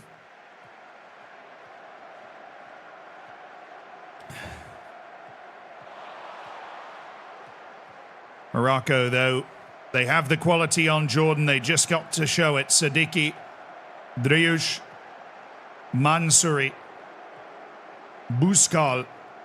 He's dragged down by Abdulaziz, and this could be a Jordanian nightmare unfolding.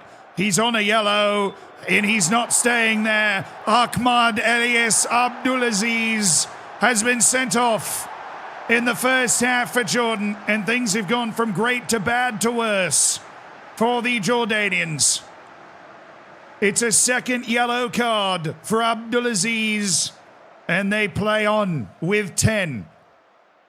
If they can hang on to the draw with 10, that would be a Herculean effort for this Jordanian national team. Morocco has little incentive to push too hard in this moment.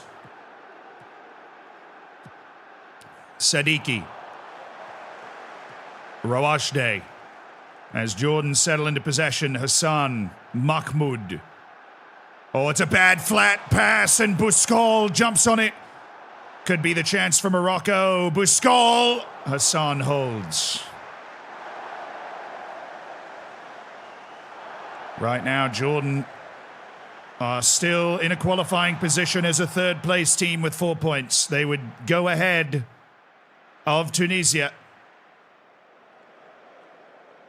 and leave Tunisia on the hot seat with 7 of 12 groups done.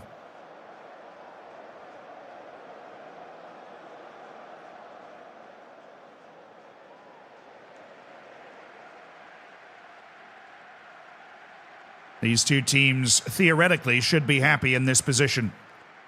Morocco suffered a minor injury to Alawi, who scored that penalty to equalize things. The Moroccans are not pursuing this one too heavily. I do love how they've left the dot of the man that's been sent off just standing on the side of the pitch here on this little heat map. That is rather wonderful. They haven't been able to remove him. They've just left him standing right here. Palace has scored. Yep, they're going down. We've answered that question.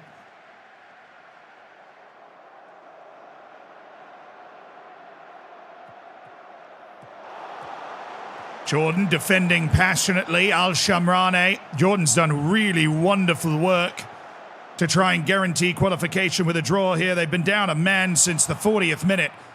Alawi. It's a chip towards Adrisi. Al Rawashde out. Hamdani!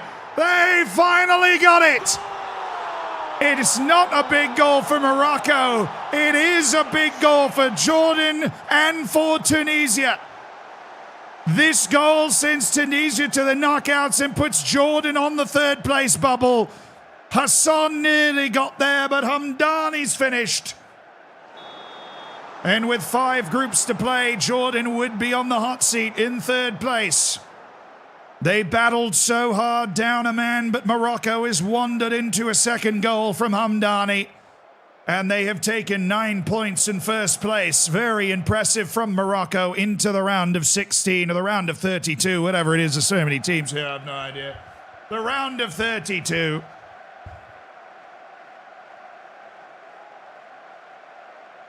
And Jordan down a man for nearly an hour. Eventually concede. 7 groups are done. There are 5 yet to be decided. And the hot seat team is now Jordan with a -1 goal difference on 3 points. Tanzania still looks on longingly as a team that could potentially creep through as a third place team. South Africa is through on more goals for.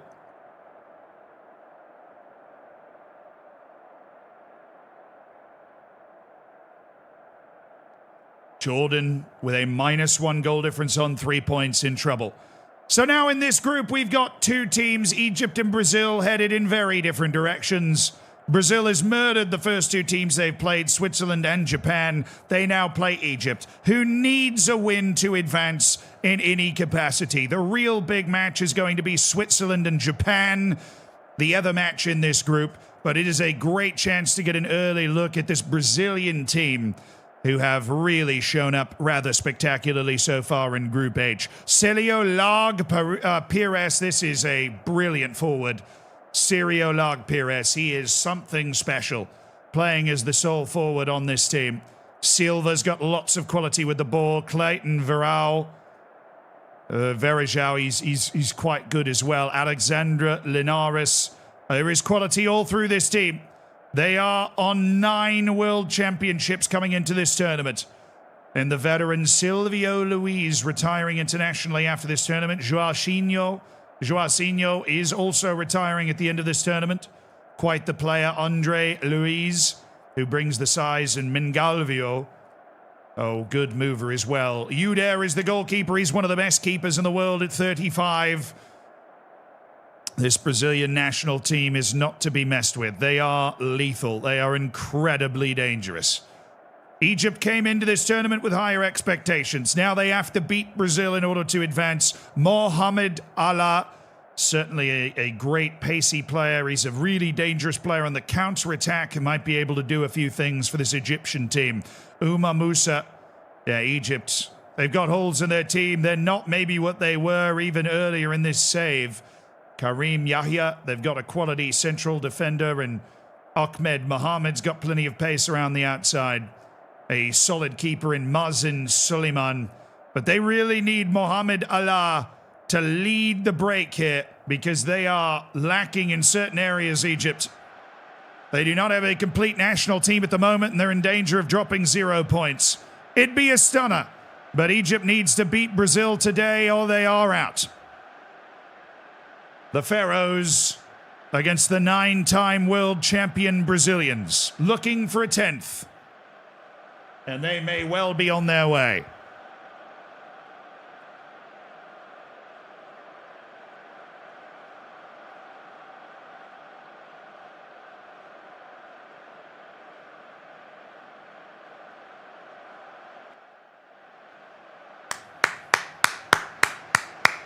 Group H, set to get underway. Musa.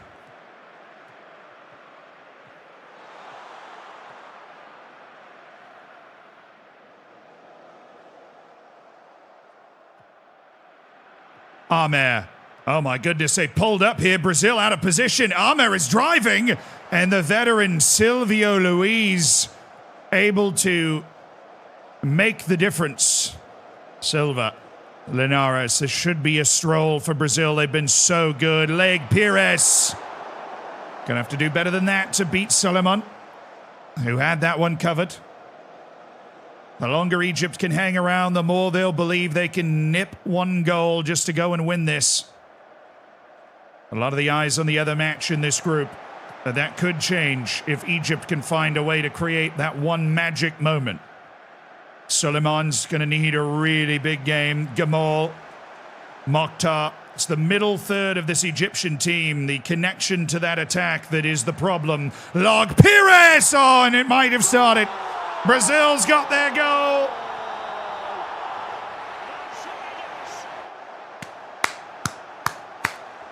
And Crystal Palace is going to beat Tottenham 10-1. You heard it here first. Log Pires, the Ballon d'Or level superstar for Brazil, has scored the opener inside 10 minutes to try and take Brazil to a magic 9 points.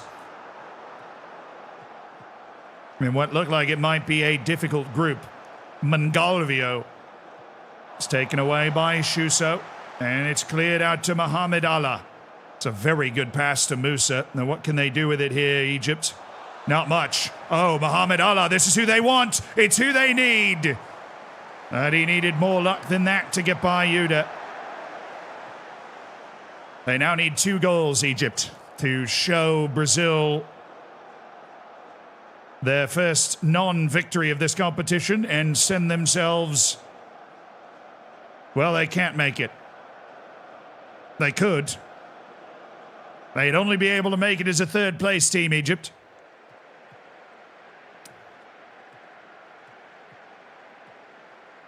The fans are leaving the Tottenham match. I mean, I would. They're down 3-1. They're down a man. They're a disaster. Grana. Silvio Luis. Oh, they've got Silva! And it's like Crystal Palace against Tottenham 100 years ago. They're just passing all around them. Brazil 2-0 inside 20 minutes. They've looked like the best team at this tournament. And they are not being disappointing in this dead rubber match for them. That is class. And Suleiman couldn't get across in time to cover up his whole goal.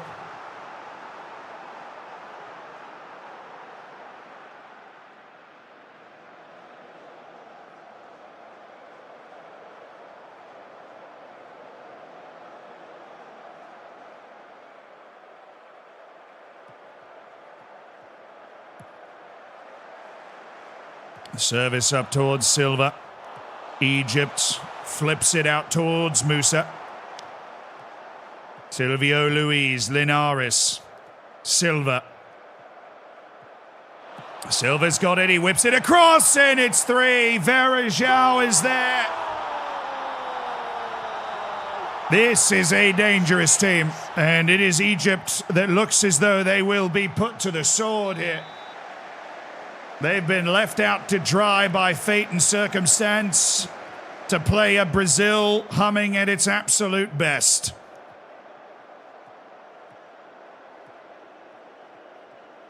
All things considered now, with this type of performance, they were fortunate to make it to the World Cup. Silva, such a good dribbler. Modem looking for Verajao! Oh my goodness! 10 goals in their first 2 matches, Brazil. We have not seen the likes of this at this World Cup. They cannot be stopped at the moment. Now, they are playing the worst team in their group, but they are on fire. It's an inch-perfect ball by Modem to find Verajao amongst 2 Egyptian defenders. And there was never much of a chance here. Log, Pires, Silva, and then 2 for Verajao, and it might be worse, it might be more. Suleiman saves it. Egyptian pride is on the line here, as the Pharaohs have been smited by all their gods.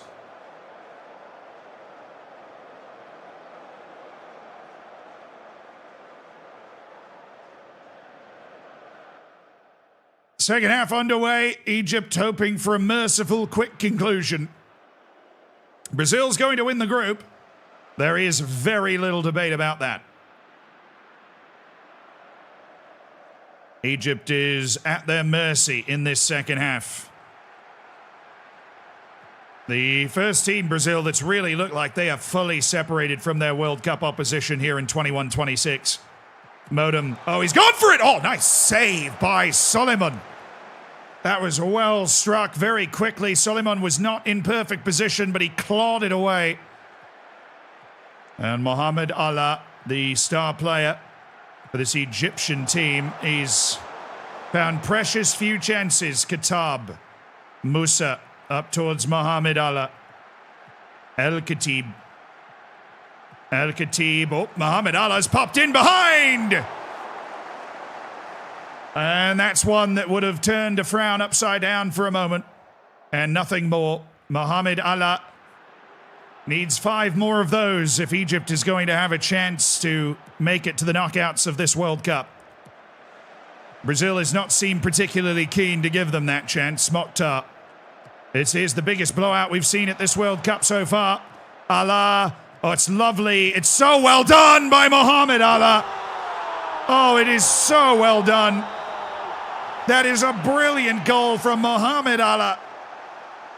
It's lost in the fray of an onslaught here by Brazil. That's a tremendous bit of work by Mohamed Allah.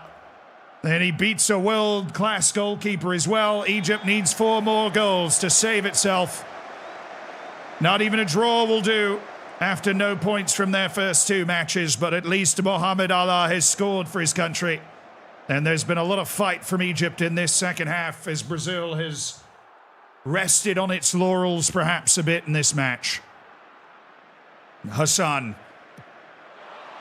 trying to continue what would be the most unlikely of comebacks. Instead, Wallace has got lots of space here.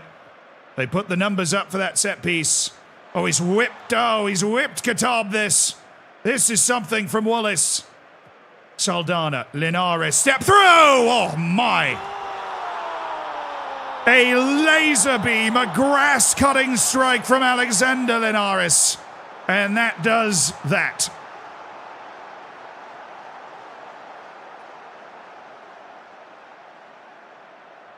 We won 7. The wound for Brazil in that 7-1 scoreline still lingers. They've got Egypt to the sword, 5-1.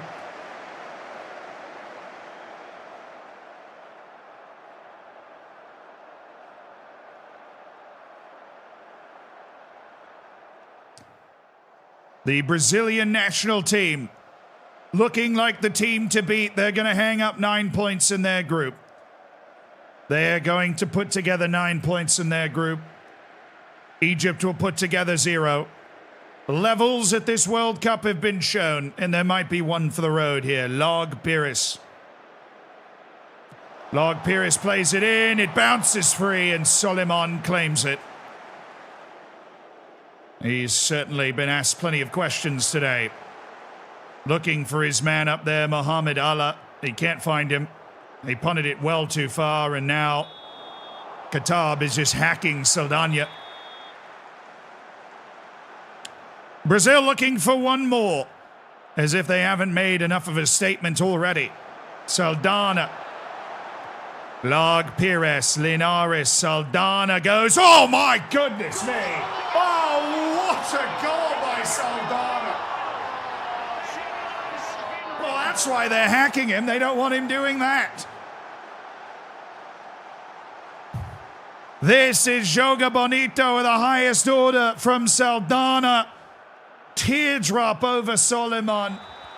And Brazil's got a 6-1 over Egypt. They've got 16 goals in 3 matches. They beat Japan 6-1. They beat Egypt 6-1. And this Brazilian team is special. They are special. And now the other match in this group that is oh so interesting. Japan and Switzerland. Switzerland currently sits in second position. Their goal difference far better than Japan's.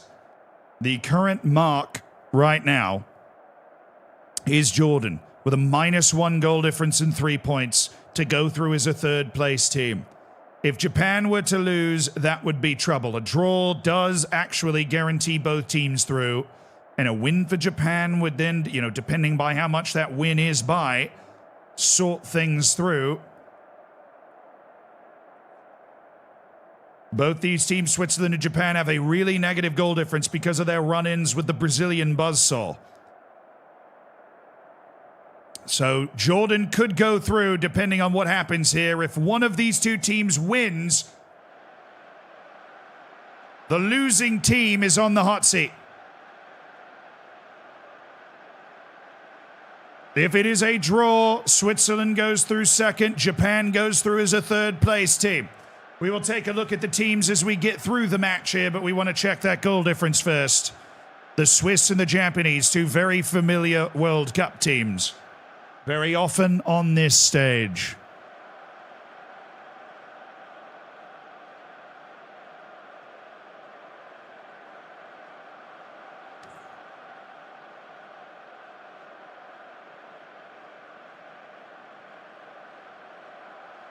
Those goal differences are not pretty.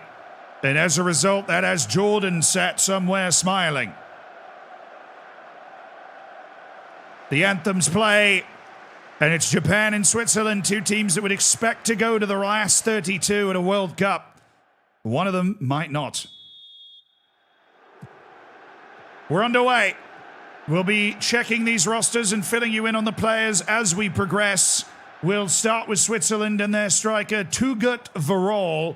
Turgrul Alkan, a very talented winger. Turgrul Alkan. The Brinkhouse, a 17-year-old getting the start at left wing. Dos Santos, very talented midfielder, in Karazi. This is a very good Swiss team. Quite the midfield in there. Stadelmann, bit of a dud as a ball-winning midfielder, but this is certainly a quality side. They're a bit weak, perhaps, in the center of defense, and that could be their undoing. Albin Parot and Fuchs is a good goalkeeper as well. Watanabe, a brilliant finisher. A poaching player up there at forward. And then Ryotaro, Hamada, and Kanishi on the wings, both good. These are solid teams, solid players. Kiryu Minaguchi and Sakamoto, who's got plenty of quality with the ball. And Matsunaga. A pretty even matchup across the board. Turgut Verol, Dos Santos, who's such a great passer. Karazi. Turgrul Alkan, the captain of Switzerland, Turgrul Alkan. Karazi, Perot, Stadelmann will shoot it. That's not his game, but he tested Natsuda. And Natsuda's made the save. Oscar Vino, thank you for the 2 months. Thank you for supporting the stream. Hell yeah. Welcome back to the Hammers. Matsunaga to Minoguchi, who's got plenty of quality. Omi to Hamada. Minoguchi. Hamada's made the inside-out move. It's Minoguchi. Minoguchi on the way. Oh, Watanabe! What a save by Fuchs! How did Watanabe not score? He threw an arm at it and beat it away.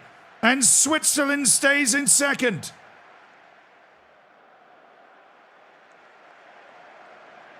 Whew. That was the moment for Fuchs. His counterpart, Natsuda, Ryuichi Natsuda, a very competent goalkeeper as well. This is a very sound matchup between these two teams. There is a bit of a height deficit on that central defense for Japan. They don't elevate particularly well, but it has not mattered yet in this match. 0-0 into the second half, and now it looms larger and larger that a 0-0 draw would leave both of these teams in a good position. They would both be playing knockout football for certain with a 0-0 draw. Jordan is rooting for a goal of any kind, and we've really had that one big chance that Fuchs was able to palm away. The hour is getting a bit late for Jordan as a third place team, and as Tanzania as well, who are the team in third place that are beyond Jordan. Ribeiro. Can Switzerland solidify second place? Tonge, Stadelmann, Turgut Verol, Karazi's got it back. What a touch! Saved by Natsuda! He tried to go through the legs and Natsuda kicks it away. And Japan, who nearly got sent into third place purgatory, have kept it 0-0. What a get by Turgut Verol of Switzerland. That was a great touch. It was not an easy pass from Karatzi to handle. The Swiss trying to qualify, but Natsuda, he does have an 18 in the one-on-one goalkeeping attribute, and you saw it there. He's like a cat. You can't get the ball by him. This is good enough for Switzerland and Japan, and that has to have entered the back of their minds at some point as the other match, the result is becoming clear and everything else is set as it is. Japan and Switzerland to play this to a draw. Switzerland will go through Q2. Japan will go through as one of the 8 third-place teams. But it is knockout football for the both of them. Switzerland and Japan through. Jordan stays on the hot seat. There was a chance for drama, but the goalkeepers, Fuchs and Tosuda, they made sure there was none.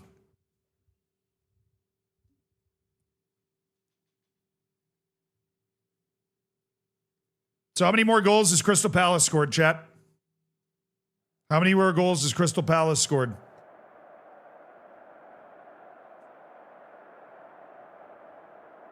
They haven't. Oh, that's weird. It's half. Oh, that makes sense.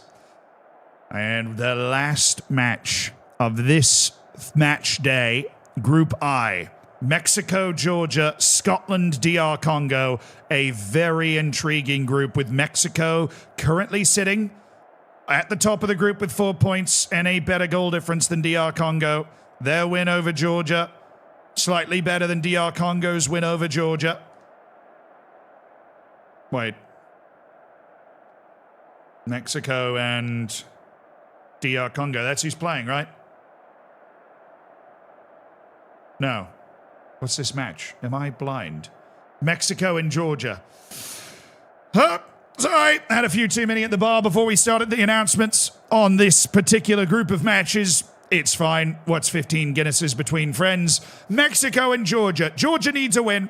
They absolutely have to win, and they also need Scotland to lose. It is a very thin hope for Georgia to actually be able to flip this. Good news for Georgia, the goal difference is only -2. It's attainable if they can win. DR Congo's playing Scotland in the other match. That's a big swing match. Mexico trying to see things through. They are 4th in the world right now, the Mexican national team. Very, very accomplished. Coming off a recent 3rd place finish at a World Cup. They are a team that offers a lot of quality. There are very few holes in this team. Soria perhaps being one of them, but Benitez and Sanchez up top are very dangerous. Miguel Flores is a 19-year-old superstar midfielder for this Mexican team. He is sensational. Carlos Romero also offering plenty of quality. Abdon Melgoza, that is an unbelievable right back from Abdon Melgoza. He is one of the best players in the world. He's out there for Mexico. He can play defense. He can play up in the offensive part of the field as well. This Mexican team is a buzzsaw. They are quality through and through. And they've got solid size and tenacity and physicality defensively. And the goalkeeper, Leonardo Lugo, has got plenty of shot-stopping ability to help this team through. Now, if you take a look at the Georgian national team, you're not going to find the same type of quality, although they have some players. Georgi Pekrishvili being one of them. Georgi Yobashvili, one of the wings on offer, and Lasha Kaladze, who's got plenty of finishing quality as well.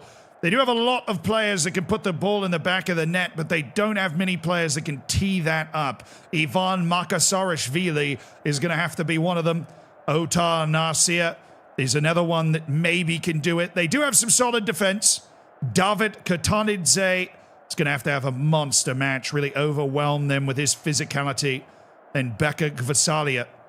The goalkeeper is David Baridze, and Baridze is certainly a solid keeper, but he has an issue. He's small. He's a small goalkeeper. He cannot reach very high. David Baridze, he's only 5'10". And maybe that's something Mexico can exploit. But my goodness, everyone knows Mexico 4th in the world is a danger at this tournament. They're one of the teams favored with a chance to win. They've still never won a World Cup in their history.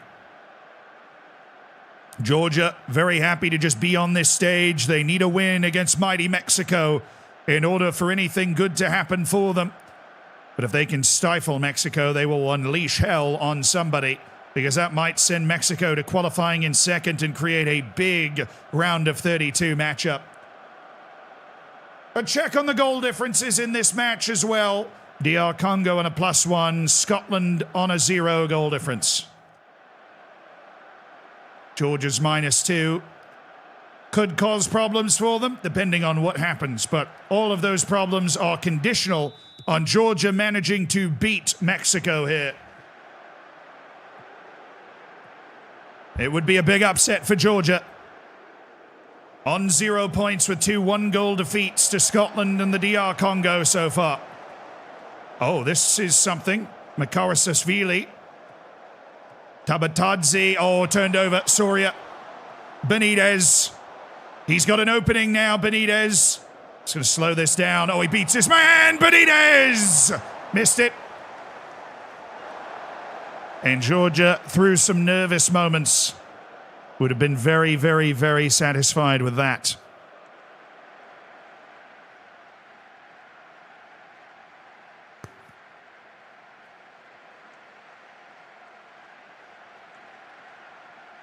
Georgia just needs to get through each minute as it comes and then eventually find their goal-scoring magic moment. Georgia needs everything to go their way. They need a win against Mexico and they need DR Congo to beat Scotland.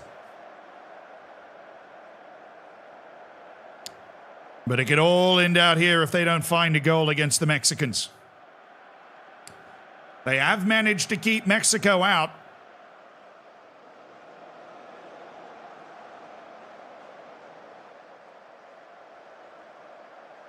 Mexico coming off the 3-3 draw with DR Congo. 93rd minute equalizer from the African side. Makarasashvili. Oh, they've gone for something, Georgia. Wasn't too far away to Budzi. Laying it off to Yobashvili, who took the shot. That's the right idea. They just need a moment of magic. They are hanging around, and they certainly have the physical enough defense to bother this Mexican team. Melgoza. Such a tremendous player, Melgoza. Just unplayable on his day, Melgoza. Oh, it's brilliant! He's found Benitez, and Mexico has found the top of Group I. It was a matter of time for the Mexicans. It really was.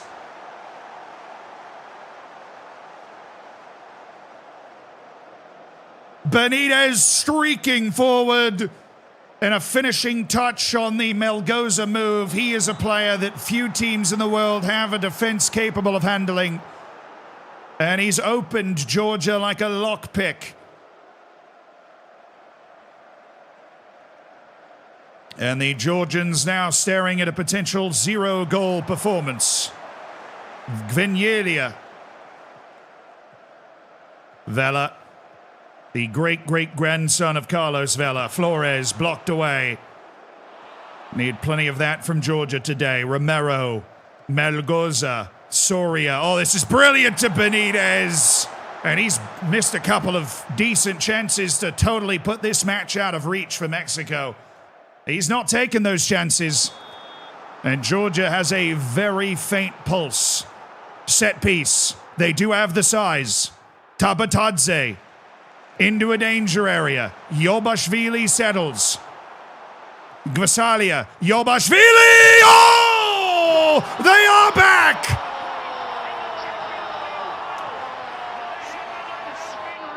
Yobashvili brings Georgia back level. And mighty Mexico wavers. Great 1-2 with Gvasalia. It's a bit of a defensive mix-up there to give Yobashvili 2 touches.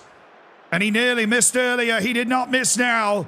Yobashvili for Georgia.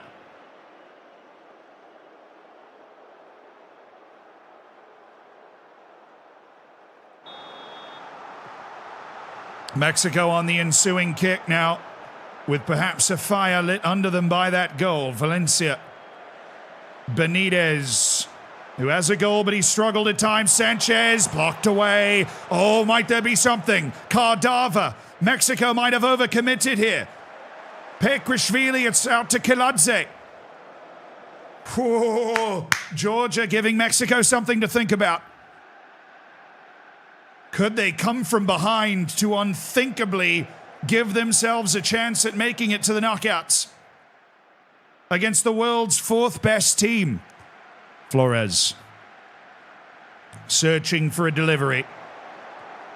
Oh, escorted wide by Baridze. That's not his comfortable position, those set pieces. You can crowd Baridze out. We've seen it in this tournament against Scotland, against DR Congo. Mexico limited to set pieces at the moment. That would be a win for Georgia. Sanchez spinning to the back post. Gvinilia. Oh, Pekrishvili. Oh my goodness, Georgia. It's Pekrishvili. He's won the race to the ball. Pekrishvili's in the 18. He's got Zvonova. Oh no.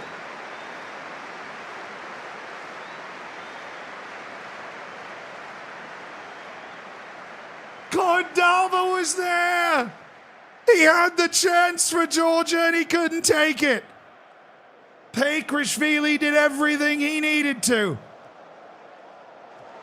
And now Mexico off the interception, Benitez. Kavara hit the outside of the post. When the moment was bright. Vela, this is just beautiful. I mean, look at the football from Mexico. And the Georgian dream lasted longer than many would have thought. But it has ended. Mexico turning on the quality. A beautiful triangle that reduces Vela with an open crossing chance to Benitez. Great effort from Georgia. But Mexico, one of the favorites of this competition, are not going to be taken away from the top spot in this group. And Georgia will finish with 0 points unless it's hiding at least one goal. That'd get them off 0. They need 2 goals to move into a potential qualifying position. Scotland and DR Congo is waiting for us as the other match in this group. Sanchez now cutting in. Garcia on towards Sanchez.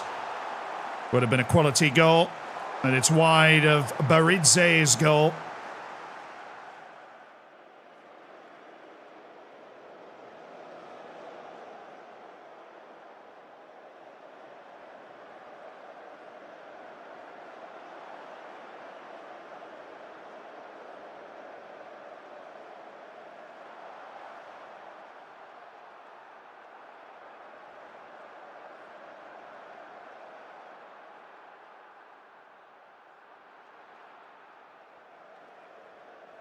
That's it.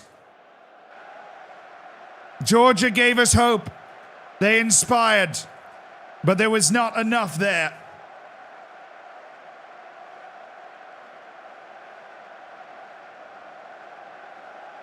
Snack time.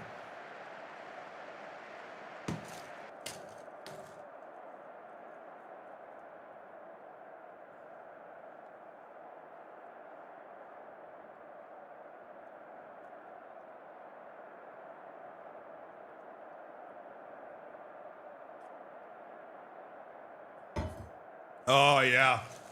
Oh, it's the good stuff, Chad.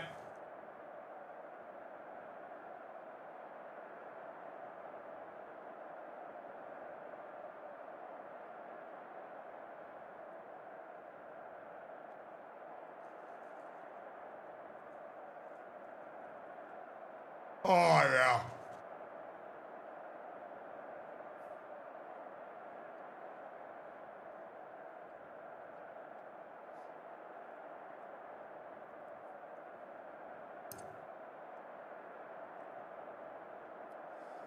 And now, the final match of the third day of group concluding performances. Scotland against DR Congo. Scotland have a 0 goal difference. If they suffered a defeat by multiple goals, they would go onto the hot seat and Jordan would advance. If they suffer defeat by 1 goal, they would come down to goals for with Jordan. If Scotland wins, they are in second. They're led by striker Lewis Walsh, who doesn't offer too much quality, but Xander Kennedy offers a good turn of pace. Blair McCormick is a wide player with a certain propensity for goals, and Craig Lewis, another attacking player with a real knack for scoring. Dominic Kirk, high determination, low flair, hard-nosed defensive midfielder, and Robbie Davidson, fitting a fairly similar mold for a really physical defense. Stephen Gemmell, a very strong physical central defender as well. Tom McDonald coming around the right side. Michael Allen and Gregor Hendry, really the weak spots at that fullback position, that left back position. Ironic considering 100 years ago that was the strength of the team. And Mark McCloskey is the goalkeeper for Scotland, the Scottish national team.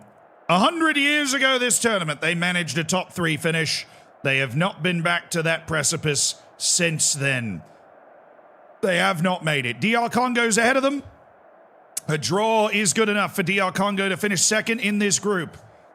If they win, they do have an opportunity to try to go ahead of Mexico and finish first in the group. Chardon Indonga is the big, skillful, talented talisman of this team. He's trying to thread through balls to Maurice Juma, Sharuban Mateta, who's got a good turn of pace, and Atumani Sweetbert, who's one of the newer players in the team. Sharuban Mateta and Atumani Sweetbert, 2 teenagers on those wings for this team. Louis Badiashile, the very good passer, the deep-lying playmaker on this team, and Glody Bongu, the physical presence.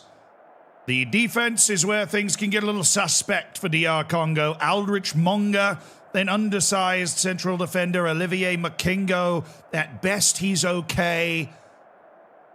There's just not too much there except for Ali Muhoza, who's a really good option at right back. And Chancel Chimanga is a big goalkeeper. He elevates well. He owns his area. And it's all come down to this for Scotland and for DR Congo. On 4 points, DR Congo will be safe. No matter what happens in this match, they would go through as a third-place team on defeat. Scotland, not the same. A defeat would have Scotland waiting to the final day to find out their fate as a third-place team. And we do not know at this moment what that fate would be.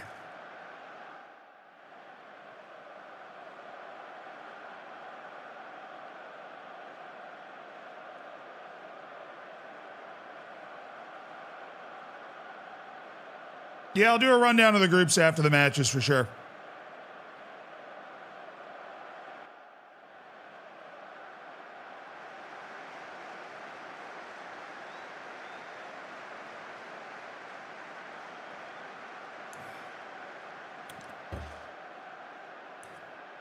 A draw would send both teams to the knockouts and keep DR Congo in second to get the better draw going into the next round.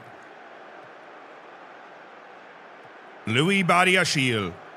And we're underway. Scotland and the DR Congo. The final match of day 3 that will decide whether Scotland will be going through and what place DR Congo will be going through. Hendry going to get this throw in for Scotland. Davidson, Lewis. Davidson on to Kirk. Looking for McCormick. Mateta's there. He's looking for Maurice Juma. Davidson settles to Kennedy. Lewis. Oh, he's got it back. Lewis! Oh, he's finished! Greg Lewis puts Scotland in second. They might not have great creativity, but they have a good number of players with a nose for the goal. This is a lovely combination, but once they get in front of the goal, they've got great finishers. Shamunga came way out to try and engage, but Lewis still got it over his left shoulder. Scotland forever in this World Cup. DR Congo coming off their draw against Mexico, looking like they might be in a third-place position, which gives you a harder draw for certain. You have to play a group winner if you finish third. And that is not a position either of these teams want to be in. McDonald looking for Kennedy. Oh, Scotland's got two.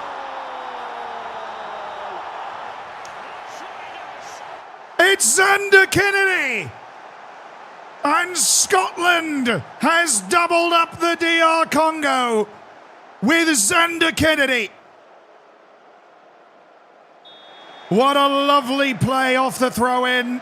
Xander Kennedy beats Mohoza in the air, and DR Congo have not shown up for this. They were the favorite coming in after that draw with Mexico, but they are really struggling with Scotland early. The intensity in Donga. Well defended by Scotland, and there's a chance now for Walsh to set Xander Kennedy alight. Here goes Xander Kennedy. He's left it for Lewis. What a save by Shimonga. And that saves DR Congo's hopes of a second place finish. Oh, that was a beautiful break, and Greg Lewis can't believe he hasn't scored. Shimonga with the old starfish at the far post, as the DR Congo defence has been out to sea in this first half trying to find the Scottish players. They've been completely undone. It has been a nightmare for them.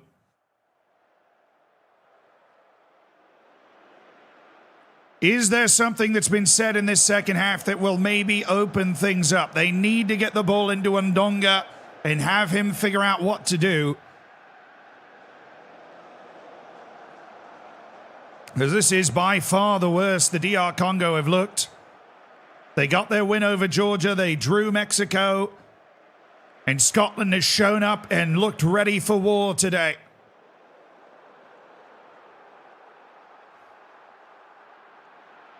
Greg Lewis and Xander Kennedy, the players that have made the difference in Scotland's now getting more and more possession as this half wears on, and that's not a good sign for DR Congo. Now again, DR Congo is safely through with their 4 points.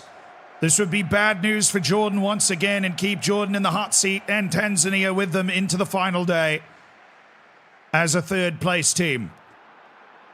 As DR Congo would be a 4-pointed third place team, they would be through, but with a more difficult draw, while Scotland guarantees qualification here with a victory. And it is a victory they are holding very tight to. This is exactly what the doctor ordered for Scotland. Is there a late punch here from DR Congo? What a ball towards Yimba. And the frustration in the body language now for DR Congo.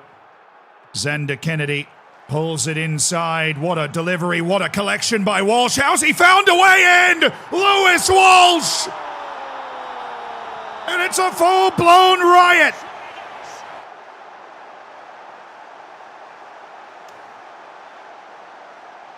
What a play by Lewis Walsh. He's taken Makengo for a fool, and Shimonga caught by surprise at the near post. The doctor has been retired indeed. They're going to have their doctorate stripped, and the doctor is now closed. DR Congo emphatically undone by Scotland after their very impressive first 2 matches. This is the type of performance that could have Scotland making some waves later in this tournament. That is absolutely for certain.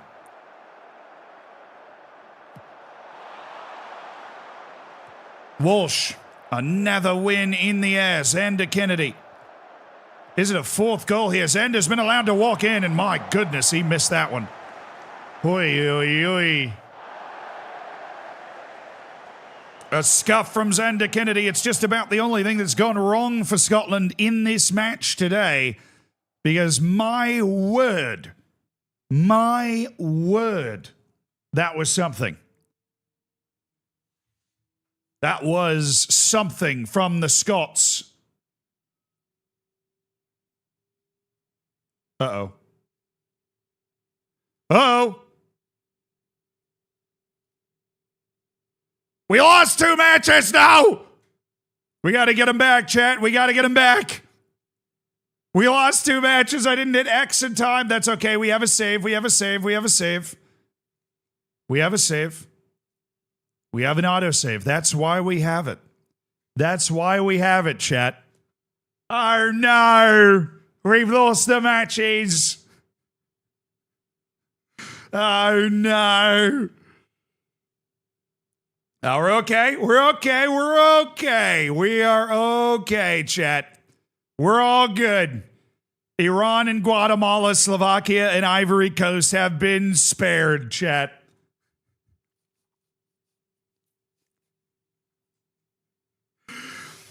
But it's, thank you, Clive Livingsworth, for all the help. It's time to take stock of where we are after three more groups have gone final. Morocco running high, Iceland, and then Jordan. As we've discussed, Jordan currently sitting on the hot seat of all third-place teams in this World Cup.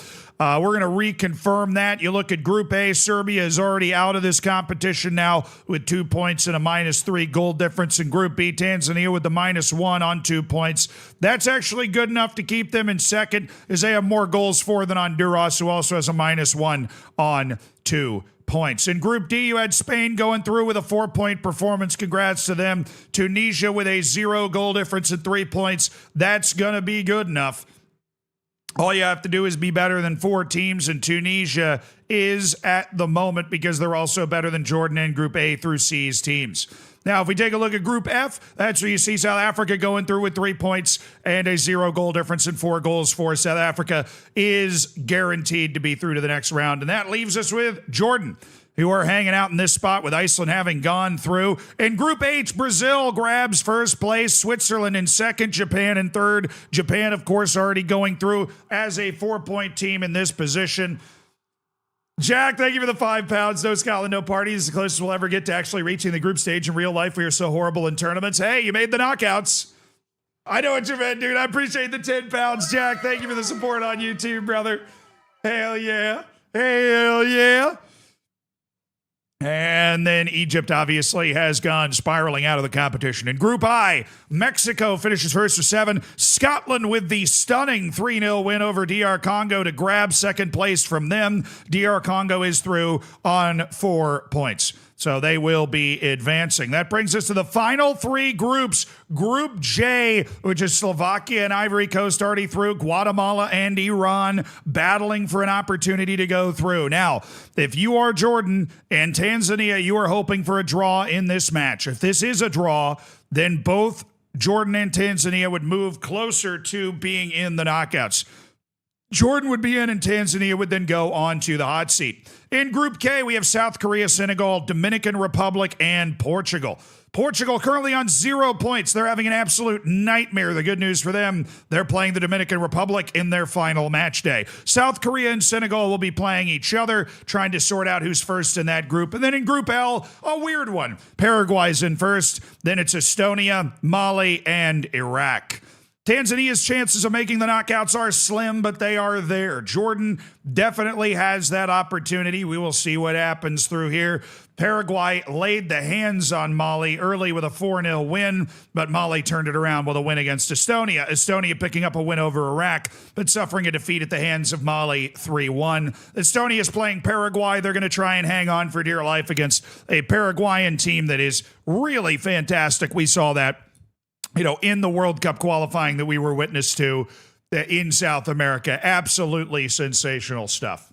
Now, yes, Estonia did manage to make the World Cup.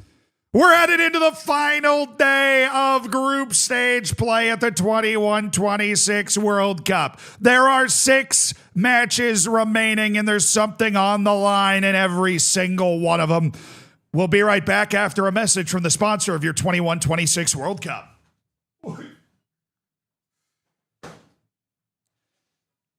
Chat, did you know? Oh, hold on. Chat, did you know that the F1 season starts this weekend? Not in 21-26, but in 2026. Not only does it start this weekend, everything you could possibly view around F1 is on Apple TV. Don't forget the drink. You're right. Gotta stay hydrated. You did know it was going to start this weekend. That's because I told you. Because Apple TV is the exclusive home of all of your F1 content, the races, the drama, the real-life drive to survive. And it all starts this weekend. On the 7th, you got to make sure that you tune in. And it is all available on demand on any device through Apple TV, the exclusive home of F1 in the United States. Congratulations.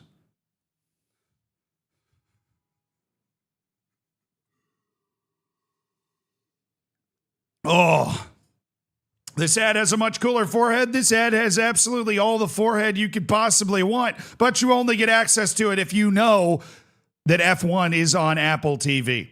There's new teams. There's a new track in Madrid that apparently you guys said isn't that good. Well, you can find out if it's good or not from all the exclusive content that's going to be on Apple TV about this entire F1 season. We thank Apple TV and F1 for supporting the 21-26 World Cup here on Zealand Sports News. They are the only exclusive sponsor. Of course, they are exclusive with F1 as well. An ad for something I can't even get. Well, then you're okay. I'm not even trying to seduce you. If you can't even get it, then these seductive efforts aren't even for you. But imagine if you could get everything you wanted around F1 from one source, Apple TV.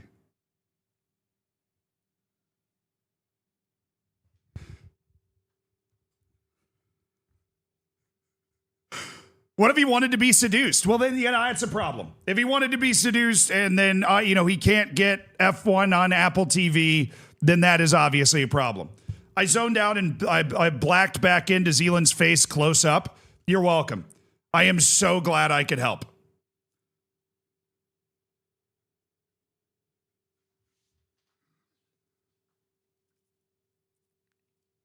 All right, chat, let's get this set up. We appreciate welcome back to Zealand Sports News. We appreciate Apple TV being the sponsor of this Zealand Sports News broadcast of the 21-26 World Cup. Now we're able to head in and get our matches set up. We got to get our viewing partners ready to view all of these matches. Iran and Guatemala, an absolute fire burner between two teams that have 0 points in their first two matches. Then you've got Slovakia and Ivory Coast. That's going to be a hell of a showdown. Those two teams playing for first place. Portugal and the Dominican Republic. Portugal has 0 points in their first two matches. Surely they're not going to be knocked out from the Dominican Republic. Surely. Senegal and South Korea feeling very, very, very okay with where they're at right now. They have to be. Estonia and Paraguay, the magic run of Estonia, not only getting to the World Cup, but finding a way to win a game somehow. And then Mali against Iraq with their backs up against the wall. We will know the knockouts of this tournament after this round of matches. Z, where do you see yourself in 5 years? Probably still streaming, making banger YouTube videos that are Hidden Grounds-esque all the time. We take it over to Clive Livingsworth to bring you the action, starting with Iran, Guatemala.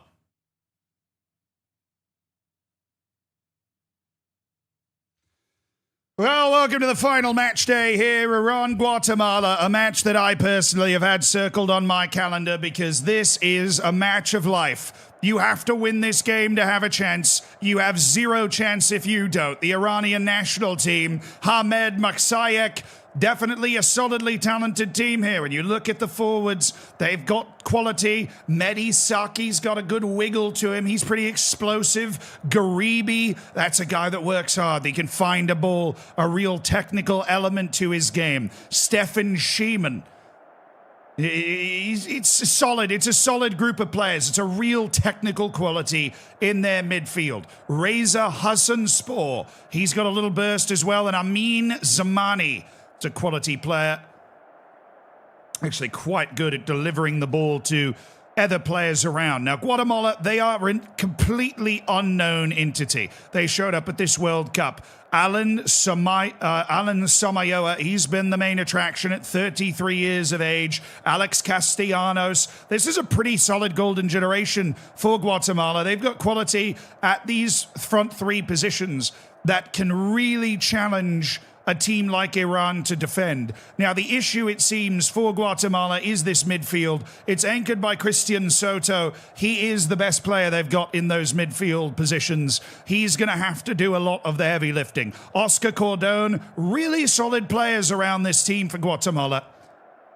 Cardone is certainly a good player. Pablo Barrientos, he offers a solid amount of size in there, along with Milton Perez, the veteran, the very mentally astute, physical player.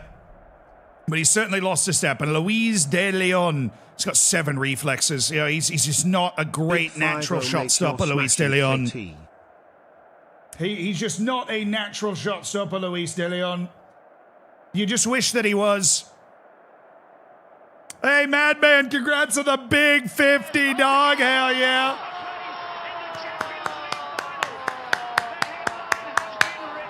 This is a match that dreams are made of. If you win this match, you are very likely going to be headed to the World Cup knockouts. You've got a good chance at least. Jordan is the team that is currently on the line. A draw in this match would send Jordan through. The right team winning here would send Jordan through. They've got 3 points and a -1. It's all about survival for Iran and Guatemala. One of these teams, if they can win, will give themselves a chance to go to the knockouts. The stage has been set. Iran needs a win and some help. Guatemala likely just needs a win. It will come down to the last match day, but it is a guaranteed elimination. It is a guaranteed elimination if you do not win this game for both of these teams. Guatemala and Iran. A battle for the very existence in the World Cup. While Tanzania and Jordan wait with bated breath as the two teams that are on the hot seat.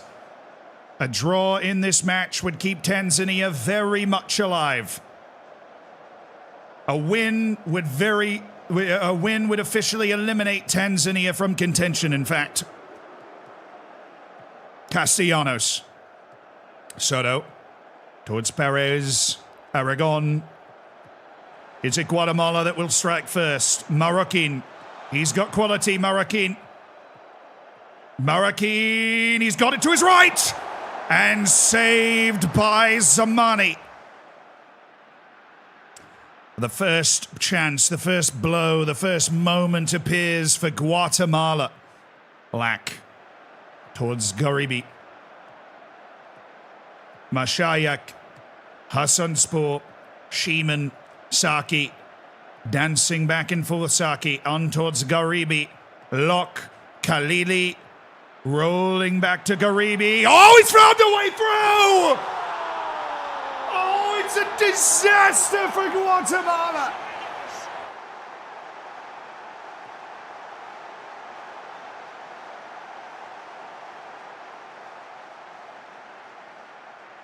De Leon didn't expect the shot and it's crept in. Garibi with an ingenious quick take. And De Leon was not quite ready for it. Iran grabs the lead. They are desperate to hold it. Portugal is still alive at this World Cup. They absolutely are.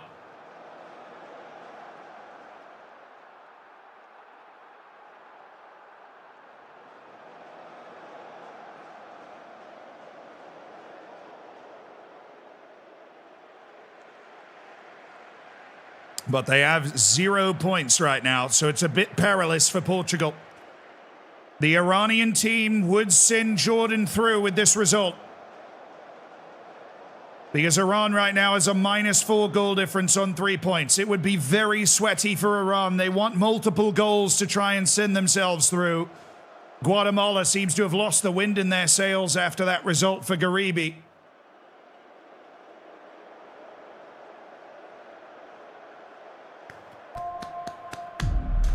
And the first half has come to a conclusion. Guatemala is searching for a moment of inspiration like they had earlier. They have not found it. The Iranian national team more experienced at this level, even though Guatemala's working with a golden generation.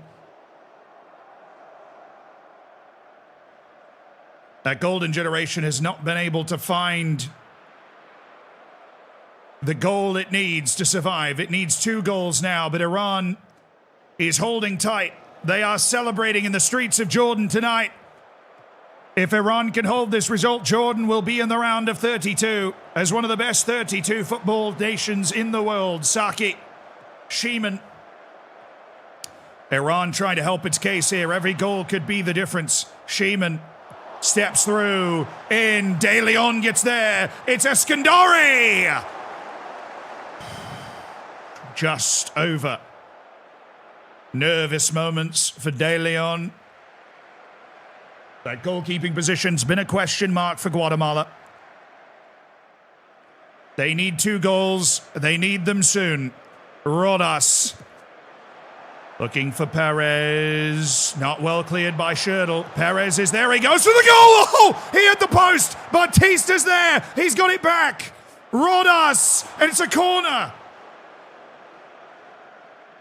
Iran survives.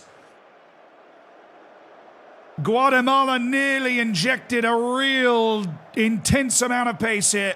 15 minutes away from officially eliminating Tanzania as a 3rd place contender and moving Iran into the hot seat. 1 goal from Guatemala would change everything. 1 goal from Iran would really help their goal difference, which they're going to need if they're going to actually get in. They are not guaranteed a knockout spot, even with a win here. Garibi. Oh, and it's Mashayek! Ahmed Mashayek for Iran!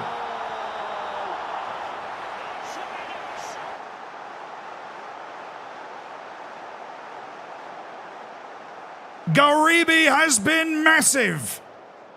He's teed it up to Mashayek, who squeaks it in. And that takes Iran's goal difference to -3. 2 more goals, and they would send Jordan back out. But right now, the Jordanians are celebrating. And in Central America, it is a nightmare. Guatemala looks to be spiraling out of this tournament with their golden generation. They have not managed to produce a point at this World Cup. Iran 2, Guatemala 0. Tanzania is officially eliminated after a tremendous effort from them to get those 2 points. And Jordan is officially through with Iran planted firmly on the bubble. They are the first team out as a 3rd place team with 2 groups left to go. Fenton, thank you for gifting a sub to Conscience, you absolute beauty. Thank you for supporting the stream with kindness.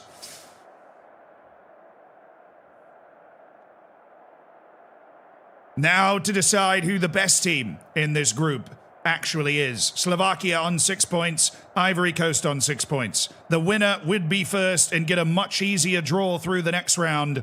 A draw would give first place to Slovakia. Ivory Coast 10th in the entire world right now in terms of their world ranking. Starring striker Isu Abubakar certainly has just loads of quality. Kouassi Tano, they've got a great pair of forwards out there. And Alemi Zunan, this kid is sensational. I say kid, he's 31.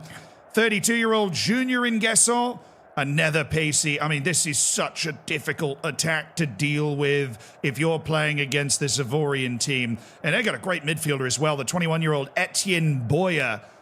Right, he's very, very, very dangerous.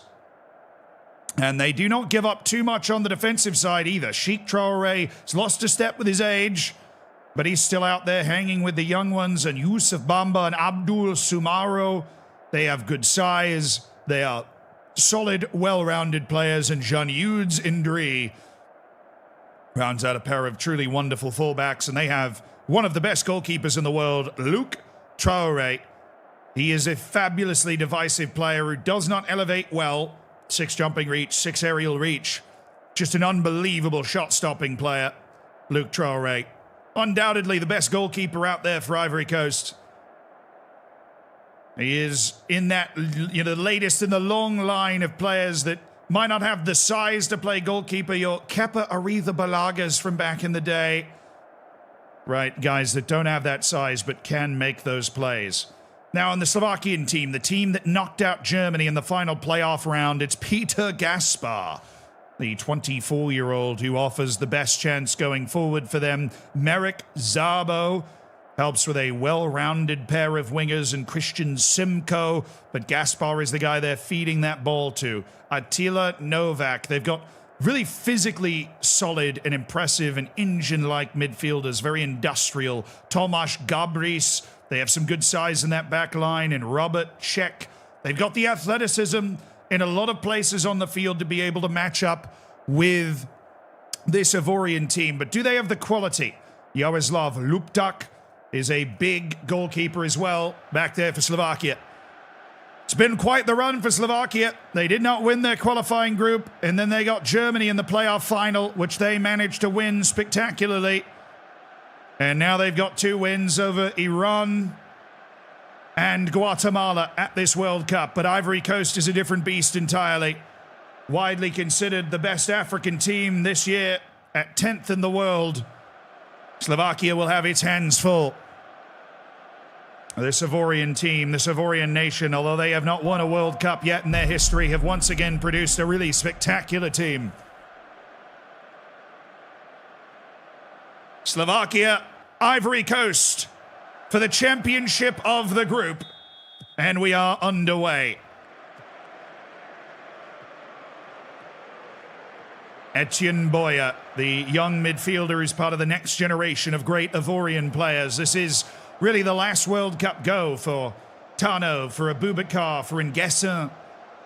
These guys are in their early 30s. Mighty Newton, they give the 14 months. Slovakian team, very physically adept. And they've got the speed to boot as well at the fullback positions. They're not going to get blown away by Ivory Coast on those counter-attacking plays. Diakite, Nguessin. He's managed to draw a few defenders outside. This is a great attack for Ivory Coast. Nguessin. He's trying to take his defender. He's got him to the end line. It's bouncing around, and Luptak uses that big frame to shut the door on a narrow attempt there for Tano. And right now, of course, if we freeze things, Slovakia is first in the group by 1 on-goal difference. They won their matches over Guatemala and Iran by 1 more goal than the Ivory Coast did. And with the amount of physicality Slovakia has, you can't push them around, you can't move them out of the way. They don't have the technical quality, but that matters much less defensively. Ivory Coast has plenty of the ball, but they have not found a way through yet.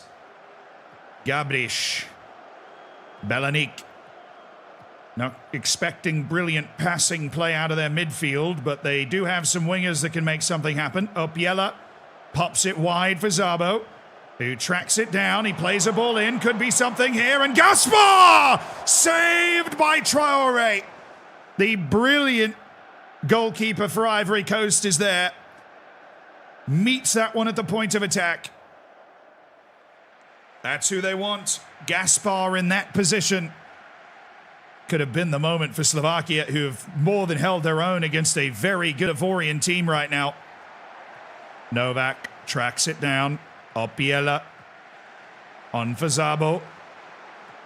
Szabo into Honko. And now it's Novak. Novak towards Simcoe. Very well corralled. Simcoe. Was there a tug on the shirt here? We're getting word from the VAR official. There could be a foul in the works. And it looks like there is.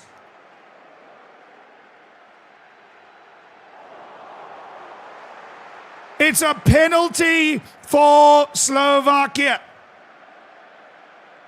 Honko will take it. Traore is a brilliant penalty stopping keeper. Honko. Oh, he got it through. Traore readjusted and nearly got there, but Honko gives Slovakia the lead.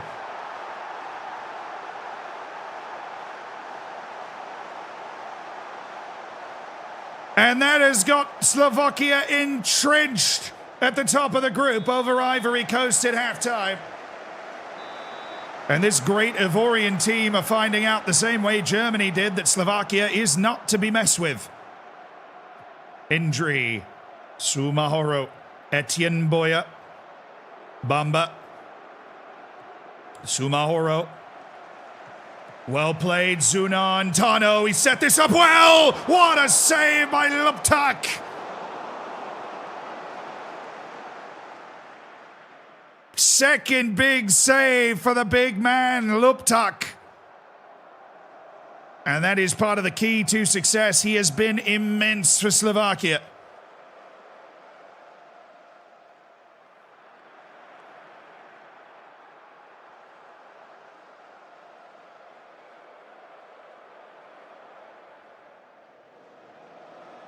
There is far, far too much nothing happening for the quality of Ivory Coast.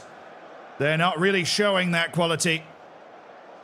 We're not really getting an excellent performance from them right now. The kind of vintage Ivorian performance we've come to expect didn't happen in their first two wins at this World Cup. Slovakia winning the group would give them a fantastic draw. They've subbed in the left winger Maiga, and he's picked up a knock. Now Kuyo. Abubakar back to Etienne Boya. My goodness, they've done it again. Slovakia's on the break, and they've got their star forward, Gaspar. Gaspar driving. Zabo, he's foul. Oh, what a block that is from Bamba. It looked for a moment a certain Slovakian goal before Bamba flew across and got a foot in. Slovakia nearly iced this one away. But Ivory Coast have kept themselves alive. They need 2 goals to grab first place, or else they will finish second and get that harder draw in the next round. Maiga.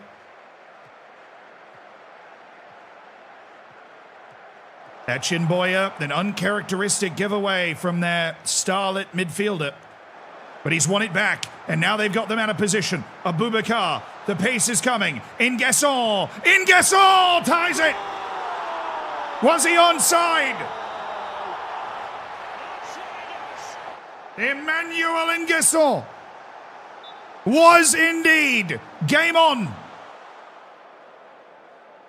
Abubakar up to Emmanuel Ingesson, the substitute. It's a tidy finish. It's one he should be pulling off, and they just caught Slovakia with their pants down. Now can the Ivory Coast find the winner to steal first place from Slovakia? Kovacs.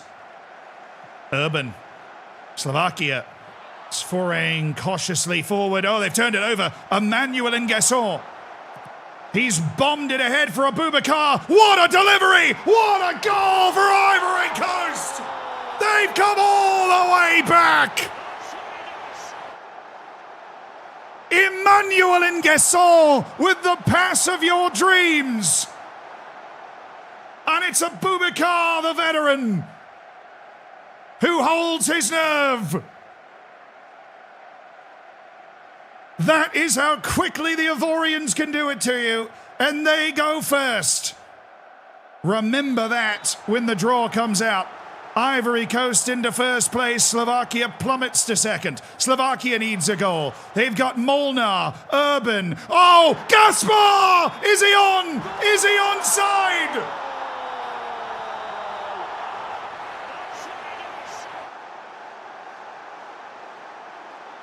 Slovakia hadn't had a sniff of the goal, and now they've got a whole goal. It's 2-2. Slovakia's back in first. What a delivery by Urban. It just had seeing eyes to get to Gaspar, and the hero of Slovakia is the hero again. And we are not done. 1 goal for Ivory Coast sends them to first for the draw. Slovakia trying to punish them. Urban. He's got Molnar again, who's found plenty of space to work. Molnar looking for Hanko. And that's over. Watched dutifully by Traore. And is that it? Is Slovakia going to undo the miraculous Ivorian comeback? They are. Remember that one on the draw day. Slovakia finishes top of their group. over the very highly ranked, very highly touted Ivorian national team. That was incredible. That was amazing.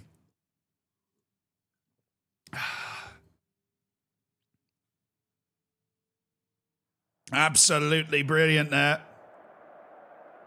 A treat from Slovakia and Ivory Coast, producing a first-place team in Slovakia that deserved it. They battled their way to first, and Ivory Coast will get the harder draw. Now, all eyes from Iran are on the Dominican Republic and Portugal. The Dominican Republic needs a win in order to grab its spot. They play Portugal, who have 0 points and also need a win. Then South Korea and Senegal will play for first place in what we have seen before. Portugal and the Dominican Republic, and unthinkably, the Dominican Republic is ahead of them going into this match. The Portuguese team with João Gonçalves, a very talented dribbly forward, and Sergio Reis, and Xavier Franquesa, who's a really athletic player. Somebody that can pick the ball up and is always an absolutely lethal danger. Julio Silva. It's that midfield that seems a little soft for this team, but they do have Paulo Montero, who can find a really, really wonderful ball. Montero, a very good passer of the ball. Stefan Tischhauser, Jose Carvalho, the 18-year-old central defender, Mario Compadrino, and Ruben Ribeiro, with Ricardo Semedo in goal, and he is a really sensational goalkeeper. He is considered one of the very best in the world. So they need Paulo Montero finding the balls. They need Gonçalves and Reis, the two wonderful forwards, and Franquesa, the pacey wing, to open things up against the Dominican Republic. It's not been a great tournament for CONCACAF. And the Dominican Republic's stunning draw against Senegal is the only thing that's kept things open for them. Jose Miguel Almonte, certainly a player that can put the ball in the back of the net. Eduardo Ortiz, the veteran winger, he brings experience, but there's not too much to this Dominican team. Ulis Sanflor, he's a very technical player. Jose Jacinto, and then Juan Reynoso. They do have some admirable size on this back line. It is a big group of players that can cause problems for the other team on set pieces, that's for certain. And Jose Pacheco in goal.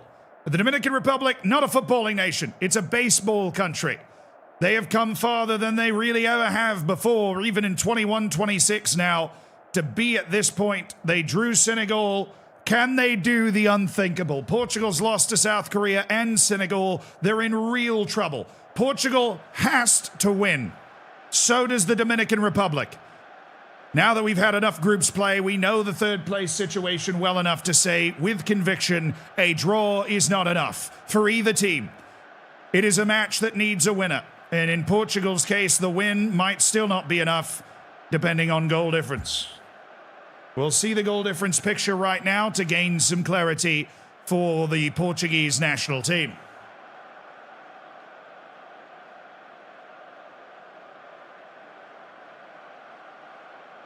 It would be unimaginable. And Portugal's -3 goal difference means that with a win, their goal difference would be higher than Iran. And they would qualify with a win. We can say with 100% certainty Portugal would go through as a third-place team with a victory today. The Dominican Republic would also be guaranteed of qualification with a victory. There's a chance for one of the truly special stories in World Cup history, or a great escape from Portugal. Lopez. And we are underway between the Dominican Republic and Portugal. After a wonderful matinee of afternoon matches to kick off our final day of group stage action in this 21-26 World Cup on the Zealand Sports Network.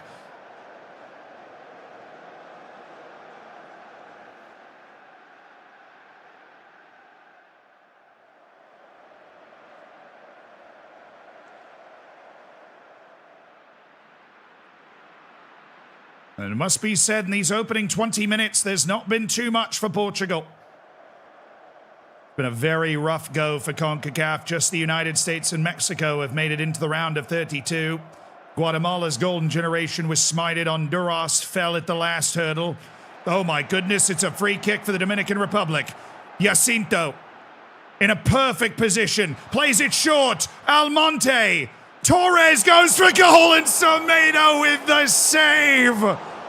Oh, what a little play for the Dominican Republic. And a moment of hearts and mouths for Portugal. Semedo comes to the rescue. It was well worked and well taken. Now a set piece show for Portugal. It just got over the fingertips of Pacheco into the bar. Ribeiro, Silva, Carvalho, Montero. The captain's got the ball back. He's got to try and find a way through now. They've loaded up on the right side. Franquesa's got the pace to win this. He's beat his man, Reynoso, and it's another set piece. Portugal with a very dangerous spot here. Gonçalves. Whipped in. Reis. Powered the ball over the bar. Just blasted it over.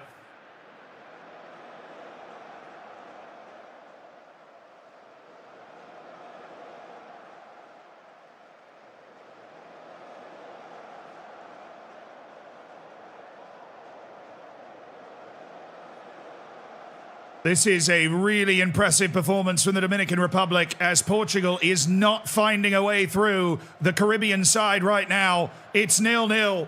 71% possession for Portugal. But they have not gotten the result they needed.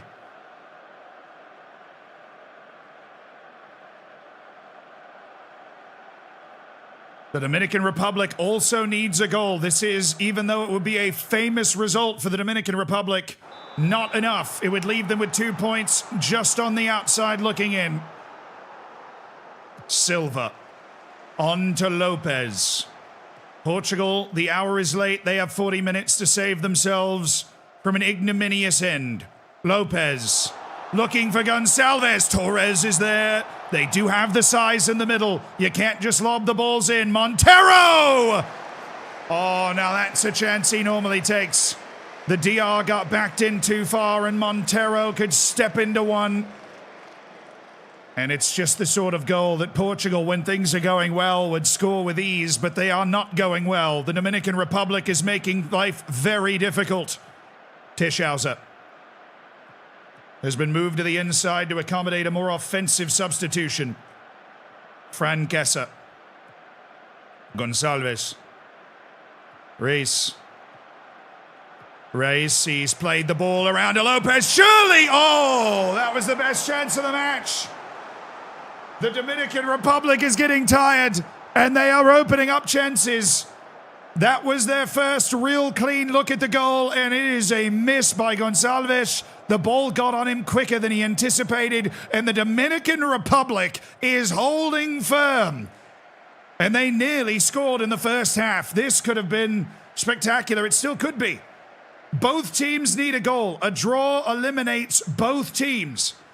That should help Portugal because the Dominican Republic will be looking for a goal here. They have to score or they are out of the World Cup. Grew. Reynoso's there again. He has had a shift tonight. Montero. Campadrinho to Silva. They got to move it. And so he's getting impatient now. They're getting impatient. Silva decides to have a go with his space, and they will give you that shot if you take it. Look at this for Portugal. 15 minutes from elimination. Can they find a hero? Or can the Dominican Republic find a hero? Pacheco. It's not great. Grew.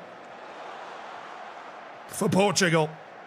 Grew. He's on the move. It's a good move. He shoots just wide.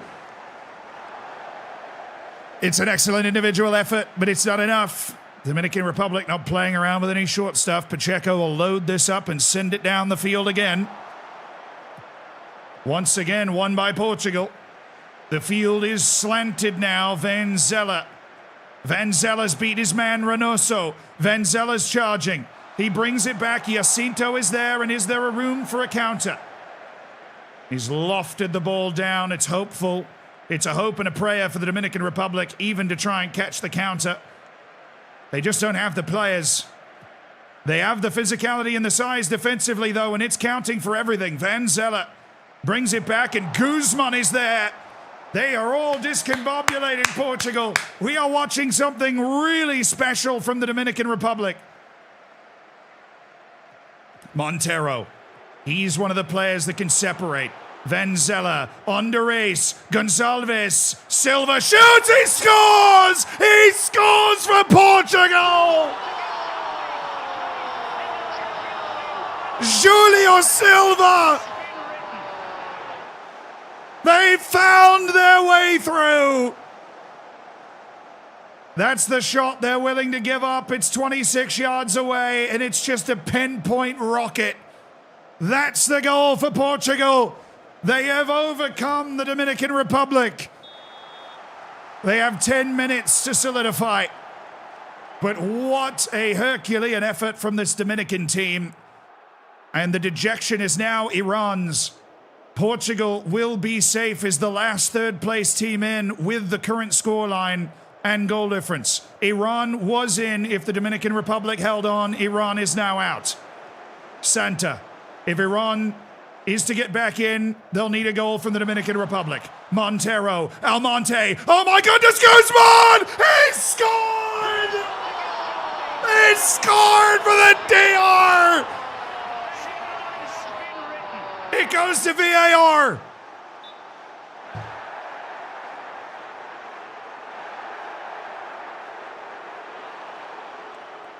It's offside. It will not count. A moment of footballing fan fiction from Guzman and Almonte. Portugal is alive by the skin of its teeth.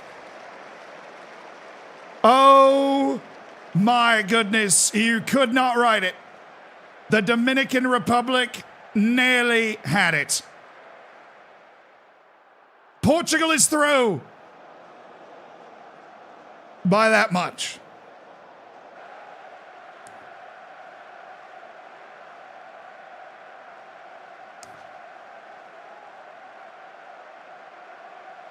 Iran remains on the bubble into the final group with a chance to qualify depending on results. I have a headache.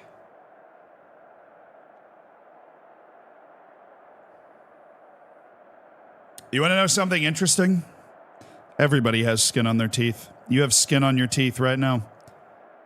It's just really, really, really thin, which is why the phrase, by the skin of your teeth, actually makes sense. Google it. I'm not making this up. Everybody has skin on their teeth. Yep. It's really thin, but look it up. I swear. You have teeth on my skin? You should probably get that checked out. Now, the other match in this group, it's Senegal and South Korea. What a treat we had between the Dominican Republic and Portugal. Portugal surviving miraculously. It was a World Cup classic. And now Senegal on 4 points, South Korea on 6. A win or a draw for South Korea has them top of the group. A win for Senegal sends them top of the group. And that is what is on the table. Senegal with the shock draw against the Dominican Republic before a victory against Portugal. South Korea has beaten Portugal and the Dominican Republic in order to find their way here.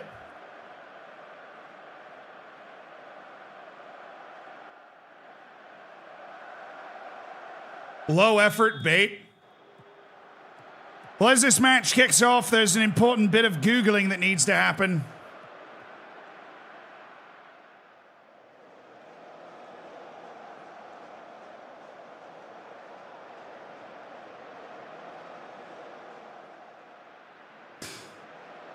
Fake news and AI. It's fake. Fake news and AI. It's fake news. It's fake news. It's fake news. Fake news and AI. You can't trust Google AI at all. Google AI is completely wrong. Google AI is completely wrong. It's obviously AI. It's made up. It's fabrication. It's a lie, really. Lee Young Jae.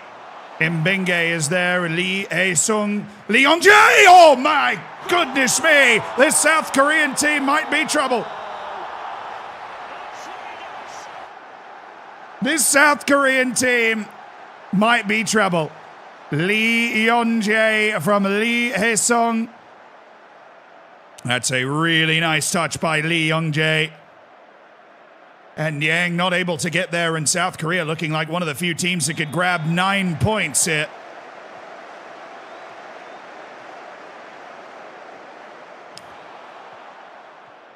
So, and Senegal now needs a couple of goals in order to take first place. Galas. Diop. Diop brings it back to Indao. South Korean defense is there. There was outlet pass looking for Lee Young-jae, but it went too far. And Mbenge on to Gomis. Out to Sa. Well, the goal scorer initially assisted by Lee Hae-sung was Lee Young-jae, who is a competent all-round midfield player. Kim Byung-soo, who looks not tall, taking this goal kick. Oh, well controlled by Indao. And he's found a wonderful ball out to Gallas. This is well constructed by Senegal, and Sonko heads it wide. Not quite for the Senegalese. Their goalkeeper, Niang, has a real size advantage to him. Kim Byung-soo is 6'2". I have no idea what I was seeing, and he's a really good goalkeeper. Lee Gwang-yong is a tremendous forward, and this is a very good South Korean team. Just all up and down. Tremendous quality in this team. Lee Jong-min. Great bend on this ball. Oh, Niang made a mess of it, but Hwang Byung-ki couldn't find the goal. He had a massive 6'4" Senegalese man flying in front of him, and he couldn't quite calibrate where that ball would end up. So Niang throws him off enough, and Senegal will try to build something. A long-tenured African footballing power, Senegal. Them and Ivory Coast have been carrying the burden. Shin Ji-soo. Shin Ji-soo spinning one. Lee Gwang-yong down to Lee Hae-sung, and oh my! One of the dark horses of this tournament is turning the screws on Senegal. Shin Ji-soo to Lee Gwang-yong. And Lee Hae-sung was waiting for it, who has an assist and a goal today. This is something from South Korea. They've made this look like a stroll in the park right now. On the Senegalese side, very athletic forward Amdi Sonko is up there, and Augustine Indo. Sonko's going to be taking this set piece. He's got Jop. Amdi Sonko. Galas. Jop. Oh, it's Amdi Sonko. Oh, well finished by Amdi Sonko. We've gone to VAR. There is some question about whether he was onside. There is a question asked here. There is a question being asked. And he is onside. It holds. He was Amdi Sonko. It's a lovely finish. Near post on Kim Byung-soo. Senegal not dead yet. They need 2 more goals to grab first place. But what a final day of group play we've been treated to. Tremendous matches abound. Gallas brings it in. South Korea was making it look easy, but Senegal has apparently awoken. Gallas. Gallas driving to the end line. Simple play! Saved by Kim Byung-soo. Sonko nearly scored his second. And there's Byung-soo again. Kim Byung-soo. Really tremendous goalkeeping. Lee Young-jae, who's got 1 goal, and Shin Byung-kwan. Lee Young-jae. As South Korea settles things down now, though, with Lee Jong-hoon. Yu Chol-woo. Oh, he's got Lee Gwang-yong. Oh, my word. They can't stop scoring. It's the Flying Lees. Lee Gwang-yong. It's 3 different Lees who've got goals for South Korea. And it's the central forward, Lee Gwang-yong, who's joined the list. Yu Cholwu to Lee Guanyong. He took it over the shoulder on the short hop. That is so difficult. I mean, they are some team, these South Koreans. A lot of people were picking them to have a chance to maybe go far in this tournament, but their group was not easy. And it looks like they might just top the group in flying colors with 9 points over Senegal and Portugal.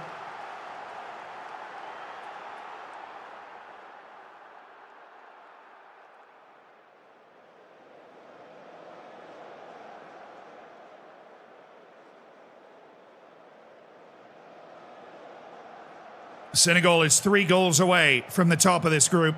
That's a very tall order. But they got one! Oh, Kim Byung-soo, where are you going? Amdi Sonko might have one. This has come from almost nothing. And it will count. Kim Byung-soo, one of the great players in Korean football history. He's made an absolute mess of this one. A disaster. And Amdi Sonko has a second goal. Payet on to Diop and Gomis. Payet and Sonko and Diop, a running ball for Gallas. Gallas is on the end line. He's working it back. Diop, Gallas. There's got to be something for him here. He's found Saro, nearly found the goal, hit the post, and then hit Kim Byung-soo. South Korea should be comfortable in this game, but they are giving Gallas too much room. And he is making them pay. He's got great moves over there. This is a team with good quality throughout, this Senegalese team. They've got players that are not going to be caught out. They're not going to be caught on the wrong side. Bernard Mbenge, certainly a very, very high-quality central defender. The match has finally settled down just a tad here. Shin Byung-kwon, Won Min-ki, Lee Ui-jo back to Shin Byung-kwon, and the fullback with a really open chance.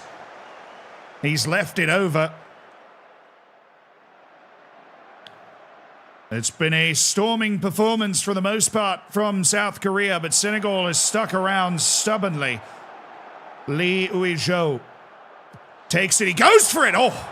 Niang had to meet that one with the requisite force to keep the ball out of the back of the net. That was something. Lee Ui-jo.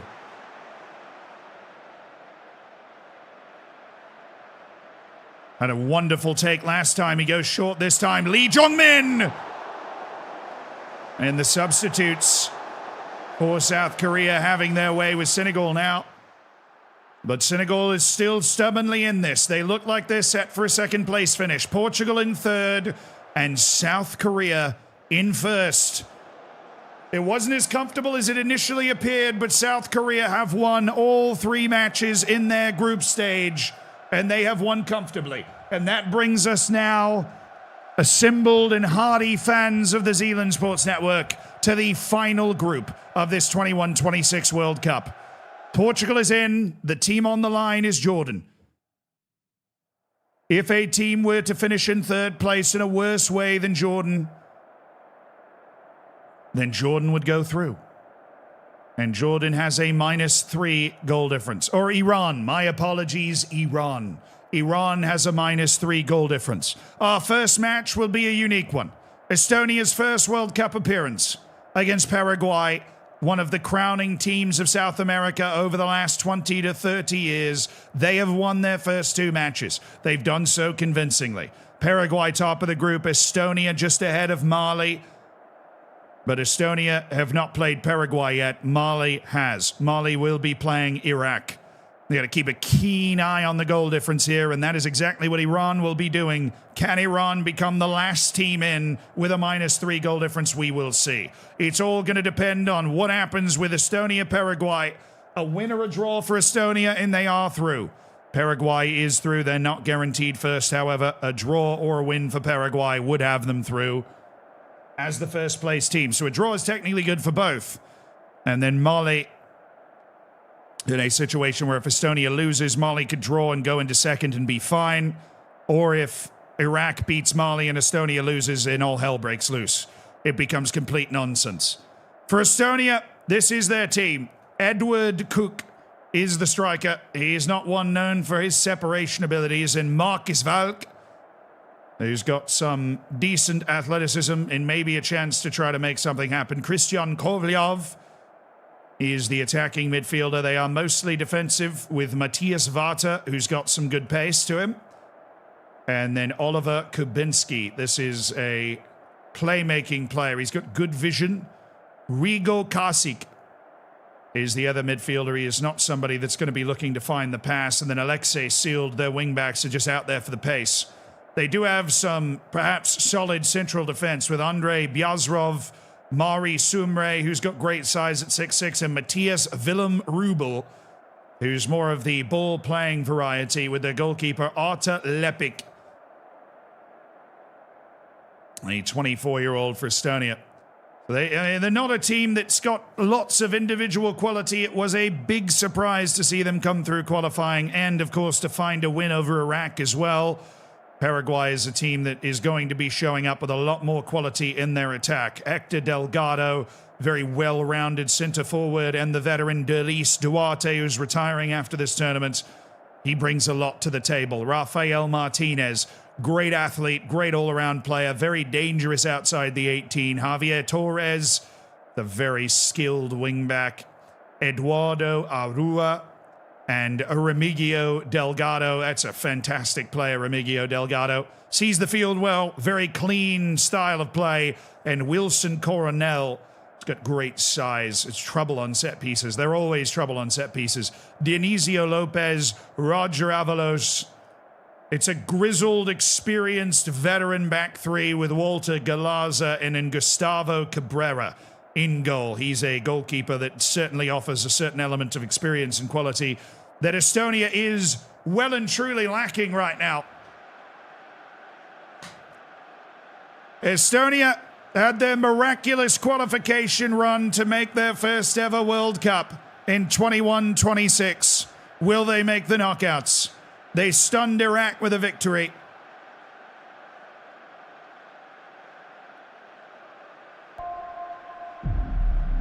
Estonia, the lowest ranked team at this World Cup that we could find, in the 140s. Unthinkable. They managed to make their way here, and now they've got one of the giants of South America over the last 100 years, Paraguay. Estonia's goal difference is -1.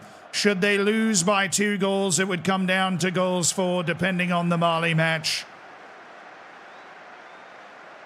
But Estonia's hoping it can find a win or a draw, which would guarantee a qualification to the knockouts for Estonia. Duarte has a final group of this World Cup underway. It is the final pair of matches in the group stage, and there is so much left in the air, and the most interested team is perhaps Iran, whose fate hangs in the balance as the first third-place team out right now with a 3 points and -3 goal difference to their name. Estonia, with a 1-goal loss, would nearly be guaranteed. Kovalyov, Valk, Kasik, out to Sealed. They've been greater than the sum of their parts this entire process. Cook, inside out to Sealed. He's got pace, and he does find Cook. Oh, my. It's bodied away by the Paraguayan defense. Lopez was there.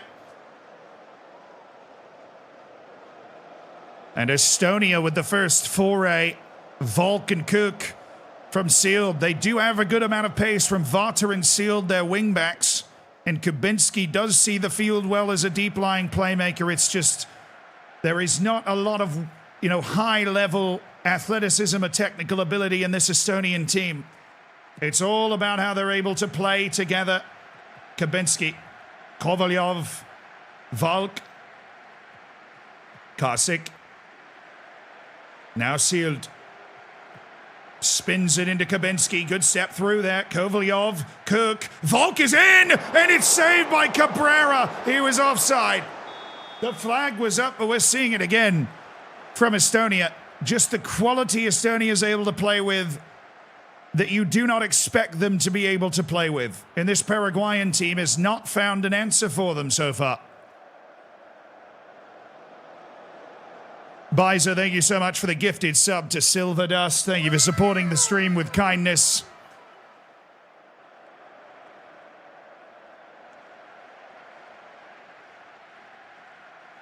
The only way Iran go through is if Estonia loses. What's the goal difference of the zero team? Is it also -2 or -3? Iraq?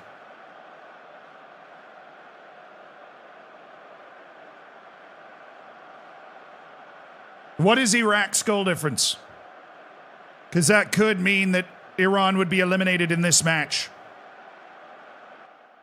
The second 45, Paraguay, who've been one of the best South American nations. They finished top of South American World Cup qualifying before this 21-26 World Cup. But they are struggling with Estonia at the moment. Their supreme quality in their front three has not found anything to be happy about so far. The final 30 minutes are before us. Estonia and Paraguay.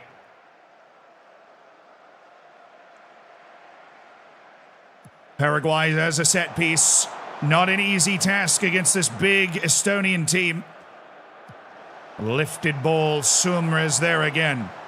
Torres on the attack, out to Veron. What a touch by Veron, on to Coronel. This is more like it for Paraguay, Riquelme. Oh, there's a foul in there. Kadratsky with a loose leg.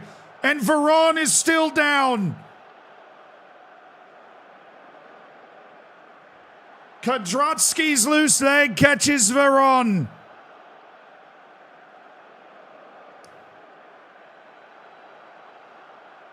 Long review, but the penalty has gone through. And that will put Estonia on notice. This is the moment for Paraguay to try and grab first place in this group. And Estonia's World Cup survival might hinge on this penalty. Veron against Lepik. Joseph Kadratsky gets a yellow. Veron. From the spot, he got it! Right down Broadway! And now the nerves are almost too jangly to imagine. Lepik went right, couldn't get back to the middle. And Veron scores for Paraguay. They're on 7. Estonia's on 3 with a -2 goal difference. One more goal for Paraguay would put Iran through over Estonia if it came to it as a third place duel. We do not know if it will come to that. The math is very complex at this moment and it depends on the goal difference of Iraq in last place and what could happen there. Estonia could still be in the knockouts at this moment. They have fought so bravely against Paraguay. And this magic carpet ride for Estonia might just go on here. Estonia with 3 points and a -2 goal difference. It would be enough to make sure they're playing another football match at this World Cup, and they will be. Paraguay wins the group through some consternation. Oh my goodness. Biza, thank you for the 3 gifted subs, you absolutely beautiful man.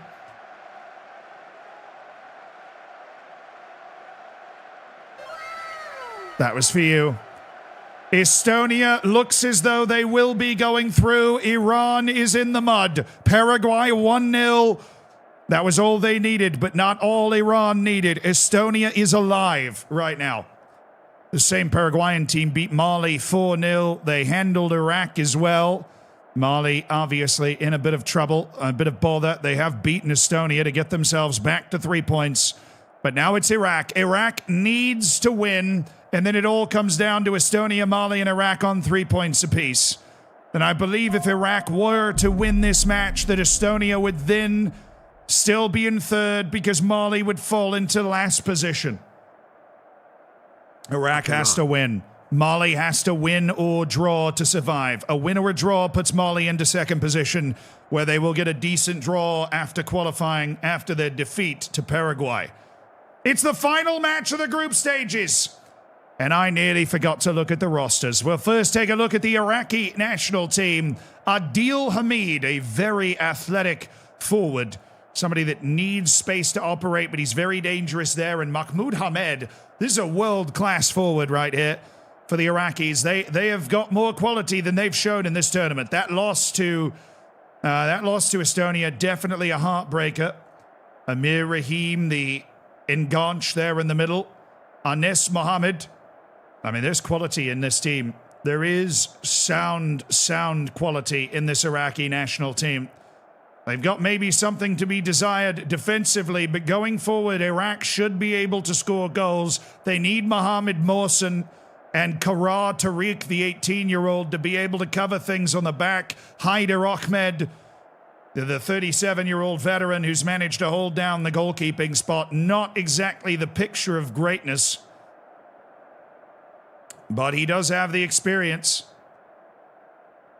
Now, on the flip side, for Mali, you normally are going to be able to find some quality players in a Malian team, and Sebu Kasagoe is not the exception. Shikna Samaro playing his final World Cup. Right, there is the chance for both these teams, Mali and Iraq, to be eliminated or to qualify on this final day. Salifa Fofana, Ibelo Diallo, and Abubakar Sengare. It is a narrow formation that's been selected for these teams today, and Abubakar Sengare can thrive in that. Very technical player, loves to receive the ball, distribute the ball to his teammates. Suleiman Guindo, Abdullah Keita, Salia Samake, who's got great size and strength, and Karamoko Dion with the goalkeeper Mandala Kante. He is a very good keeper, Mandala Kante. The edge, obviously, to Mali, but Iraq has plenty about it. There is every chance for Iraq to get something here. Iran, we believe, according to the chat mathematicians, is out with 3 points and a -3 goal difference. They needed one more goal. Estonia, right now, 3 points and a -2. They are in this group, but what is Iraq's goal difference is the question. If Iraq should win, you have 3 teams on 3 points, and that would send Mali out and Iraq through. Mali is on that -2. The teams are ready. The final match of the 21-26 group stages are here. Iraq's goal difference is -3. There is no chance now for Iran. They are eliminated. With a win, Iraq would flip Mali's goal difference and grab the third place spot and couple up with Estonia. Win and you're in. A draw sends Mali through as well. It's a simple equation on the final match. And Mali gets us underway. Can the high-powered attack of Iraq find the right occasions to strike? Hamid and Hamed. Or will it be Mali, who bounced back with the win over Estonia, the necessary win over Estonia? Guindo, Keita, Fofana. Sharp-looking stuff from Mali early. Guindo looking like a set of condiments coming down the left wing. Ondu Sumara. And Ahmed sees it wide. Snow, thank you so much for the gifted sub, brother. Thank you for supporting the stream. Hell yeah. Then Kamester up, thank you for the 32 months. You're going for Iraq in this one. Niakate. Towards Guindo. And Ahmed had to make sure. But he did let that fly by the post. It's been Mali that have created the chances early now. But right now, as things stand, Mali would be second. Estonia would be the last third-place team through. 1 goal difference ahead of Iran. And then Iraq would be out in last place. Taken away by Tariq, the bright young fullback. Mohammed up to Rahim. Rahim's got Hamid. He looked offside. He has scored. But this might be coming back. The veteran forward, Hamid, looked offside there, and he is. Trying to poach just a bit too much there for Iraq. Definitely offside. Clean back line there for Mali. This is a dangerous game for Mali because they are, on paper and on world ranking, better than Iraq, but not by enough for it to be comfortable. Tariq. Mohammed. Back to the 18-year-old. Hamid's going to drop in and help the build-up here. Raheem to Hamid. Now it's Jamal. Here comes Iraq. Jamal making the moves. He gets it into the middle, and it's Mahmoud Hamid.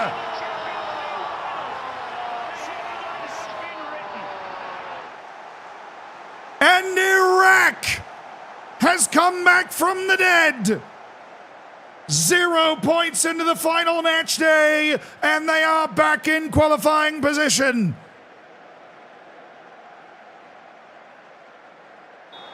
Hamed scores, and Iraq leads Mali, and Mali somehow is bottling this. They're behind Estonia and Iraq, unthinkably. The Malian team that so frequently finds new and exciting ways to let down their nation might be doing it again tomorrow. Dione, this is a good run from Dione. He's got room here. He's got Fofana blocked away heroically by Mawson. The premier Iraqi defender has shut the door. And Iraq's lead is safe.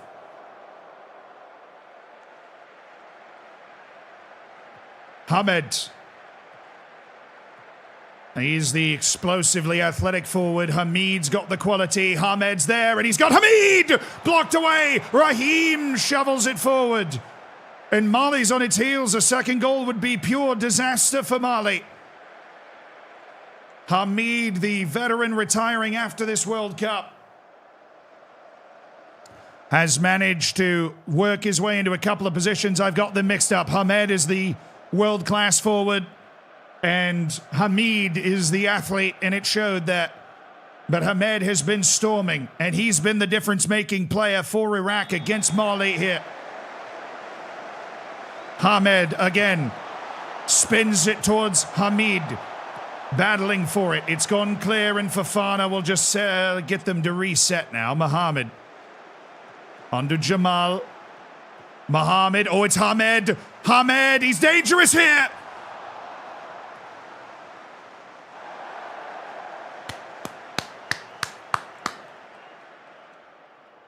Iraq is less than 40 minutes away from qualifying for the knockouts of this World Cup at the expense of Mali. What a result this would be for Iraq. What a result it would be for Hamed in his final World Cup push with Iraq to be playing knockout football on the World Cup stage.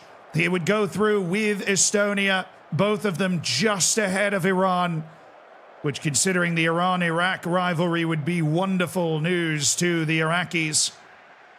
Mali needs one goal, and everything changes, and Mali goes into second and qualifies. But they have not found those highlights. It's been Iraq looking to put this match away. It's been an unbelievable performance from Hamed. And it's been a disaster for Fofana. It's been a disaster for Kasagoe and Sumaro. They've not separated. They need to play off Dione more. He's the guy that's made the difference. Guindo, who's a really wonderful fullback, hasn't done much. Iraq is 10 minutes away now. Mali needs a goal. One goal changes the fate of nations. Sumaro. Samake. Iraq pretty packed in now. Samaro. Sangare. Sissoko's in! He scored! Is it onside?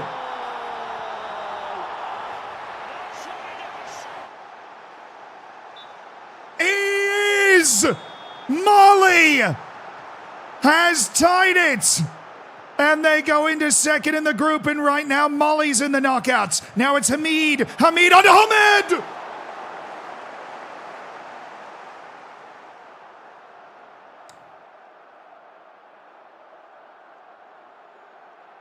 It was his goal to score. A defensive breakdown, great layered passing by Mali, and Sissoko with a composed finish.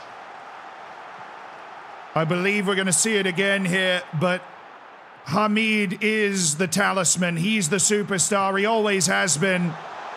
And that was his goal to score for Iraq, and he cannot believe he's missed it. He's the man that's brought Iraqi football back into the light of this World Cup. He's the superstar, and it's his final World Cup, and he had the chance to win it.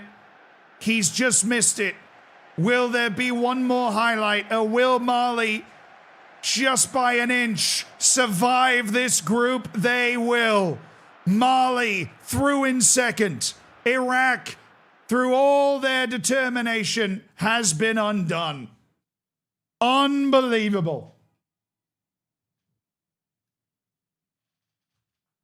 Absolute cinema on a Thursday evening. And we send it back to the studio. Oh, an absolutely tremendous showdown there between Iraq and Mali. What a way to bring the World Cup group stage to a close. The knockouts have been decided, chat. We take a look at the groups in totality. The top here, England and Angola going through, Serbia out, France and Uruguay going through, Tanzania out, Ukraine and Chile going through, Honduras out, Argentina, Belgium, and Spain are through, Ecuador, Romania, and Tunisia are through, Italy, USA, South Africa are through, Morocco, Iceland, and Rejoice in Jordan, they are through, Brazil, Switzerland, and Japan through as a third-place team. Mexico, Scotland, and DR Congo are through. Iran is the first team out in third place. Tanzania is the second. As Slovakia and Ivory Coast dominate the group, South Korea takes a clean 9, Senegal, and then Portugal goes through just ahead of Iran by 1 on the goal difference. And then Estonia goes through just 1 ahead of Iran on the goal difference. If Iran had scored 1 more goal, they would have eliminated either Portugal or Estonia, depending on fair play. It would have come down to fair play between Estonia and Portugal, who produced an identical group stage record of 2-4, 4 against, -2 and 3 points. But Portugal and Estonia are through, and Iran is out. Paraguay and Mali, with a late goal from the substitute, advances in second place. We now take a look at the second round draw, chat. The second round draw gives us Angola, Uruguay. Ecuador, who won their group, you know what their reward is? Spain. Italy, Chile. USA, Ukraine. Mexico, South Africa. Romania, Scotland. England, Tunisia. Portugal, Paraguay. What an opportunity for Portugal. They get Paraguay as group winners. DR Congo and Argentina. Morocco and Japan. Senegal, Mali. Ivory Coast, Brazil. France gets Jordan. This Ivory Coast-Brazil match is incredible. This is 2 top 10 teams in the world, according to the world rankings. Switzerland, Slovakia. South Korea gets Estonia. And Iceland will be playing Belgium. The first match of the World Cup knockouts will be Angola, Uruguay on the 30th to determine who goes to the last 16. All right, chat. That is what will be coming to you tomorrow as we wrap up the 21-26 World Cup. The group stage is always a long haul. We were on over 6 hours. Love you guys. Thank you for supporting everything. Spaced Man, I see that gifted sub. Thank you for the 10 gifted, you beautiful man. Thank you for 20 gifted over the course of today. Thank you so much for supporting the stream. Palladino, Lewis, Colo, Shadow, Anthony, Lucas, Lloyds, LGC, Perry, and Johansson. Enjoy the bacon, enjoy the emotes, enjoy your lack of ads. I'll see you in the subsection of the Discord. Love you guys. Thank you for hanging out. I love doing this. I'm glad you guys like watching it. I appreciate every single one of you guys. Shout out to Apple TV for sponsoring the 21-26 World Cup. Appreciate them as well. And love you guys on YouTube. I see you. I'll see you tomorrow. I'm going to go drink some tea, rest the voice of Clive Livingsworth, and go make some food, and I'll be with you. Have a great one, everybody. South Korea to win the whole thing.